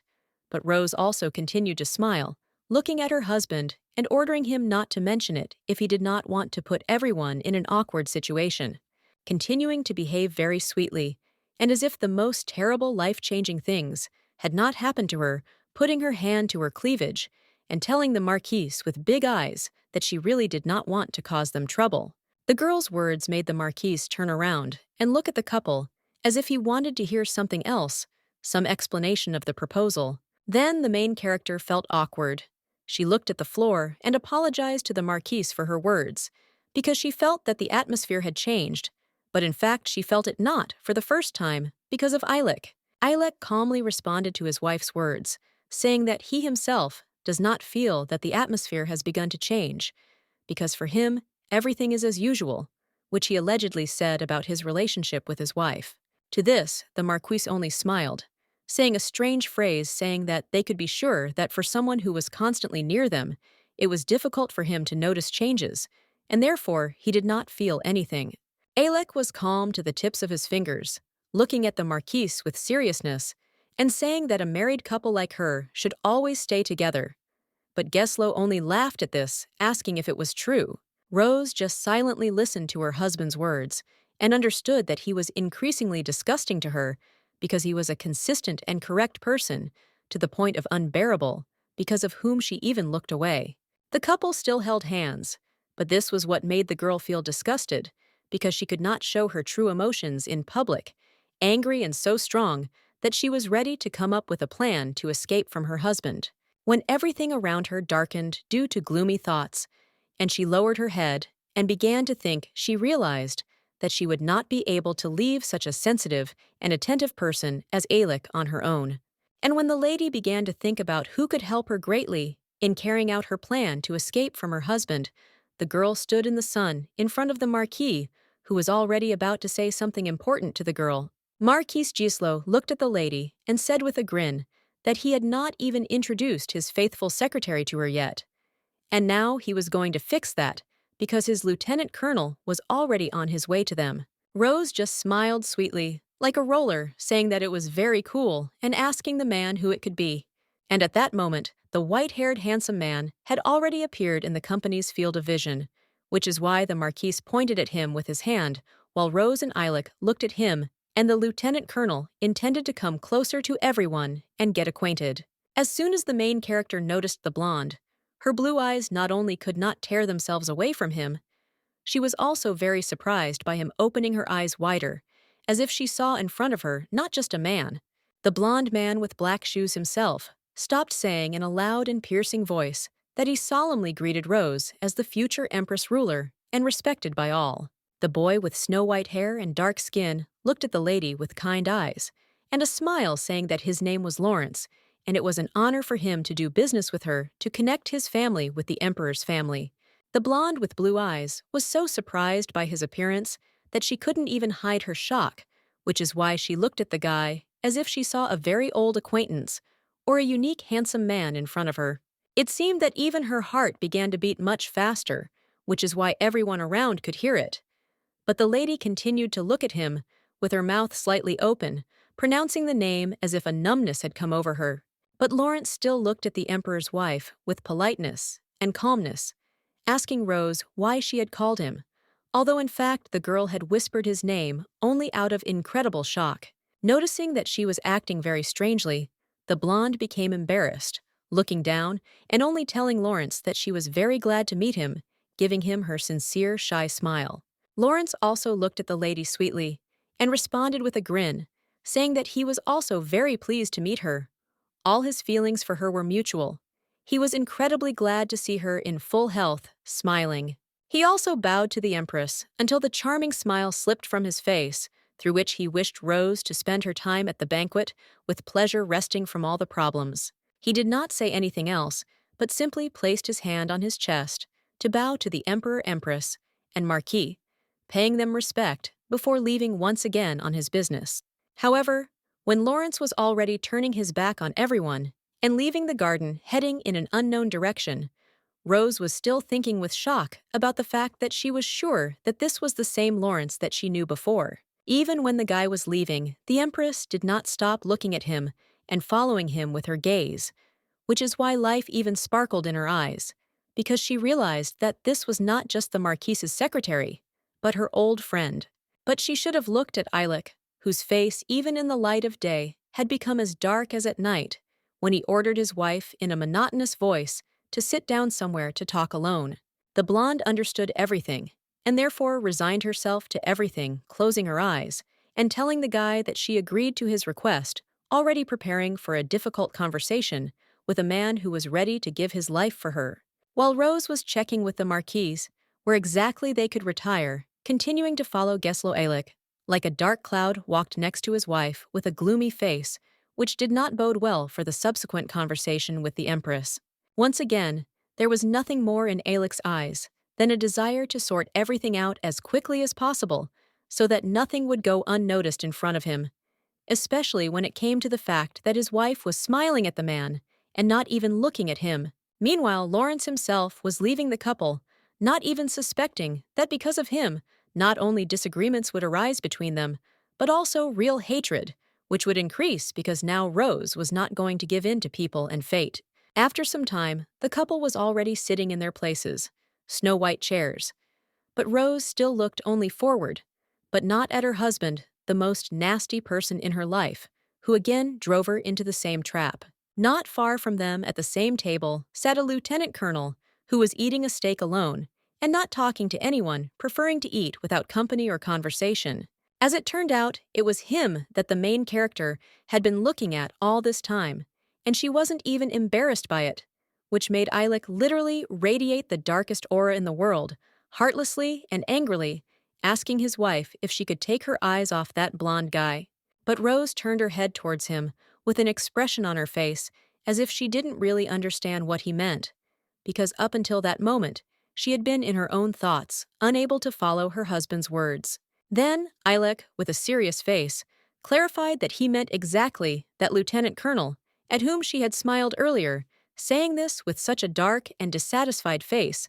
that it seemed that even sunlight would not make it brighter. Rose felt her husband's satisfaction, but not his twitchiness, so she didn't even look at him, asking what he meant, as if the guy wanted to say that the girl didn't take her eyes off the blonde, only because she liked him. Eilek was not satisfied with the heroine's question, so he asked her with an empty look why she was lying so openly, saying that he understood perfectly well why Rose was looking at him, which is why he was angry at her. Eilek continued to be darker than a thundercloud, looking at his wife with a gloomy look, when on the contrary, golden rays of light fell on her, illuminating her like an angel. And at that moment, the girl said that if he did not believe her, she did not care. In response, Eilek became even darker and gloomier, as if an enemy was sitting in front of him. But he looked at his wife and asked her if she would continue to talk to him in such a disrespectful tone. Rose also instantly got angry at him, frowning slightly, and asking with displeasure how he could say such a thing to her.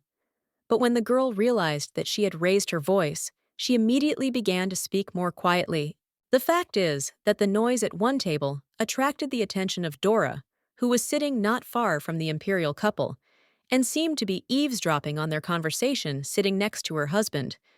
But when she noticed Rose's gaze, she was surprised. In order not to embarrass the couple, and not to appear as the person who was eavesdropping on them,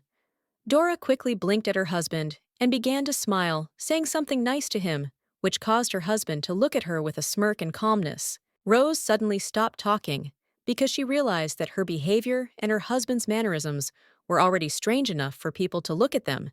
and if they wanted to express their emotions, they needed to find another place to do it. But Eilek remained dissatisfied with his wife's behavior, even when she asked him to stop behaving like that, because they were already being looked at suspiciously, to which he, with a seemingly inanimate face, replied that they should be alone. But the girl looked at the guy in surprise, as if she didn't understand why he wanted to leave the banquet, just to sort things out with her, which had already become complicated between them. Even the food on the plate was left uneaten, because the aristocrat only touched it lightly, explaining to the Empress that it would be very impolite if they left right now. But that is exactly what he wanted to do. The brunette was already rising from his seat, looking at his wife with tense eyes, and saying again that they should discuss this, and not here, but where there would definitely be no lovers who could hear them.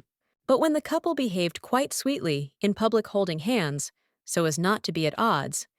and while the Marquis was about to say goodbye to them,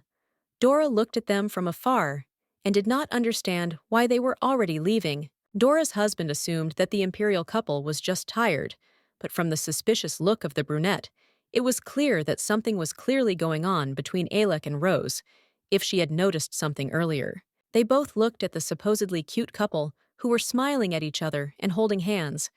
but no one yet knew that between them there was just as much misunderstanding and anger as there was love. When Dora's husband asked his wife if she would go outside to check if everything was okay between them, the girl only answered with a smile, saying that she thought everything would be okay even if she was absent. Dora was confident in the Emperor, who had continued to hold Rose's hand up until that moment, because she saw him as a strong man who would do everything for Rose. But the problem was that the girl herself now did not want to see him. And when everyone was celebrating the banquet and enjoying the food, the imperial couple silently walked along the building, where there were not even birds. There was perfect silence, in which only their steps on the stone road could be heard. Ilek was silent, not intending to say anything to Rose first, as if he held a grudge against her, or was waiting for the right moment to express all his emotions correctly, without turning the conversation with his unbalanced wife into a scandal. And the blonde herself did not want to say anything to Ilek, because now he is not her beloved husband, but a man who again drove her into the same fate from which she does not even know how to get out, if she just wants to live peacefully. The couple did not even turn their heads towards each other, and when Rose got tired of the silence, she asked her husband, but he wanted to tell her so much that they had to leave the banquet in front of everyone. Sighing, the lady, angry with her husband, looked at Ilek and asked him with displeasure if he was already sure that she had allegedly fallen in love with Lawrence at first sight. And the girl said to the window, like, even if it was, so what difference does it make, if now she doesn't even love him but hates him with all her soul?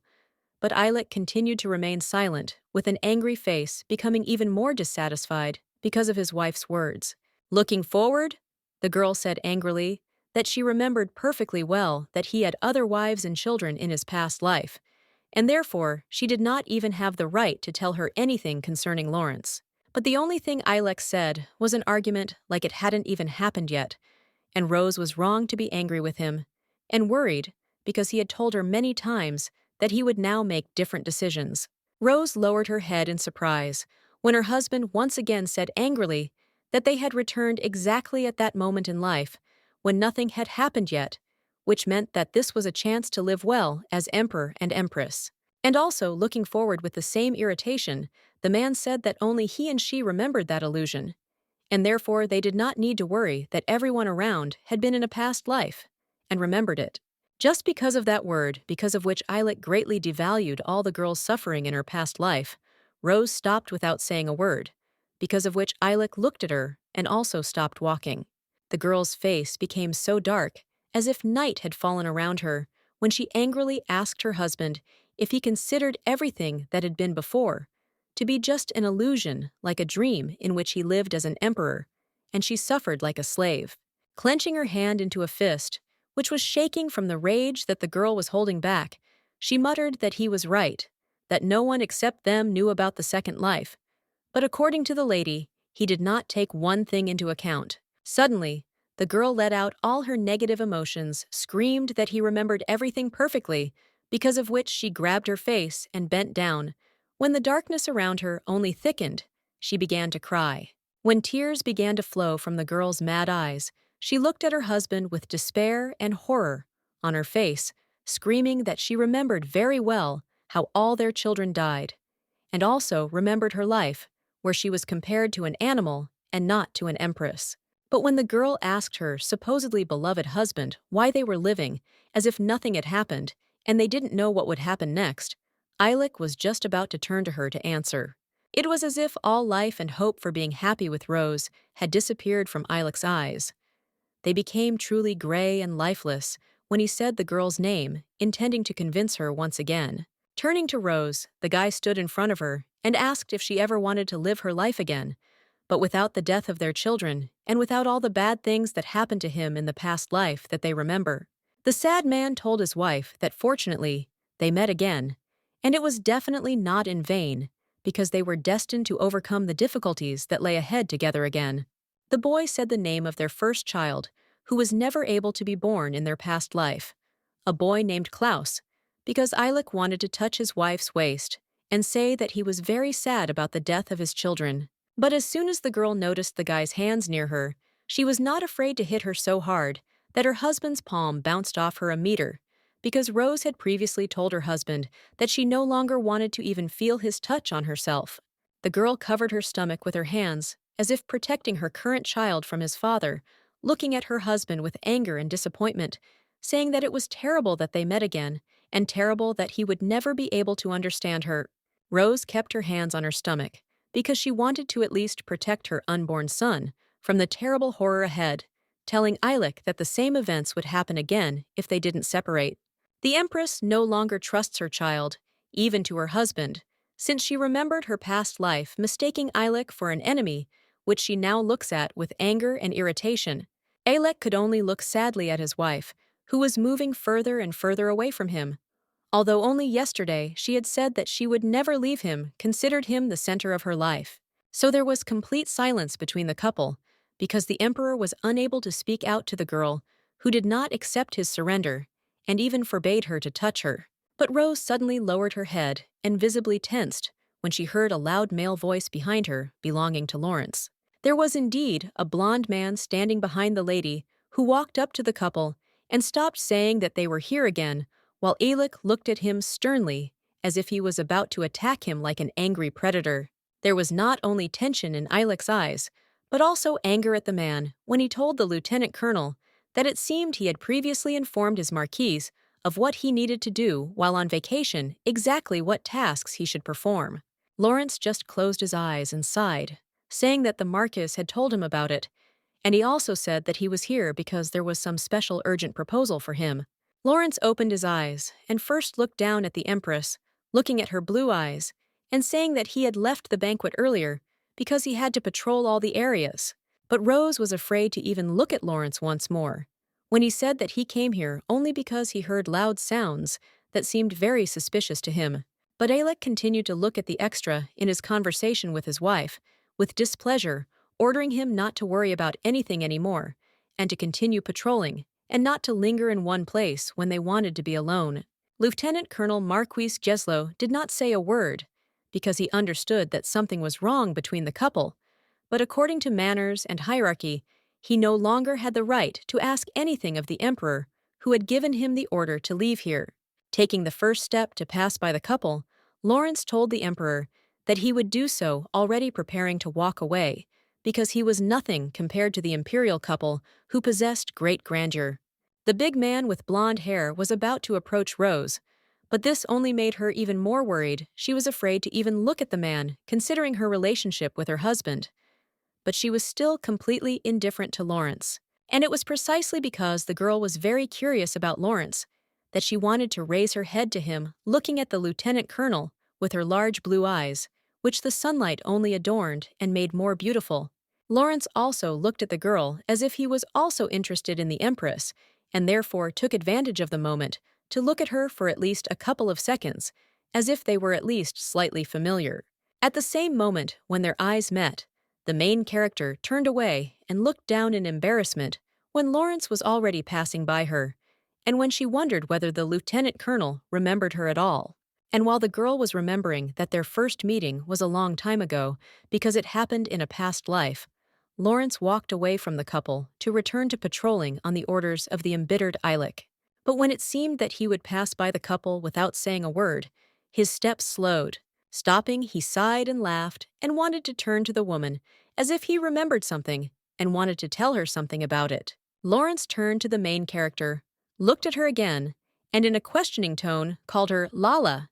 as if that was her name, although in fact Rose's name is not that, which looks very strange. Eilik didn't even turn to the lieutenant colonel, but he heard the word perfectly well, very suspicious and incomprehensible, continuing to look at his wife, who in turn looked at Lawrence and could not take her eyes off him. Just one word surprised Rose so much that she continued to look at the guy with round, shocked eyes, as if her expectations had come true, and Lawrence had remembered her, after all letting her know this, only thanks to Lal's word. It seemed that Eilek had noticed his wife's strange reaction to the word,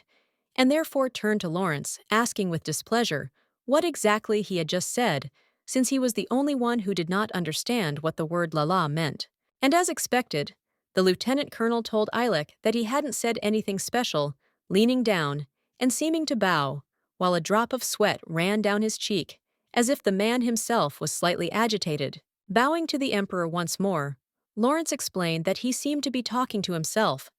but as Eilek stood before Rose, he knew perfectly well that the lieutenant colonel was lying, justifying himself with some meaningless sentences. It was with such thoughts that Eilek's gaze was very cold, lifeless, because he was even more jealous of his wife, understanding that there was clearly something between her and Lawrence. And Rose herself said nothing more, when Eilek pierced her with an icy gaze, preferring to look anywhere but at her husband, who already clearly knew that he did not know something about Lawrence and Rose. When the banquet came to an end, the couple was already in their dark carriage, intending to return home, but even after some time, there was still something unspoken between them,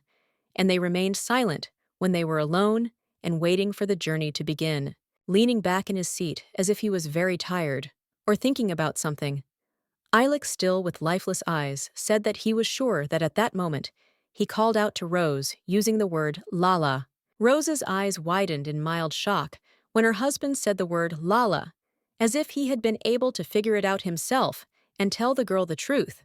But whatever he said, the lady still didn't plan on explaining herself to him. Recalling his past life, Eilek indifferently told his wife that last time the Marquise's men and himself were very quickly eliminated, which is probably what happened to the lieutenant colonel, which he said as if he wanted it. Eilek did not prefer to look at the girl, but only peered at something ahead, telling Rose in a stern voice that he had no idea that they knew each other. Even in the couple's carriage, it became very dark from the tension.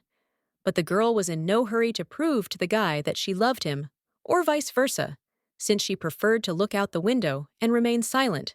because Eilek himself understood everything perfectly well. When it was time to answer, the girl just turned away from the guy, so that through her light hair, her eyes were not visible when she asked Eilek, like, even if so, why should she explain herself to someone who would cheat on her with several women? Eilek had to just look at the woman, who even turned her head away from him, looking out the window, and repeating that she was not going to say anything, because now she hated him with all her soul. The girl looked at the carriage window, from which the golden sun was visible, when her husband said that he had resigned himself to her statements because he had expected that she would not want to tell him anything. But Eilek still wasn't going to leave it all just like that, because while he was calmly looking at his wife and thinking about something, he understood that he personally needed to learn as much as possible about the mysterious lieutenant colonel. The couple arrived at their residence, a snow-white palace, with beautiful lanterns and columns, many windows under which were rose bushes, and above which was a beautiful sunset with red clouds. Eilek was already sitting at his desk and working, looking at the servant who bowed to him and said that he had come to him with a report which he had previously asked to conduct. The man took the stack of papers with the text in his hands when the servant told him that it was the information about the Ofrisi family that he asked for, to which Eilek replied that it was good work already looking at the text and reading it carefully. One piece of text caught Eilek's attention, more causing him to look at it more closely, reading from it that Killian had supposedly risen to the rank of lieutenant colonel. To this, the servant replied that much had been said there about Ofris's eldest son, but he was still delving into the gossip, not understanding what was true and what was a lie, which was usually spread by other aristocrats. But Eilek was not satisfied with this, so he looked at the result of the service with calmness, saying that these rumors could not be a lie, and also ordering to find out everything since Callian was a weak spot in the Ofris family. After bowing, the servant said that he understood the emperor's words perfectly, after which he was about to leave. But Eilek stopped him, saying that he had just forgotten to tell him something else. The emperor looked at his servant with a serious look, saying that there was one more matter that they had to clear up, because it was of such special importance to him, because it concerned Rose and Lawrence. While Eilek was ordering every person serving him to investigate all the people who were around him, his wife was sitting quietly in another room, also at a desk, with a piece of paper and items for creating letters on it. But at the time, when she needed to do something clearly important, the girl preferred not to even put her hands on the table because she could not come to terms with what had happened to her earlier. With a calm face, she still remembered perfectly well in her head how Lawrence turned to her and said the word Lala, which made her instantly so surprised that her power of speech was lost for some time. Only this moment made the girl look at the table with sad eyes, because she could not believe that Lawrence eventually remembered her and even said the name that he called her a long time ago, when Rose was still very small and defenseless. Thinking about Lawrence made the girl remember her very first meeting with him, when she, being in complete darkness, sat among the angry and was afraid to move, shaking with fear, as if she was afraid that adults would find her at any moment and deal with her. But when she heard the word Lala, she raised her head and looked in the direction of the voice with tear-stained eyes, because a young boy like her was already running up to her, clearly worried about her fate, health, and happiness. In front of her, she saw a teenager with blonde hair, dark skin, and blue eyes. So she said his name as if she already knew who he was, but Lawrence only asked her to leave. And when an unknown person in a cloak stood nearby, making it impossible to tell who it was,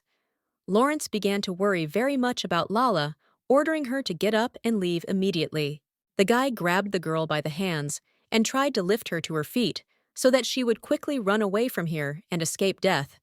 But it seemed that the blonde resisted him, telling him to wait for something. Lawrence tried to lift the girl even when she resisted him and was afraid, shouting that she wouldn't go in anywhere because she didn't want to leave, because something was holding her here. The blonde, in spite of everything, tried to help the girl and make her run away from here, also looking at her with a sad look and ordering her not to talk nonsense, because if she sits here, she will definitely die. They will find her. But he stopped when the lady in the dark hood covered her face with her hands and began to cry, causing her tears to fall one after another from her face to the ground.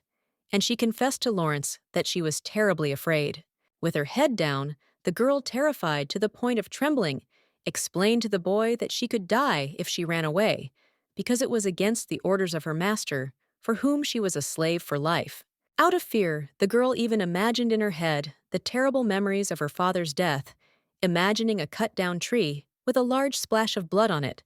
and Rose told Lawrence that she was afraid of ending her life the same way. But Lawrence still insisted on his own, and when the moonlight fell slightly on him, he told Rose that she still had to run away from here if she wanted to survive and not be a thing. And when the little girl took the hood off her head, the boy with white hair was next to her and explained that such a fragile, weak girl would not live very long doing the hard work that her master had taken her for. Bowing his head to the little girl, the tall boy with snow-white hair said that if she was lucky and grew up, then the life of the morning would end for her, and something good and happy would begin for her. Ooze just looked at him with despair and sadness, when tears could have come from her eyes at any moment. And Lawrence told her that he was tired of seeing how people took everything for granted, and did not even try to change everything for the better for themselves. But Lawrence once again pushed Rose towards the exit on his back, and told her to go anyway, because those who were looking for her would not look for a little slave for long. At the end, Lawrence shouted to the girl that if anyone broke in, he would hold them back, and he only told her to run, pushing her forward, while on Rose's face there was only a motion of fear from the unknown. And so the guy let the little girl go, pushing her forward with his hand, and letting her go forever, for many years, shouting that she should live the life she wants, and no longer be afraid of anything in her path. Remembering all this, the adult Rose became sad, still sitting on the table and looking at the objects, as if she had some work to do, but did not start it because of the sadness in her soul. After some time, she began to do something, creating letters with invitations and sealing them for sending, making a wax stamp on them, and gradually the lady was able to make not one, but several letters. Tamping the red wax with a seal, the girl sealed each envelope and then placed it on the table to begin writing other letters, thus finishing preparing the invitations to her banquet. But she was distracted from her work by someone who entered the room without knocking, which is why the blonde looked up at him and looked at him in surprise, while the man said that he was surprised that she was here sitting at the table. This man turned out to be Eilik, whose face showed no emotion of joy, because he was still sad and angry about his relationship with his wife. But looking at her, He admitted that he thought she would be resting in the bedroom. Rose remained calm, telling the man that she was writing invitations to the banquet, and also continuing to make stamps from red wax, thereby sealing the envelopes before sending them. The blonde told her husband that they only had a couple of days left to prepare everything, and that was why she decided to make invitations, which is why there were already a lot of letters on the table when Rose's red pen lay next to them. She didn't get distracted from her work, explaining to Eilich that she needed to finish something which she was doing now, without giving the guy much of a glance, since she wanted to pay special attention to the letters. But Eilich was more interested not in his wife, but in what she was doing, because he also looked at the letters she had made, as if he was about to want to take a closer look at them, because they were invitations for the guests of the banquet. With his fingers, he moved the letters slightly in different directions, examining each one with special attention, and as if trying to find the one special one that he needed. Soon he took all the letters in Rui, while Relus looked at him, because Eilich read out loud the names of those invited, such as Marquis Myers, Count Rosabeth Count Britain, and also Marquis Jeslow, who interested the emperor most. Holding the letters in his hands, the guy looked at his wife with a smile and told her that this was a good excuse to meet with the secretary of the Marquis of Geslow if she invited him to her banquet, meaning Lawrence. But Rose only felt uncomfortable with her husband's excessive jealousy, so she closed her eyes and sighed, asking what excuse he was talking about and whether she should invite Marquis Jeslow at all if he didn't like it. However, looking at the letters, Eilich still said that this was a very good excuse to meet Lawrence, because he already realized that there was a very close relationship between her and him. Rose fell silent with slight confusion when her husband said that he already knew that they had spent their childhood together and were not just acquaintances, but close friends, and for that reason, strange glances often arose between them. Looking at Eilich, Rose asked if he had checked the backgrounds of the people she dealt with, already guessing that her husband had ordered the servants to find out everything possible and impossible about the aristocrats. But when Eilich looked at his wife in exactly the same way, he said that he found out about this completely by accident when he was investigating the Offreys family, because Lawrence, as it turned out, was connected to them. Remembering in his mind his young secretary with brown hair and amber eyes, Eilich said that his protégé was smart, and therefore did not allow even the slightest mistake, learning more and more necessary information about others. Eilich remembered the secretary feeding him a new report in the form of sheets of information, telling him that he was going to report it to him anyway, so he was giving him everything he could find about Lieutenant Colonel Lawrence. Rose just silently listened to her husband's story when he told her that Lawrence was the illegitimate son of Count Offreys. But from the expression on the blonde's face, one could understand that she no longer liked the strange conversation with her husband. The gray-eyed boy leaned his head forward and said that it was Lawrence who was called the family's disgrace, and a child born out of wedlock, trying to humiliate him, although he was indeed the illegitimate son of Count Offreys. The main character was sadly silent, listening to Eilich's words about how Lawrence did not become an aristocrat because his mother was just his father's mistress, and therefore, when he was little, he did any dirty work, and soon he became a worker at the Geslow Macries, which is why he erased his past life. The guy also wasn't afraid to tell his wife that, to tell the truth, Lawrence's job was very bad, which he said with a certain indifference and calm, as if Rose would understand that it would be better not to mess with him. But he was interrupted by Rose, who was angry with him and would not even look him in the eye, keeping her head down, and asking Eilich what she got out of it, and what he was trying to achieve by telling her this. Looking Eilich straight in the eyes, the lady asked what he wanted to hear from her, whether he wanted to hear the words about how she didn't expect him to be so bad. But no matter what he said, she still wouldn't stop communicating with him. But as the darkness thickened around her, the blonde smiled slyly and maliciously, saying that she would not even sympathize with him, because his life was no different from hers, terrible and tragic. But Eilich only looked at her with incomprehension, asking why she was now putting herself on an equal footing with him, since she, like him, were completely different people, at least in that she was the empress, and he was only a secretary. The blonde's eyes darkened even more, and the girl herself looked down as if she was going crazy with rage, in her soul telling her husband that in fact they were the same, because both were slaves who should not even be near aristocrats. Eilich frowned, looking at the girl and trying to convince her with excitement, Govyar, that she was not at all such a slave as the Dumont. Therefore, she should not even compare herself to someone else. But Rose still didn't want to listen to him, only looking away when the evil darkness thickened above her, and she herself asked Elec what he would say then about Lawrence, on whom she had made a dossier. The Emperor fell silent, looking at the girl who was sitting at her desk, and saying that he himself had said that Lawrence had lived a bad life, but it was very similar to her when she did not become his wife. Slowly lowering her head down with a wide smile, the blonde said that Lawrence definitely didn't choose this job, because for him, it might be the best choice possible. But everything around Ilek was starting to get dark, because his mood was gradually falling.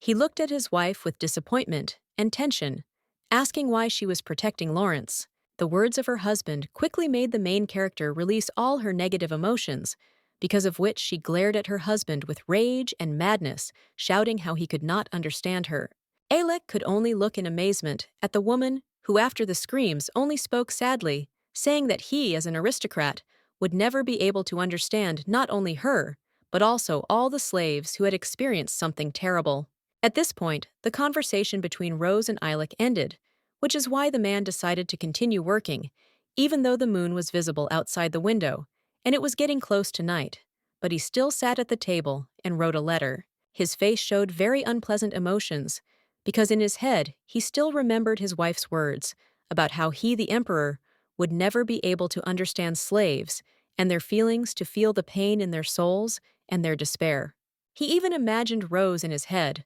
who said her words with incredible madness, a smile, and evil, adding that a person from the noble nobility would not understand slaves even after death. The terrible memories in his head made his body jerk, causing the boy's hand to slip the pen to slide across the paper, leaving a large ink mark on it. Holding a pen in his hands, which was completely covered in ink due to the sudden movement, the guy grabbed his head and looked sadly at what he had done, because he was already tired, but the work needed to be redone as soon as possible. But he didn't even suspect that the same thing happened to Rose when she was writing something with a pen on paper,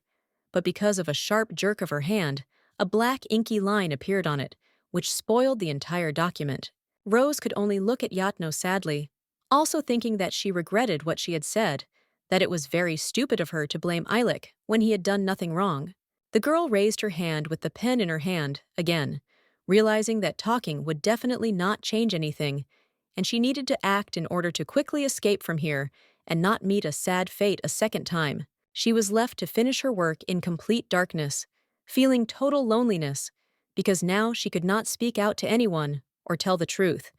because surrounded by aristocrats, she was not allowed to be herself. And the next day, she was already with a smile on her face, because she couldn't seem strange, and she was also holding pieces of paper in her hand, telling someone that wearing fur had now become fashionable among the nobilities. The girl in the yellow dress sat opposite Dora and showed her his work on the table, telling her that she wanted to organize her banquet outside, because it would be very hot inside if everyone was wearing furs. The girl also looked at Dora and said that she wanted to invite a landscape designer from abroad as soon as possible, because the garden needed to be trimmed beautifully. Dora looked at the lady and listened silently, while Rose asked her if she could find out what paperwork she needed to do in order to contact the designer. But when Rose noticed that Dora seemed to be silent and only looked at her, not saying a word,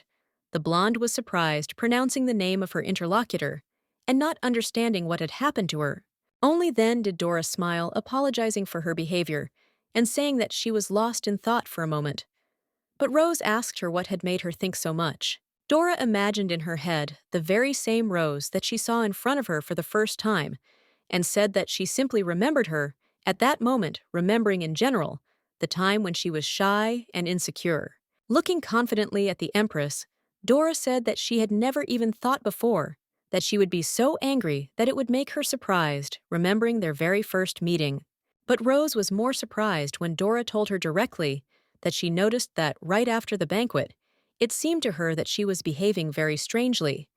But now, according to the girl, she understands that this is not so. The girls continued to sit on the sofas and look at each other when Dora told them that looking at her, she understood that her insight and judgment were simply impeccable, because she was trying very hard. Dora even asked if it was too much for Rose. But when the girl heard these words, life seemed to appear in the lady's eyes, because they sparkled, became brighter and more pleasant. There were blue cups of tea on the table near the aristocrats, but neither of them had touched them yet when Rose told Dora that she essentially had no choice, which was why she was changing. Rose folded her arms and looked at her friend with a smile and said that being the empress was her duty, and she didn't even mean Alex's involvement in this, because if she was here, she had to do what was expected of her. Then Dora looked down and with a slight smile said that she had just wanted to say about the emperor that she was sure that he had not wanted to burden her to put pressure on her, and that was why Dora did not want her to hold a grudge against him. At that moment, Rose took the cup in her hands, intending to lift it. But as soon as Dora said something about Ilek, Rose doubted because she has a completely different opinion regarding her husband. Raising the cup in her hands, the lady looked at Dora with a smile, saying that she understood Ilek's intentions, but she still had to do what she had to do, because that was what the aristocracy wanted. The girls looked at each other when the main character said that she remembered Dora's words about how she needed to become strong, not to let anyone look down on her.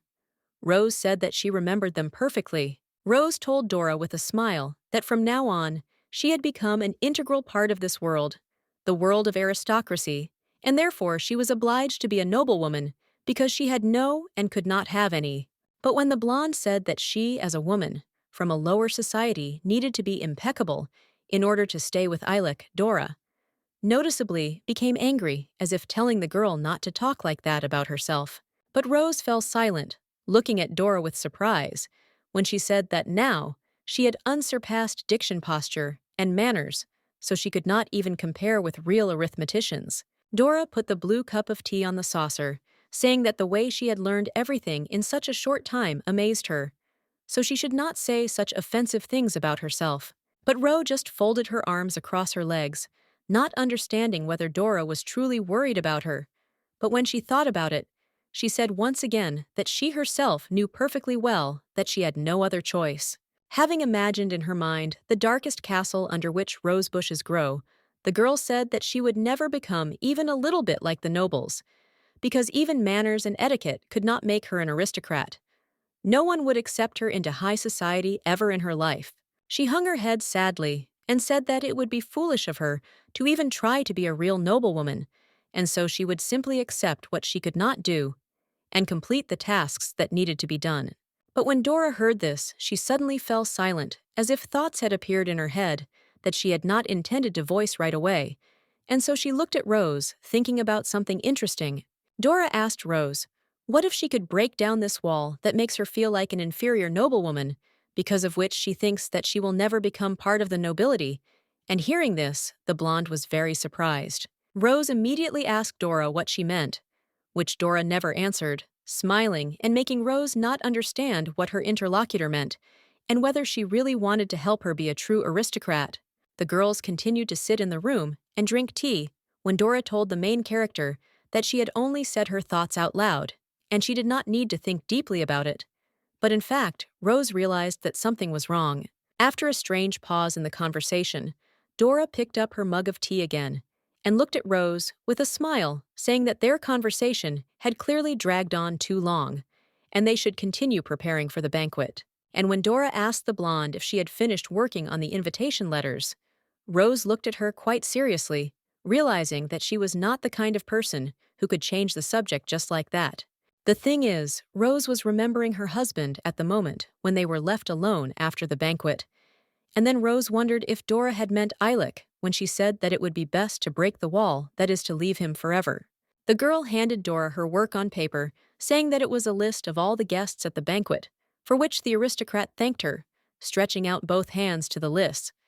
But Rose still thought about Ilek and her life. Looking away, the blonde touched her face with her palm, and realized that no matter what choices she made, it should no longer have any meaning to her, because she wanted to live for herself. But Rose was distracted from her thoughts about life by the words of Dora, who was reading the list and telling the girl that it was better there were no mistakes on it, to which the lady replied that this was good. However, when Dora said that the daughter of the Offers family, that is valet, was not on the guest list, Rose was noticeably surprised and tensed, although she tried to hide it, because she did not think that others would notice her absence among the guests. Showing her indifference, Rose said that it seemed that she had simply forgotten to add her to the list, and that she should also be listed as a guest since she was an important person at almost all the holidays. Rose only realized that she no longer wanted to be a part of this world because she was not born into aristocracy, but time passed very quickly, which is why things were different in a completely different castle with a green roof. In this same beautiful castle, there was an aristocrat with golden hair and pink prominent lips who was actively telling someone rumors about other noblemen and noblewomen. Lady Gladys sat opposite Valet and told her that it seemed that Ilex girl really was a slave, as they had previously assumed, and while the girls were discussing this, there were already sweets and tea on the table in front of them. Valet calmly looked at her friend and said that it seemed true, because earlier she remembered that same girl, who in her childhood was very similar to Alex's current girlfriend. Gladys even imagined in her head, Alec, with that very lady with golden hair, remembered how they looked at each other sweetly and smiled like a married couple, which made Gladys furious. Showing the Jack her index finger, Gladys said that she remembered Marquis of Frise very well, and therefore understood that Tutor Catherine began to steal, and then adopted a slave who is now the prince's girlfriend. But the knave only smiled, closing her eyes from the supposedly pleasant emotions, asking Gladys if it was true, and why she suddenly decided to talk about this matter so persistently. Gladys just kept gesturing with her hands, telling that she no longer remembers where she first heard this story. But recently, her relative Bolero's daughter mentioned a similar story, which makes it seem like it's true. And when Gladys said that the future empress would be a woman from the lower class, an ordinary slave, the knave calmly put her cup of tea on the saucer and said that this was truly terrible. But Gladys continued to speak as if she had understood it all herself, and from the very beginning looked at the knave with a smile and said that all the puzzles in her head had come together, and that the girl was a real slave whom Ilek had dragged to himself and made an empress. But the knave only smiled slyly, saying that she had said this back in those moments when she remembered her childhood at the banquet. But she still wanted to ask Gladys if it was possible that this was just a coincidence. Gladys was surprised by Valet's question, looked at her with school and bewilderment, saying that this was real nonsense, because she was already sure that the blonde next to Ilek was a slave among the aristocrats. Valet was silent, looking at the items on the table, when her friend Gladys said that this was all very scary and surprising, because she did not understand how the prince of the empire, Alec, could choose an ordinary simpleton for himself. However, when Valet said that it seemed that Ilek had chosen the slave because the girl was better than both of them together,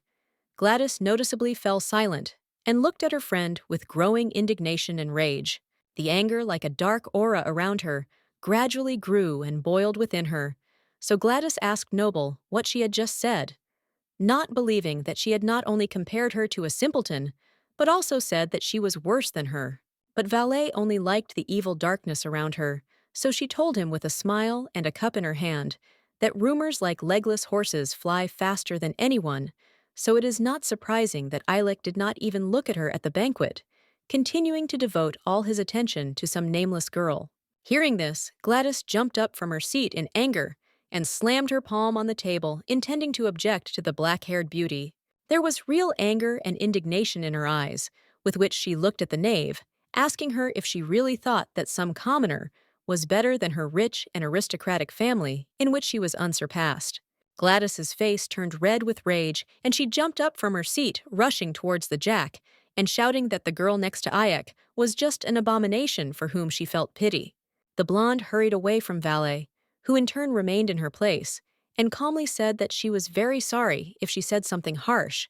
and offensive, because she did not want to upset her. She glanced away with her emerald eyes, thinking that Gladys had an unusual and unpleasant character, because she had only told her the truth to her face, because Ilek really saw something better in his lady than in them. But the whole situation only made the brunette in the green dress smile. She felt how the most interesting thing began to happen right now, because she understands that now Gladys will definitely not leave it like that. Therefore, the aristocrat folded her arms contentedly and began to think in silence and solitude that if she had hurt the blonde's little pride, Gladys would not be able to remain indifferent and would behave like a child. And soon, she even imagined the blue-eyed blonde Alec in a black robe running away through the dark forest, thinking that she had already created difficulties for her, and now she only needed to run away because she was that same Lala. There wasn't even a drop of regret in the girl's emerald eyes, because she saw the girl as only an obstacle, realizing that now she would make her run away because Lala had been doing it well since birth. Sitting in the chair, Valet enjoyed thinking that the girl next to Ilek was a real rat, running from one person to another, staying only with those with whom she truly felt good. Soon Gladys also arrived at her castle, with a dark roof above which was a clear sky, with light clouds.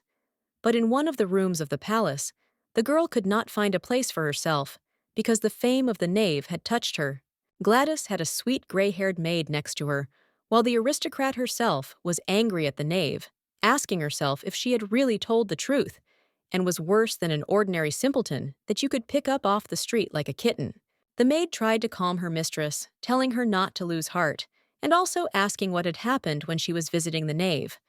But Gladys only shouted at the maid that it was none of her business. The hand on the table trembled as the blonde spoke through her teeth to the maid to make her a real beauty, so that only she would be a real Aphrodite at the banquet to which she was invited. She even shouted that she had to be so beautiful that no one, not even Ilek himself, could return her gaze, so that everyone would look only at her and admire her appearance. With her head down, the angry lady shook with anger, and only repeated that she needed to be very beautiful, incredible and excellent, such that everyone present at the party would think that she was an angel of beauty. The next moment, she even started crying and screaming that she was great last time too, which is why now she doesn't understand why Ilek didn't want to at least look at her, constantly paying attention only to the slave. And when Gladys lay down on the table in despair and began to cry from hopelessness, the maid said with a smile that if it was only because of the fifth prince, then she was afraid that nothing could be changed, because he already had a lover. Hearing the maid's words, Gladys immediately raised her head and looked at her with tears in her eyes, asking what he meant and whether she really had no chance of winning his heart. Blushing, the girl with golden hair said that this was all complete nonsense and that women always win, so she was not going to just leave it alone. She knew that Ilek would be her husband and she would become empress. Gladys frowned and told the maid that even though Alec was always a girl, she would still have a chance to win him over once he left her. But the maid didn't seem to believe her mistress's words very much, but she instantly stopped talking, only opened her eyes very wide when she realized that a brilliant idea had flown into her head, a plan thanks to which she would be able to accomplish what she had planned. She put her elbows on the table with a sly smile, telling the maid that there was one way in which she could easily get Ilek's attention, even without the help of his commoner companion. She was no longer in despair, but only smiling maliciously, because of which dark branches seemed to grow around her, touching everything light and beautiful in their path. Like Gladys herself, who would touch with her treachery even such an unapproachable person as Alec. And while the ladies were already preparing their plans, against Rose, realizing that she was supposedly just an unfortunate rat in their path, the blonde herself sat in the palace and looked at something with her own thoughts. The girl remembered Valet and Gladys in her head, realizing that in this life she was destined to encounter them, to endure their bullying and tortures, which they had probably already prepared for her. But she knew it was too early to think about them and fill her head with something that hadn't even happened yet. So she sighed, intending to think about the bad stuff and focus on the matter at hand. She ran her hand across the table papers with a bunch of small text, persuading herself to get busy, preparing for the holiday, the upcoming banquet, to be patient and not rush things. Looking at her work, the girl with blue eyes still thought that if the knave had already spread rumors about her, she should not give in to emotions, but rather maintain etiquette and manners. Reading the text in a bright room, sitting at a desk, the girl realized that she needed to be perfect in everything so that the knave would not dare to tell others that she was terrible, disgusting, or ill-mannered. But she was not destined to work alone, because soon someone entered her room and said Rose's name while she was absorbed in reading papers and did not even immediately notice the presence of another person. Rose heard Ilek's voice behind her and became more serious, while behind her, the prince stood in a snow-white suit, looking at her and telling her to give him a minute, as it was very important. The blonde immediately turned to her husband with displeasure and asked what exactly he needed from her, as if his mere appearance had made her angry, although this was true. But she instantly fell silent, because she noticed a maid next to Eilek, who was politely silent and looking at her. And then Rose realized that she had boiled over in vain, because she initially needed not to behave strangely. Then she turned back with a calm face and said nothing more, when Eilek told the maid with a certain white chest to put the thing here and to leave from here, to which the maid said that she understood everything. The housekeeper placed a large box with gold ornaments on the table in front of the main character, inside which there was clearly something rich and expensive, if the box itself looks rich and very expensive. It was as if everything around Rose had darkened, because a chill ran through her body, because she guessed what could be in that box, because she had seen it in her past life, and that's why she looked at it with surprised eyes. Eilek remained calm, looking at his wife, and telling her that this time he would give this gift earlier than in his past life, because he did not want to make the same mistakes again that led to terrible consequences in the past. Rose wanted to ask her husband if this was what she was guessing about, but Eilek interrupted her, in time saying that this was exactly what she was thinking about,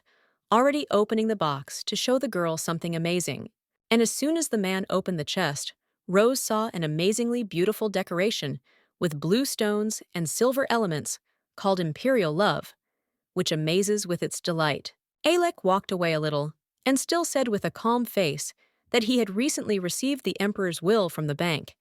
and this decoration came with it, so he decided not to hesitate but to give the decoration to Rose. But this did not surprise Rose, so she looked at the excellent decoration with the usual emotions, while her husband begged her to accept this gift from him because it was really important to him. Tilting his head forward, Eilek said that he hoped that the girl herself knew the meaning of this decoration very well, because it was not just a piece of jewelry, but a thing that many people fought for in a past life. It seems that even these words did not surprise the lady much, because without further ado, she simply touched the decoration with her hand, because in her soul there was still only anger and resentment towards her husband. There was only indifference in her.